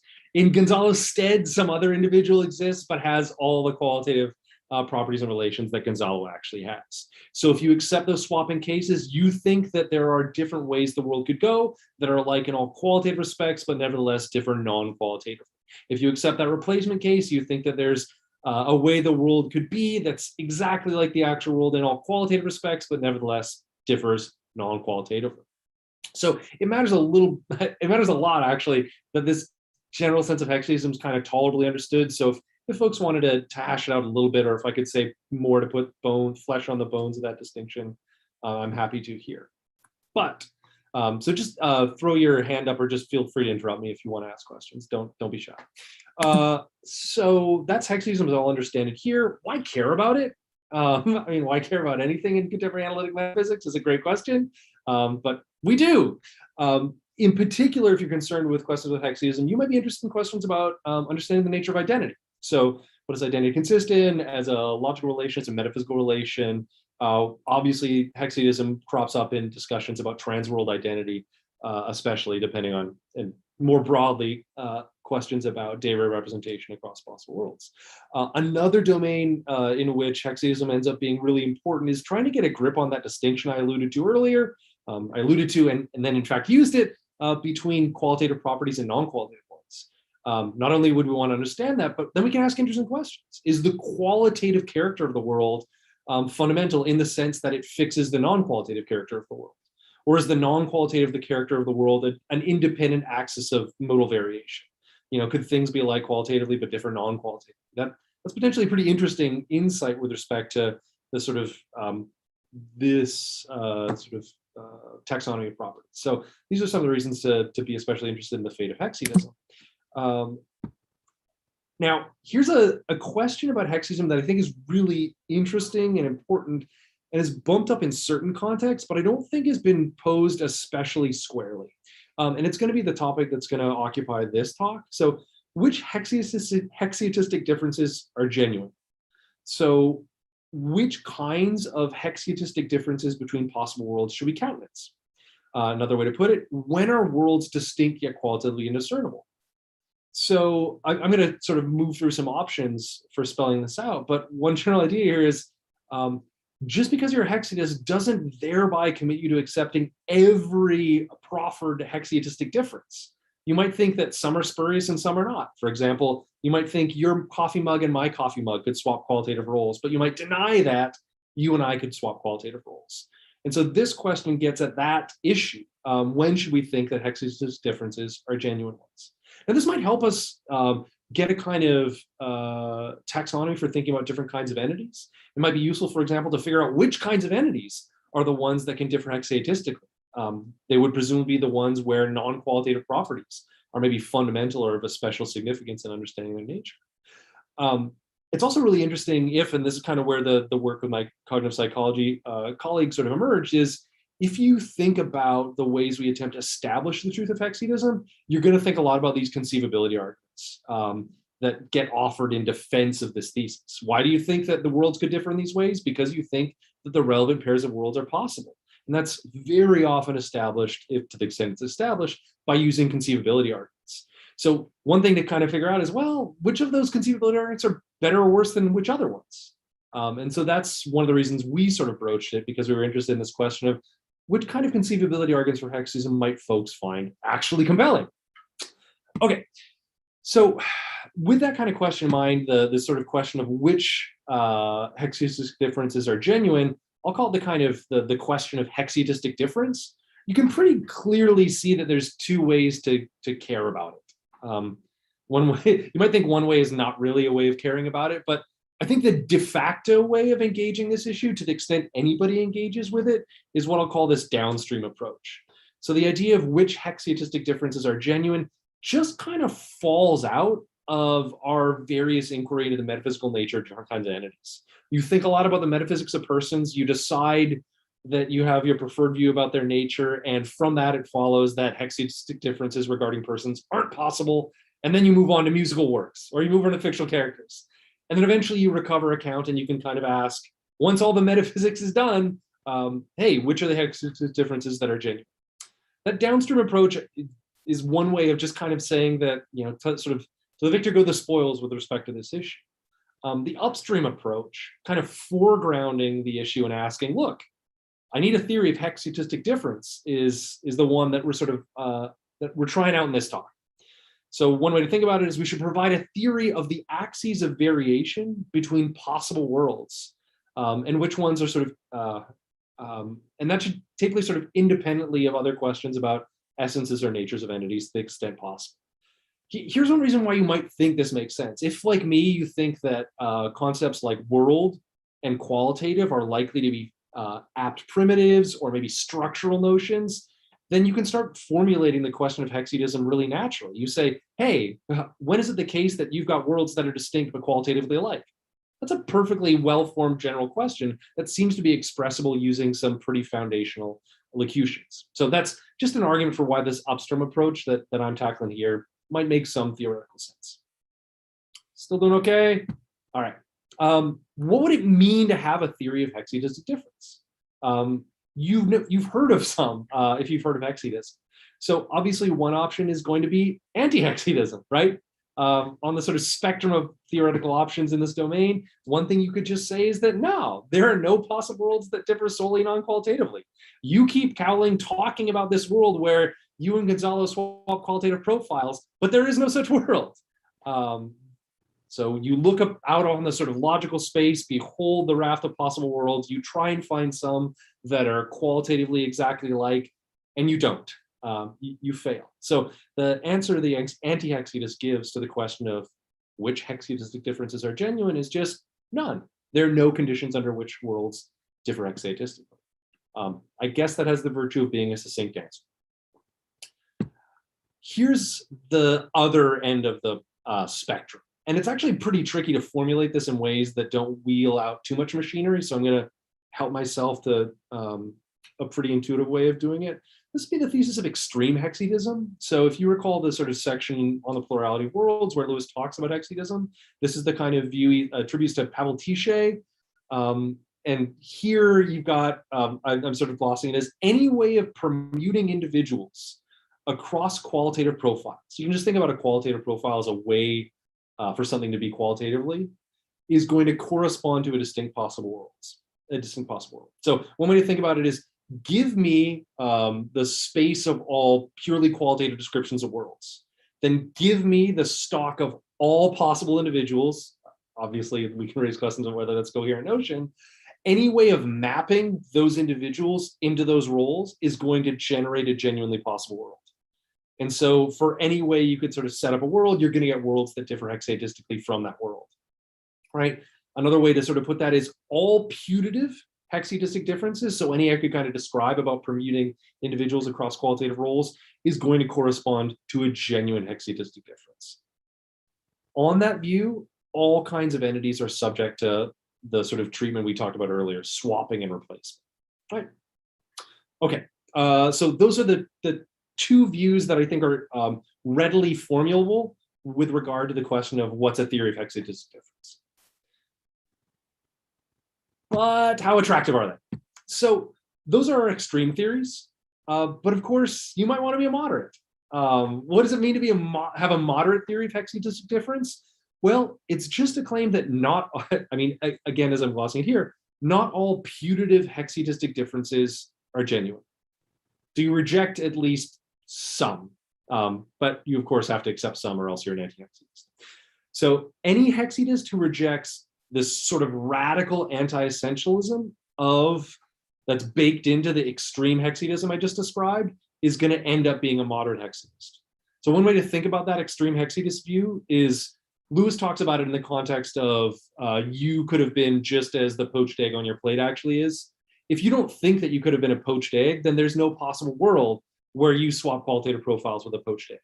So one way to not be an extreme hexidus is just reject the radical anti-essentialism it requires. But and here's the slightly weirder view, radical anti-essentialists could actually still be radical anti-essentialists, but reject some putative hexidistic differences. What does that mean? Here's one way of thinking about it. You could think that there are possible worlds where I'm a poached egg, but you might at the same time deny that there's a world where I could be just like Gonzalo is qualitatively. I don't think that's an especially attractive view, but it's just to point out that the sort of anti-essentialist piece and the hexidus dimension do vary a little bit independently. Okay. So why would it be hard to be a moderate hexidist? I think there's 3 ways to think about the general challenge. And I'm just going to kind of call them eligibility, containment, and motivation. And much of the talk is going to be focused on the motivation piece, and my discussion of containment is going to be a little hazy. So what do I mean by eligibility?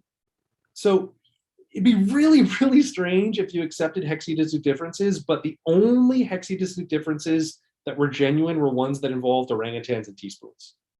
That would be an exceptionally weird metaphysical view, an exceptionally strange way of thinking about hexidistic differences.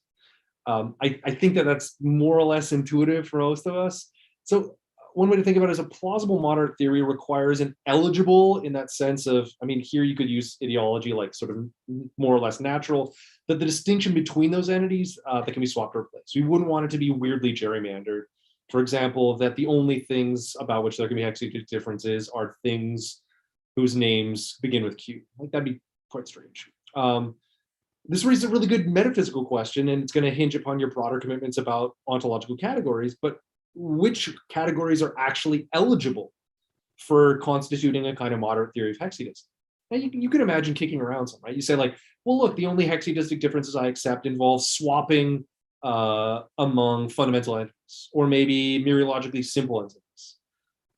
Slightly less, I think, natural, but still in the realm of fairly plausible might be living organisms. You could accept hexidistic differences regarding biological organisms, or maybe artifacts. Maybe you think, for example, that the artifactual realm is distinctively non-qualitative. So that's the only place where you get genuine hexidistic differences.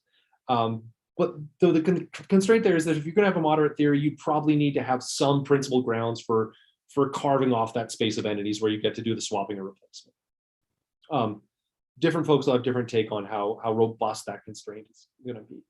What's our sort of next constraint? This one's a little bit weirder. I called it containment. So if only entities of kind K can be swapped or replaced, we now face the question of, must all Ks be essentially K? So suppose that you think that there can be hexidistic differences involving human beings, and you think that there can be a hexidistic difference involving me, but you also think that I could have been a teacup. Now we might start asking the question about, go to the possible world in which Sam's a teacup. Is it the case that there are hexidistic differences regarding Sam? There's a bunch of maneuvering that you could do with respect to, rejecting various modal principles to try and articulate a theory of containment. But the general worry that I'm just trying to set out here is that if you want to say that some entities are all of those entities with respect to which you can have hexidistic differences, it looks like you're going to have to cordon off that category of entities to ensure that you don't kind of run these sorites where you end up falling back into some kind of extreme hexidism, whereby you can get hexidistic differences regarding entities that are only accidentally in that category. There's more to be said about this point. I'm super happy to return to it as we go, but if you do think that there has to be this kind of constraint, this containment constraint, it looks like you're going to be committed to the view that entities in kind K are going to have to be essentially members of kind K. And now it ends up being really interesting what kinds of kind essentialism you think are plausible. I'm inclined to think that space-time regions are essentially space-time regions. I'm inclined to think fundamental entities are probably essentially fundamental. Maybe that simple entities are essentially simple entities, but that's not obvious. If, for example, you have views about the contingency of substantivalism, super substantivalism, for example, is it necessarily the case that a world where, suppose the world is actually a substantivalist world, does that mean that necessarily cowling doesn't exist in super substantival worlds? This is just to point to the sort of ways in which navigating kind essentialism is really tricky if you're trying to address the containment problem. But what I don't want to focus on is the containment problem. What I wanted to do is this third category. So, or the third constraint. So think about, for example, this simple theory of hexadecimal difference. There are hexadecimal differences between possible worlds just in case you've got mereological simples and you swap and replace them among qualitative rules. Okay, good news. It satisfies eligibility because it seems like the category of mereological simple things is in principle distinguished category. Let's suppose arguably satisfies containment if we suppose that simple objects are essentially simple objects. That's just an example I'm happy to mirror from those who might have different views. But it stinks with respect to the question of motivation. And what I mean by the question of motivation is we can ask, do our modal judgments provide reasonable support for just those hexadecimal differences? So you reflect on the kinds of sort of intuitions that might invite us to be hexadecimal in the first place. And now somebody turns around and says, no, the only hexadecimal differences that are listed are ones involving mereological simples. That looks to be deeply counterintuitive insofar as hexadecimal seems plausible, largely because we offer conceivability arguments involving things like people or iron spheres, or maybe even coffee mugs. So this leaves us with a big question. Well, how the heck do we assess the merits of these moderate theories with regard to that criterion of motivation? So Gary Legenhausen, in a paper from, I think, the late 80s, offers this kind of neat remark. He says, look, although the claim that I might be replaced with a doppelganger may have some intuitive plausibility, the intuition does not generalize to material objects. We do not have an intuition that the world could be just like this one, except for the identity of the doorknob to my closet. Even if the moderate hexadecimal is right about persons, one might still maintain an anti-hexadecimal position with regard to material objects. So what I take it is going on in this passage, like Legenhausen is pointing out, look, you might accept hexadecimal differences regarding people, but yeah, it seems like he's warmed up to the idea. I wouldn't buy it with respect to doorknobs or mugs. So it's an interesting claim that Gary Legenhausen has made regarding the intuitions that one typically has regarding hexadecimal. Be neat to figure out what people actually think, and maybe not merely take Legenhausen's testimony about the intuitions regarding hexadecimal as sacrosanct. So what do other folks say about this stuff? So here's Lewis, and again, a qualification. Lewis in this context is moving between two notions of hexadecimal. And I can say a little bit more later on if folks want me to unpack it, but hexadecimal says that two possibilities can differ just by a permutation of individuals. I accept quiddatism, I reject hexadecimal. Why the difference? It is not, I take it, in a difference in prima facie plausibility. In both cases alike, hexatistic or quiddatistic distinctions between possibilities seem offhand to make sense. So what Lewis is sort of pointing out is like, look, you give me these examples like I swap qualitative profiles with Fred, those seem to be more or less coherent. Lewis's sort of challenge ultimately hinges on some questions about how to make sense of data representation, but he seems to have in general an openness to accepting the kind of swaps and replacement cases we talked about earlier. So I think that's a case that's sort of broader than Legenhausen's read. And then here's Graham Forbes. Consider the supposition that things could have been exactly as they are, except that steel tower in Paris opposite the Palais des Chaillot is different from the one actually there. To make sense of this supposition, it is not permitted to imagine that the tower is made of different metal from the metal which it actually constituted, or that it is a different design or designer or history. The only respect in which the imagined situation is to differ from the actual world is in the identity of the tower. The extent to which such a difference seems unintelligible is some measure of the plausibility of the view that transworld differences must be grounded. The implicit point here is like, he thinks that's just gobbledygook, like nonsense. So there's your anti-hexadecimal kind of intuition. So we saw Legenhausen who's carving out this kind of nuanced, hexadecimal differences regarding people, but not artifacts. Lewis, who seems to be kicking it wide open for hexadecimal differences writ large. And then Forbes saying none of this makes any sense. Boy, great work, philosophers. We have rapidly approached consensus with regard to the intuitions that one you should have about hexadecimal differences. So what should we do? And actually, here's one final one that I want to in the kind of locus classicus regarding discussions of hexadecimal, we get Robert Adams weighing in. And this is his discussion of a case involving a qualitatively symmetric world with two globes on it.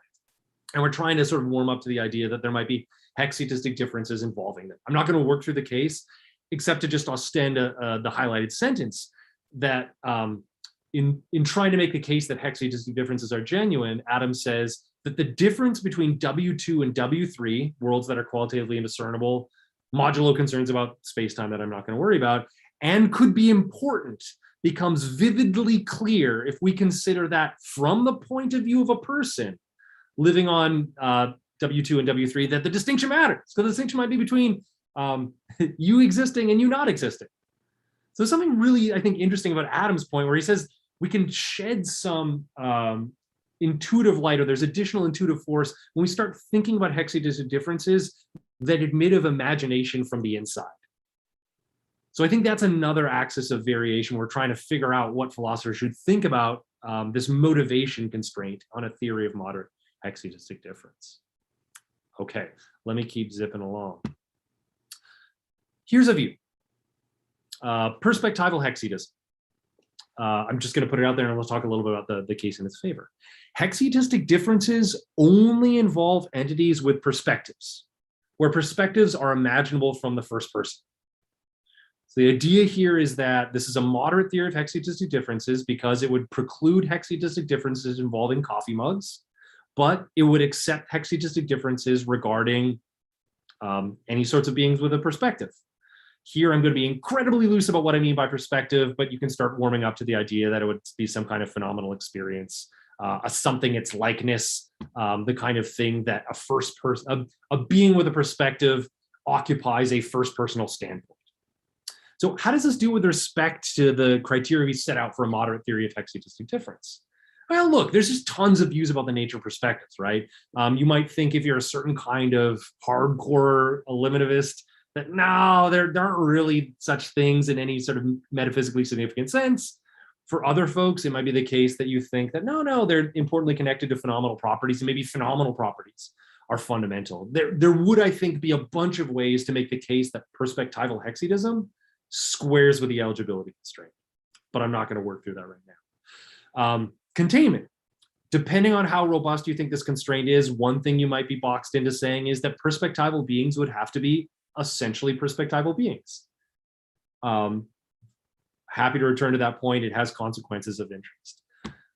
Here's a really interesting question with regard to the sort of nature of this motivation constraint. Like, why accept just these hexadistant differences? Given Adams' conjecture, which seems to be suggesting that, look, the hexadistant differences about which we have the most robust reason to accept are the ones that are imaginable from the first person, it does seem to comport with that general claim.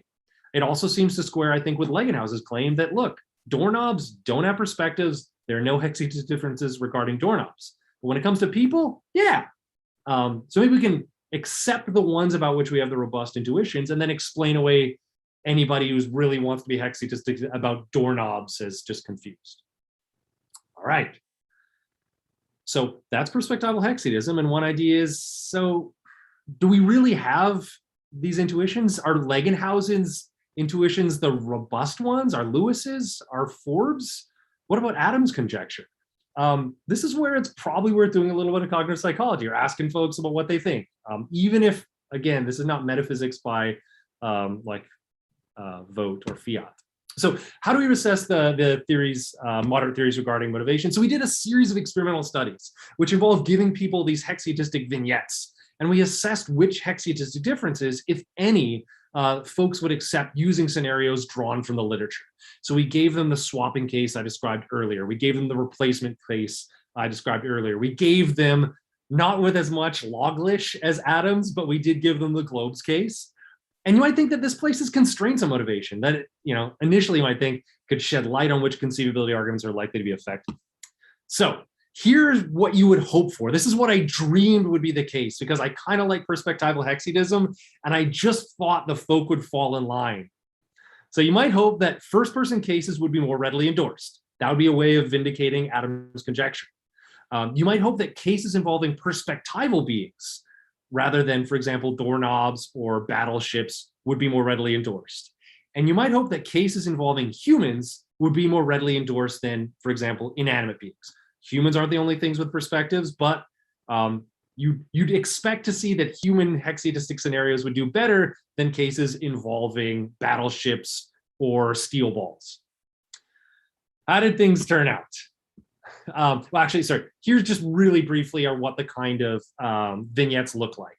I can talk a little about some of the confounds if folks want, but here's a short one. Imagine an alternative universe empty except for two iron spheres named Abe and Ben, which are perfect duplicates of each other.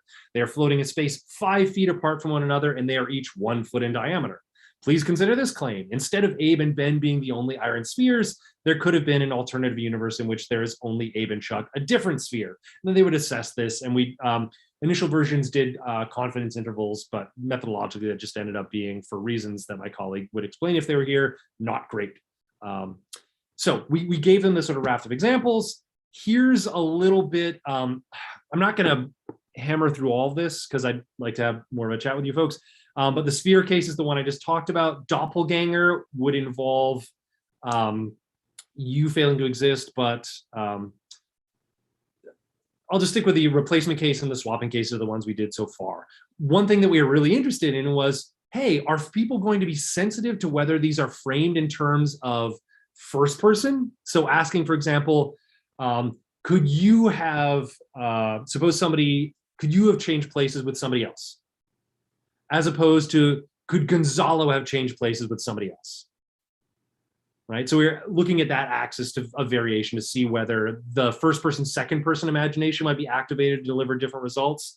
And obviously we're trying to see whether, just in general, whether folks were motivated by persons or objects. The actual non-actual distinction I could talk about later if folks want. One thing you'll just sort of notice there is that the swapping cases were endorsed not robustly. The replacement cases were substantially less likely to be endorsed by folks than the sphere or doppelganger cases. So we then did a subsequent round of experiments which involved inanimate objects. So these would be things like battleships, animate objects like owls and cats, and then persons. And you'll notice that inanimate objects, contrary to Legenhausen, were actually objects with which people were disposed to accept hexiodistic differences, as opposed, for example, with regard to persons. So again, I can kind of walk back to the stuff if folks want me to. By the time we hit that study, we just did everything in third person because we didn't find any effect for first person, third person addressal. Okay, some things to keep in mind. The qualitative distinction isn't easy to spell out even for philosophers, and it underwrites some of these examples. And so it's a barrier to trying to figure out exactly what people's hexiodistic intuitions are. Conceivability arguments premised upon non-actual worlds were favored over conceivability arguments premised on the presumptively actual world. So if, for example, we gave them that sphere case, imagine an empty world with just 2 spheres, that's an obviously non-actual world. Similarly, if we said, or in contrast, if I said, imagine things are actually like they are, but you're occupying somebody else's qualitative role, the base world in that one would be the actual world. Participants were more likely to accept hexiodistic differences when the base world was non-actual. I think that's a really interesting result, but it's not the focus of present concern. So the more kind of far out you went with the initial setup cases, you can imagine a contextual effect. This is driving folks to accept hexiodistic differences. Replacement scenarios, which involve a single qualitative role, were more readily endorsed than swapping scenarios. So recall the swapping scenario was, imagine a possible world where Gonzalo and I swap qualitative roles. That involves thinking about 2 people. And then in contrast, imagine a possible world where Gonzalo fails to exist and somebody else exists in their stead. Replacement cases did better. And that is potentially because of just the reduced complexity. You weren't talking about 2 things and then swapping them. You were talking about 1 and then something else filling that role. So terrible news for perspectival hexidism if what we're trying to do here is vindicated in terms of folk intuitions. Endorsement was unaffected by whether they were involved first person or third person claims. So Adam's conjecture turns out to we were incapable of sustaining it in empirical terms, which of course might be a design fault, but was not super encouraging. Further bad news, scenarios involving non-human entities were more readily endorsed than ones involving humans. So Legenhausen seems to have been mistaken. People like to do scenarios involving ships. And indeed, it mattered more that it was an owl than a person. And then cases involving perspectival beings are just not in general more readily endorsed. It just was not borne out. Darn, right? You would sort of hope that one would turn around and say, look, I can be supported by common sense. So here's some interesting things to keep in mind. The folk are willing to accept hexadecic differences under certain conditions. So Forbes is wrong. Most people will accept hexadecic differences of some kind. But the pattern of response requires explanation. A natural way of doing this is to think about the imaginative load that's required and just the ease of constructing the models. And some are really complicated. The actual world is a really complicated model to try and modalize about. That might be the explanation of why non-actual worlds, these really simple worlds with empty except for two spheres, were more likely to be accepted than worlds where we sort of tinker with the actual world. I alluded earlier, it's a little bit easier to swap one person rather than two. And of course, there's in the background some questions about implicit sort of essentialism about the ways in which we think about people. Not essentialism in the sort of metaphysical sense, but a kind of cognitive essentialism. I'll skip this one in interest of time. So eligibility and containment matter, but how are we going to figure out what to do about motivation? And this is just a general problem for modal epistemology, but I think it's a really neat one to see in this particular context. Here's a couple moves. One, you say folk motivation is what matters. And that means that we actually end up with something really unlike perspectival hexadism. You should think hexadistic differences are pretty heterogeneous and certainly don't seem to involve human beings. We could, of course, go for the expert model. Look, we know ever so much more about de re metaphysical modality than the person on the street. Trust us. And so we could sort of cordon ourselves off and do some studies on ourselves to see what the result is there. Here's a third sort of Goldilocks, or I guess Pollyanna-ish, maybe it's both actually, is that, look, the disagreement between the folk and the philosophers on hexadecic difference is merely apparent. Cowling and Chimparker screwed up this study. If they did it the right way, don't worry, everybody would get the right result. I tend to think that's wrong. I tend to think that there's going to be some friction between our ordinary modalizing and the kind of modalizing that we're disposed to. And maybe that just points to deeper degrees of complexity. Let me close with one final thing. And this is, if you like perspectival hexadism as I do, you're left with a challenge. How the heck do we hold up this thing? There might be a fourth constraint, or at least a fourth thing to look out for. And think about it as utility in that kind of Lewisian sense. Utility in the sense of helping us do some metaphysical work, explaining some further phenomena that needs accounting for, abductive power, etc. I think there's room for perspectival hexadism to try and lay claim, modest though it may be, that it offers an explanation of the metaphysical significance of perspectives, which I think many people think are metaphysically significant, but it does it in a somewhat different way than is traditionally been offered. It's not in terms of their relative fundamentality. It's not in terms of the sort of nature of phenomenal properties. In fact, it actually has very little to do with anything about the kind of vertical structure of the actual world. The thing that makes perspectives metaphysically interesting is that they're the things in virtue of which qualitatively indiscernible worlds can differ from one another. I'm kind of a Lewisian in the sense that I think that you need to look out to logical space to draw certain metaphysically relevant distinctions. And one really interesting thing about perspectives, if perspectival hexadism is true, is that if you want to find qualitatively indiscernible worlds, you have to look in the corners of logical space where there are things with perspectives. If you look in the corner of logical space where there's nothing that it's like to be that thing, you'll never find worlds that differ hexatistically. And that's significant if you think worlds are sort of a especially apt way of structuring reality. So bad news for perspectival hexadism with respect to the sort of laying claim to any kind of intuitive support, but I think there's just more work to be done here about once you start thinking through the question of, can we have a theory of hexadecic difference, what we might be able to do with it. And so I'll stop there with thanks. You are an incredibly careful, polite bunch to not interrupt me. I hope you yell at me now. Thank you very much, Dan. Very really interesting talk. So maybe you could stop sharing screen now. Of course, if someone in the Q&A wants to get back to one of your slides, we could reshare it again. But otherwise, let us proceed as we've been doing so far. You could raise your hands with the soon option, and I'll be taking note of that. So let's start with Anthony. Then I'm seeing hands from Dan and Gonzalo. Okay, thanks, Sam. I have many thoughts, but I'll just ask about the notion of a perspective. So could someone, I'm just thinking of someone, how to push back on the view and on the notion of a perspective. So someone might say, well, I mean, you sort of introduce the notion as like a loose notion, but maybe someone might run with that and say, well, anything has a perspective. You could do like a Dennett sort of intentional stance thing. So you've got the thermostat, you've got the doorknob, and in some sense, there's a perspective. Maybe there's not any sort of qualia or what it's like to be in that perspective, occupy that perspective, but there's some sort of perspective. And yeah, so then so then there's no traction with the actual theory. And then I also thought maybe there's like in panpsychic worlds, or if panpsychism is true, then again there's going to be a richer sense where everything's going to count as having a perspective. So I just want to hear your thoughts about that. Yeah, this is a great question. I've thought a lot about this. I have nothing good to say, but I will say some stuff.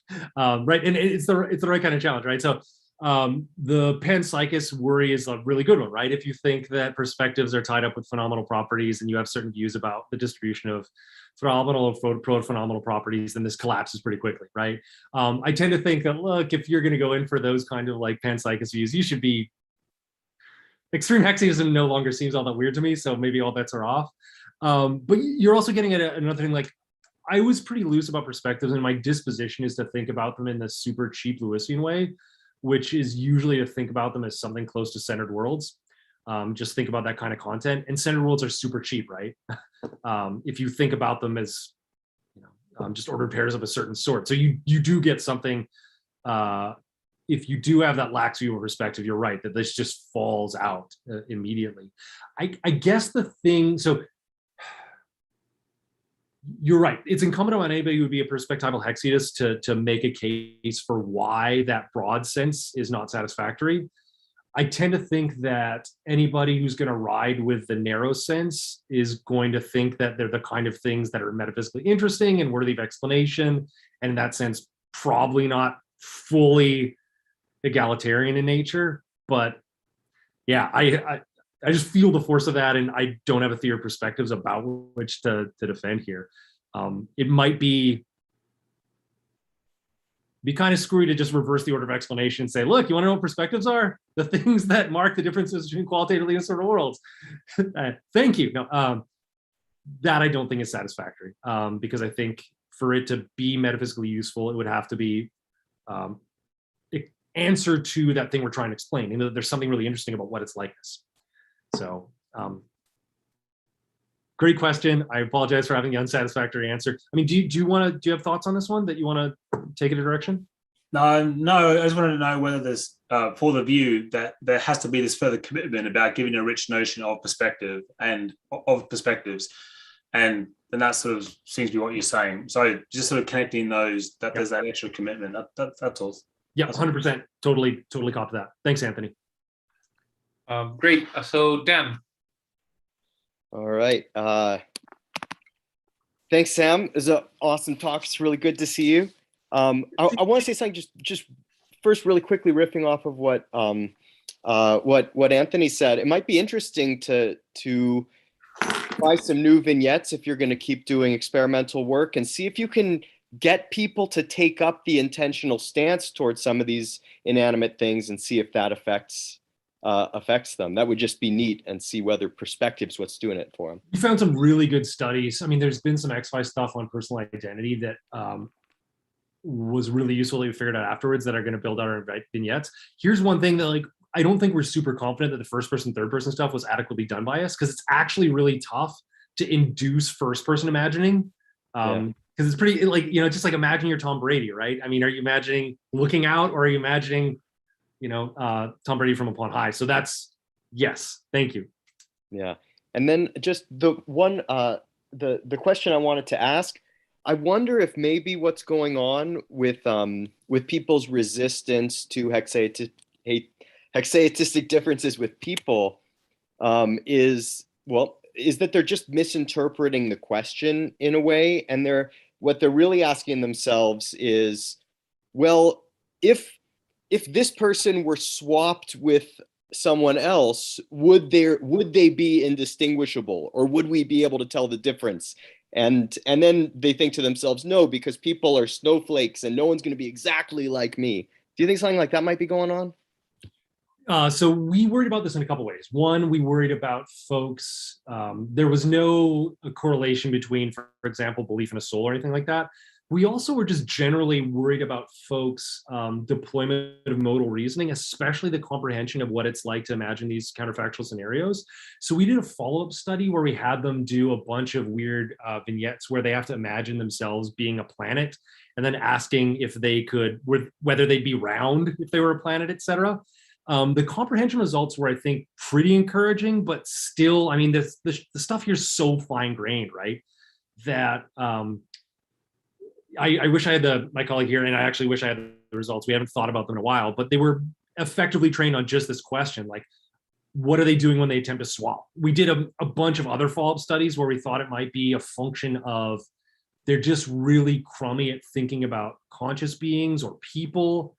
So we did some studies about, well, imagine that they're like dead. So when, suppose that you were a dead astronaut, what would you be thinking about? And the answer was like, nothing, right? And they're actually kind of good on that stuff. Yeah.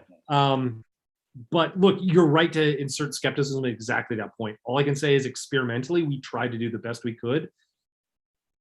Do you want to put a finer point on the worry though? I mean, or does that feel like that's just us reporting our methodological homework, but I don't think it's super satisfying. Yeah, I mean, it's just another thing to try out. I mean, there's always going to be some kind of compounds and sort of that that's another subtle thing they might be thinking about, a somewhat different counterfactual, and it might be invited when you're thinking about people. But experimental work's hard, so yeah. Yes, everybody should do experimental work, even if you hate it and you think the results are valueless. The design questions are awesome, and thanks, Dan. I appreciate it. Let's move on then to Gonzalo's question, and then I got a hand from Marta. Yeah, thank you, Sam. So my question is whether you think that perspectival hexatism is incompatible with the possibility of a black world in which there are two indiscernible spheres. And if it is indeed, whether that worries you. So the reason why you might think that they are incompatible is, imagine black world is possible. You have two things without perspectives, which are only non-qualitatively distinct. Then, since they are independent beings, there is a world W1 in which only this one sphere exists, but there is also a world W2 in which only this sphere exists. Now, W1 and W2 differ only hexaetistically. So do you think that there is that there is this entailment, and if there is indeed, is that a worry for you? Yeah. I think so. I think that's exactly right. And I think that, so there's a case Michael Jubian gives that nobody talks about, but it's even simpler. I mean, so the black case has the sort of, in the background has the raises the question about identity of indiscernibles, but just imagine a world where there's a single sphere, right? And then imagine a world where there's some other sphere, right? So that's your case where you get hexaetistic differences between worlds that involve no perspectives, and you don't even have to take sides on PII stuff. Yeah, I think that's a consequence of perspectival hexaetism. If you're going to be perspectival hexaetus, the next question is, how do you explain away the apparently intuitive results? And as I think this talk makes really clear, those are the kind of results that seem most robust, right? I mean, those are exactly the folk results that people tend to like, in contrast to the cases involving people. So this is where I think the ultimate fate of perspectival hexaetism is going to hang on. And it comes back to Anthony's point, I think. If this is actually going to give you something interesting to say about perspectives, then that might be reason to try and stomach and explain away hexadecic differences, that spurious hexadecic differences involving worlds that are sort of empty of perspectives. So yeah, I think that would be a consequence of the view. I confess to just being a little bit uncertain about which way to go on this. I mean, do you have, I mean, for you, I imagine this makes, actually, I'd be curious what you think on which way you break on this case. I mean, I believe that Black's world is possible. So if this is indeed a consequence of perspectival hexatism, I will reject perspectival hexatism. Oh, I'm sorry, I misread your question, Gonzalo. I assume you were asking about pairs of Black's world instead of just Black's world. Just Black's world. So you have Black's world, yeah, right? So you have the two spheres, right? That you delete one, then you delete the other, where the two resulting worlds will differ hexatically, but there is no perspectival entities involved. That was the thinking. Gonzalo, thank you. I misspoke. Take everything I just said and take it to be about pairs of Black's worlds. Right. Yeah. Thank you. So no, if you're perspectival hexes, you can believe in exactly one world that's like that. That is arguably a vice of the view. Even so, does that make more sense now? But what's the answer to the question then? So is it incompatible with Black's world or not? Perspectival hexadism is consistent with accepting Black's world. It is inconsistent with accepting that there is more than one world with the same qualitative description as Black's world. So you cannot go. So you have Black's world, but although the spheres are not independent beings, because you cannot eliminate one and leave the other, right? Because if you can do that, then if you can eliminate this one and leave this one, and you can eliminate this one and leave this one, then you have two worlds which differ only. So these two worlds are worlds in which you have replaced one sphere by another, and yet the spheres don't have perspectives. I think the idea is that you have to accept a brute modal difference, or a brute modal fact, that there's one Black world and there's exactly one world in which there's exactly one sphere. Right. Okay. Yeah. Thank you. Sorry, I wasn't doing a good job answering the initial question. So again, that's a vice that I think attends to the view. But anybody who's an anti-hexadist has already signed up for that. Yeah. Thanks, Gonzalo. Sorry about that. Okay, Marta, please. Okay, thank you. First of all, just a small thing. You said that utility was a fourth constraint. In fact, it seems that is a kind of understanding motivation, because it seems that you understood motivation just as a question of intuitions. So you could say that another kind of motivation is utility. So it's not, in fact, it's not a fourth constraint, but another way to understand the third.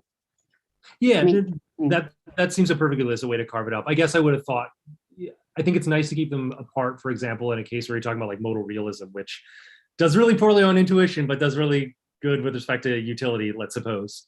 But yeah. The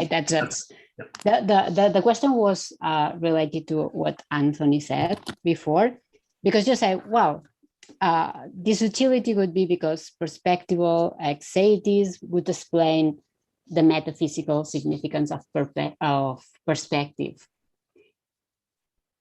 But I don't know. I would like to know more about what's this metaphysical significance, but then I guess that we need to know more about what these perspectives are. So it seems that at least to start to be convinced about this utility stuff, you need to say more about which kind of objects have perspective and which kind don't, and then what's the metaphysical significance of it, so that it seems more urgent than. Great. Can I go? Okay. Yeah. So, yeah. One. So I think you're right, along with Anthony pointing out that this theory is a theory sketch, or a scheme of a theory, until there's actually an account of perspectives. But I think I can say a little bit more about what I mean with respect to the metaphysical significance part. Okay. Because the idea, so here's a way of thinking about how the account might go. Suppose that you think that you like a possibilist way of thinking about the ultimate nature of reality. You think the most fundamental thing is logical space. So the space of worlds arrayed before you. That's the fundamental structure. And really interesting features about reality are interesting features about the shape and structure of logical space, right? So for example, it's a really interesting thing about logical space that there are no gaps in it, that there are no, for example, empty worlds. That would be an interesting thing. And I take it that one really interesting thing you might learn about logical space is about the natures of the differences or axes of variation among worlds. And so if you like, on this view I kind of like, where you think logical space is the right domain in which to start thinking about which things are sort of most significant. The Axe world is interesting, but maybe not maximally perspicuous. The idea would be, hey, the thing about perspectives is they're the only things that permit certain kinds of features of logical space, namely purely non-qualitative differences between things. So that would be the kind of explanation that one might offer for the sort of metaphysical significance of the stuff, of perspectives. Again, that's pretty shallow in a few ways. One, I don't know how many people are Lewisians like that. I don't know how many people would accept that kind of criterion of sort of metaphysical significance. But then it's also the case that I haven't given you a theory of what perspectives are. Yeah. But so, I mean, this is just to kind of acknowledge, I think, the critique implicit in your question, but I hope it points a little bit towards the direction in which I'd be inclined to go. Does that, even if you don't agree, does that make some sense? I admit I don't know. I have to think more. Okay. Anthony, I don't know if you, okay, sorry, Martha. I don't know if you, Anthony, have another question. I do quickly. So just on one of the points that Dan made about ways to formulate some of the examples, like for the experiments where we involve persons, I was thinking like maybe one way you could do it is kind of like where there's some sort of like practical consequence. I don't know how exactly, but like some sort of practical consequence for the individual in the situation. So like a lot of the like personal identity examples are things like, well, you're going to be switched, but then someone's going to get tortured. What do you think? And it's like, and even like in the case of like the Humphrey objection that Kripke gives us there, it's like he puts it in terms, the terms are like, well, Humphrey doesn't care, like he's just lost the election and he's annoyed, right? And he doesn't care about that other guy, like he's feeling crummy right now, and so there's like this, there's like a practical consequence built into the scenario. So I guess my thought was maybe one way to like cook up these the examples is somehow, I don't know, but like try and bring in some sort of like practical consequence, so then they can feel the switch or the difference. And then that was just one point. Another question was about the. Anthony, can I take that one just first, because it's a really good one. My colleague had a bunch of kind of experimental design hacks to try and get at that. The best I can recall off my top of the head is we would ask, for example, suppose that you were born and raised as a native speaker of, I forget what language we ended up saying. Would you be surprised that you can speak that language? And obviously you can see that like the diagnostic is like, you're supposed to say, no, you wouldn't be surprised because you're born and raised speaking it. And actually they did generally pretty okay with respect to those questions. Okay. Better than I would have thought. And so that was one way of getting at that kind of criteria. We didn't run those imaginative diagnostic stuffs. We did some kind of like modest inquiry into how good they were at modal reasoning when we did the initial experiments. So we didn't run them on the same population, but I think as we go back and do some of this stuff again, we need to weave those in. So yeah, good.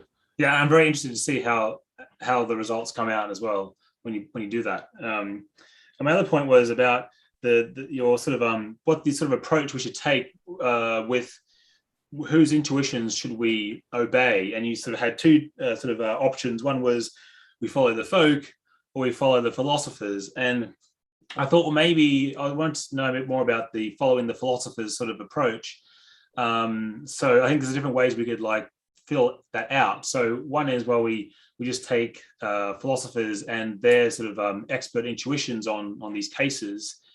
But then like there's in like another sort of a version of the philosopher's approach where we look at the philosophers intuitions, but in their ordinary unphilosophical moments. And that's the sort of way that Lewis tried to argue for modal realism, to show that the common sense weirdness about it wasn't as weird as you might think, because he was thinking from his perspective as a philosopher. In his ordinary moments, it didn't sound so wild to believe in these other possible worlds. And he thinks that you can, the ordinary folk, we shouldn't really trust, or shouldn't trust them ultimately, because they can be cooked up to believe all sorts of weird, funny things from movies and pop culture and sci-fi and whatever. So yeah, there's like two versions of the expert approach. So we're thinking of one or both, or do you like the Lewisian sort of line? Yeah, I'm chock full of unsatisfactory answers. I'm not sure. I methodologically am deeply conflicted about these cases, and not least, I mean, have you ever read like Nathan Salmon's review of Plurality of Worlds? It's amazing. I mean, he's just like, this guy has no idea how to even speak English. He has no idea how to modalize. He's conceptually bankrupt. Like, how is this guy even alive walking around the world? Because he doesn't understand modality properly. It's amazing, right? So, I mean, if you turn philosophers on other philosophers to try and figure out which ones are genuine experts, like, heaven help us. So I guess sorry, just to jump in, but I think part of Lewis's point, I mean, to sort of support it a bit, is we want a reasonable person who's got some sort of like training, and then you put them in their ordinary moments, and you go, and that's what you sort of, that's your starting point, or that's your best guide. Yeah, I'll be totally frank with you. One, I don't have a sophisticated methodological way to sort of work that one out. But I will tell you what, looking at a bunch of these results and talking about some other studies that we did in addition, I'm increasingly convinced that there's just two eerily disjunctive ways of modalizing. And that actual non-actual distinction that was significant in the results, when you start giving people cases like Black's world, and then when you start getting them to try and modalize about the actual world, you start getting really different patterns of responses. And my worry here is that there's actually a deeper problem about some of our presumptions regarding the kind of univocity or univocal nature of our modalizing. So I'm just really worried about a lot of it right now. With respect to the general sort of Lewisian like approach, like, yeah, I do think that that's probably the more plausible one. If you put a gun to my head and said, pick something right now, but on balance, I wouldn't know what to run with if forced to make that defense for the expert opinion view. So sorry, Anthony. Thanks for pressing me on that one. Okay, so I think Sam, we're gonna finish up your talk just to honor our schedule. Thank you very much again for a wonderful paper. I don't know if you got a few minutes maybe to stick around if anyone wanted to ask something. Maybe could be an opportunity. Otherwise, thanks again, and thanks in general to all of you for showing up. We again resume tomorrow. There'll be a paper from Widow, same time, 10 a.m. Chilean time, which nowadays coincides with East Coast time, but of course for some of you would be slightly early, and for some others later during the day. See you tomorrow in case you have to run somewhere else. Thanks, everyone. Bye-bye. Sam, so I wanted to ask you something, but I think, I didn't want to abuse chair powers, but it was, so I thought that Carlos, there were, what, you want, no, but this is, Va a quedar, es que para cortar la transmisión de YouTube. Yeah, so we could, right, so I'm going to ask a really, controversial question, so we could cut the YouTube streaming. I want this, out of YouTube. Dame un segundo, voy a poner la pantalla y cortamos. I'm so intrigued, but please cut the streaming. I don't want to be anything. No, it's really but it's really something about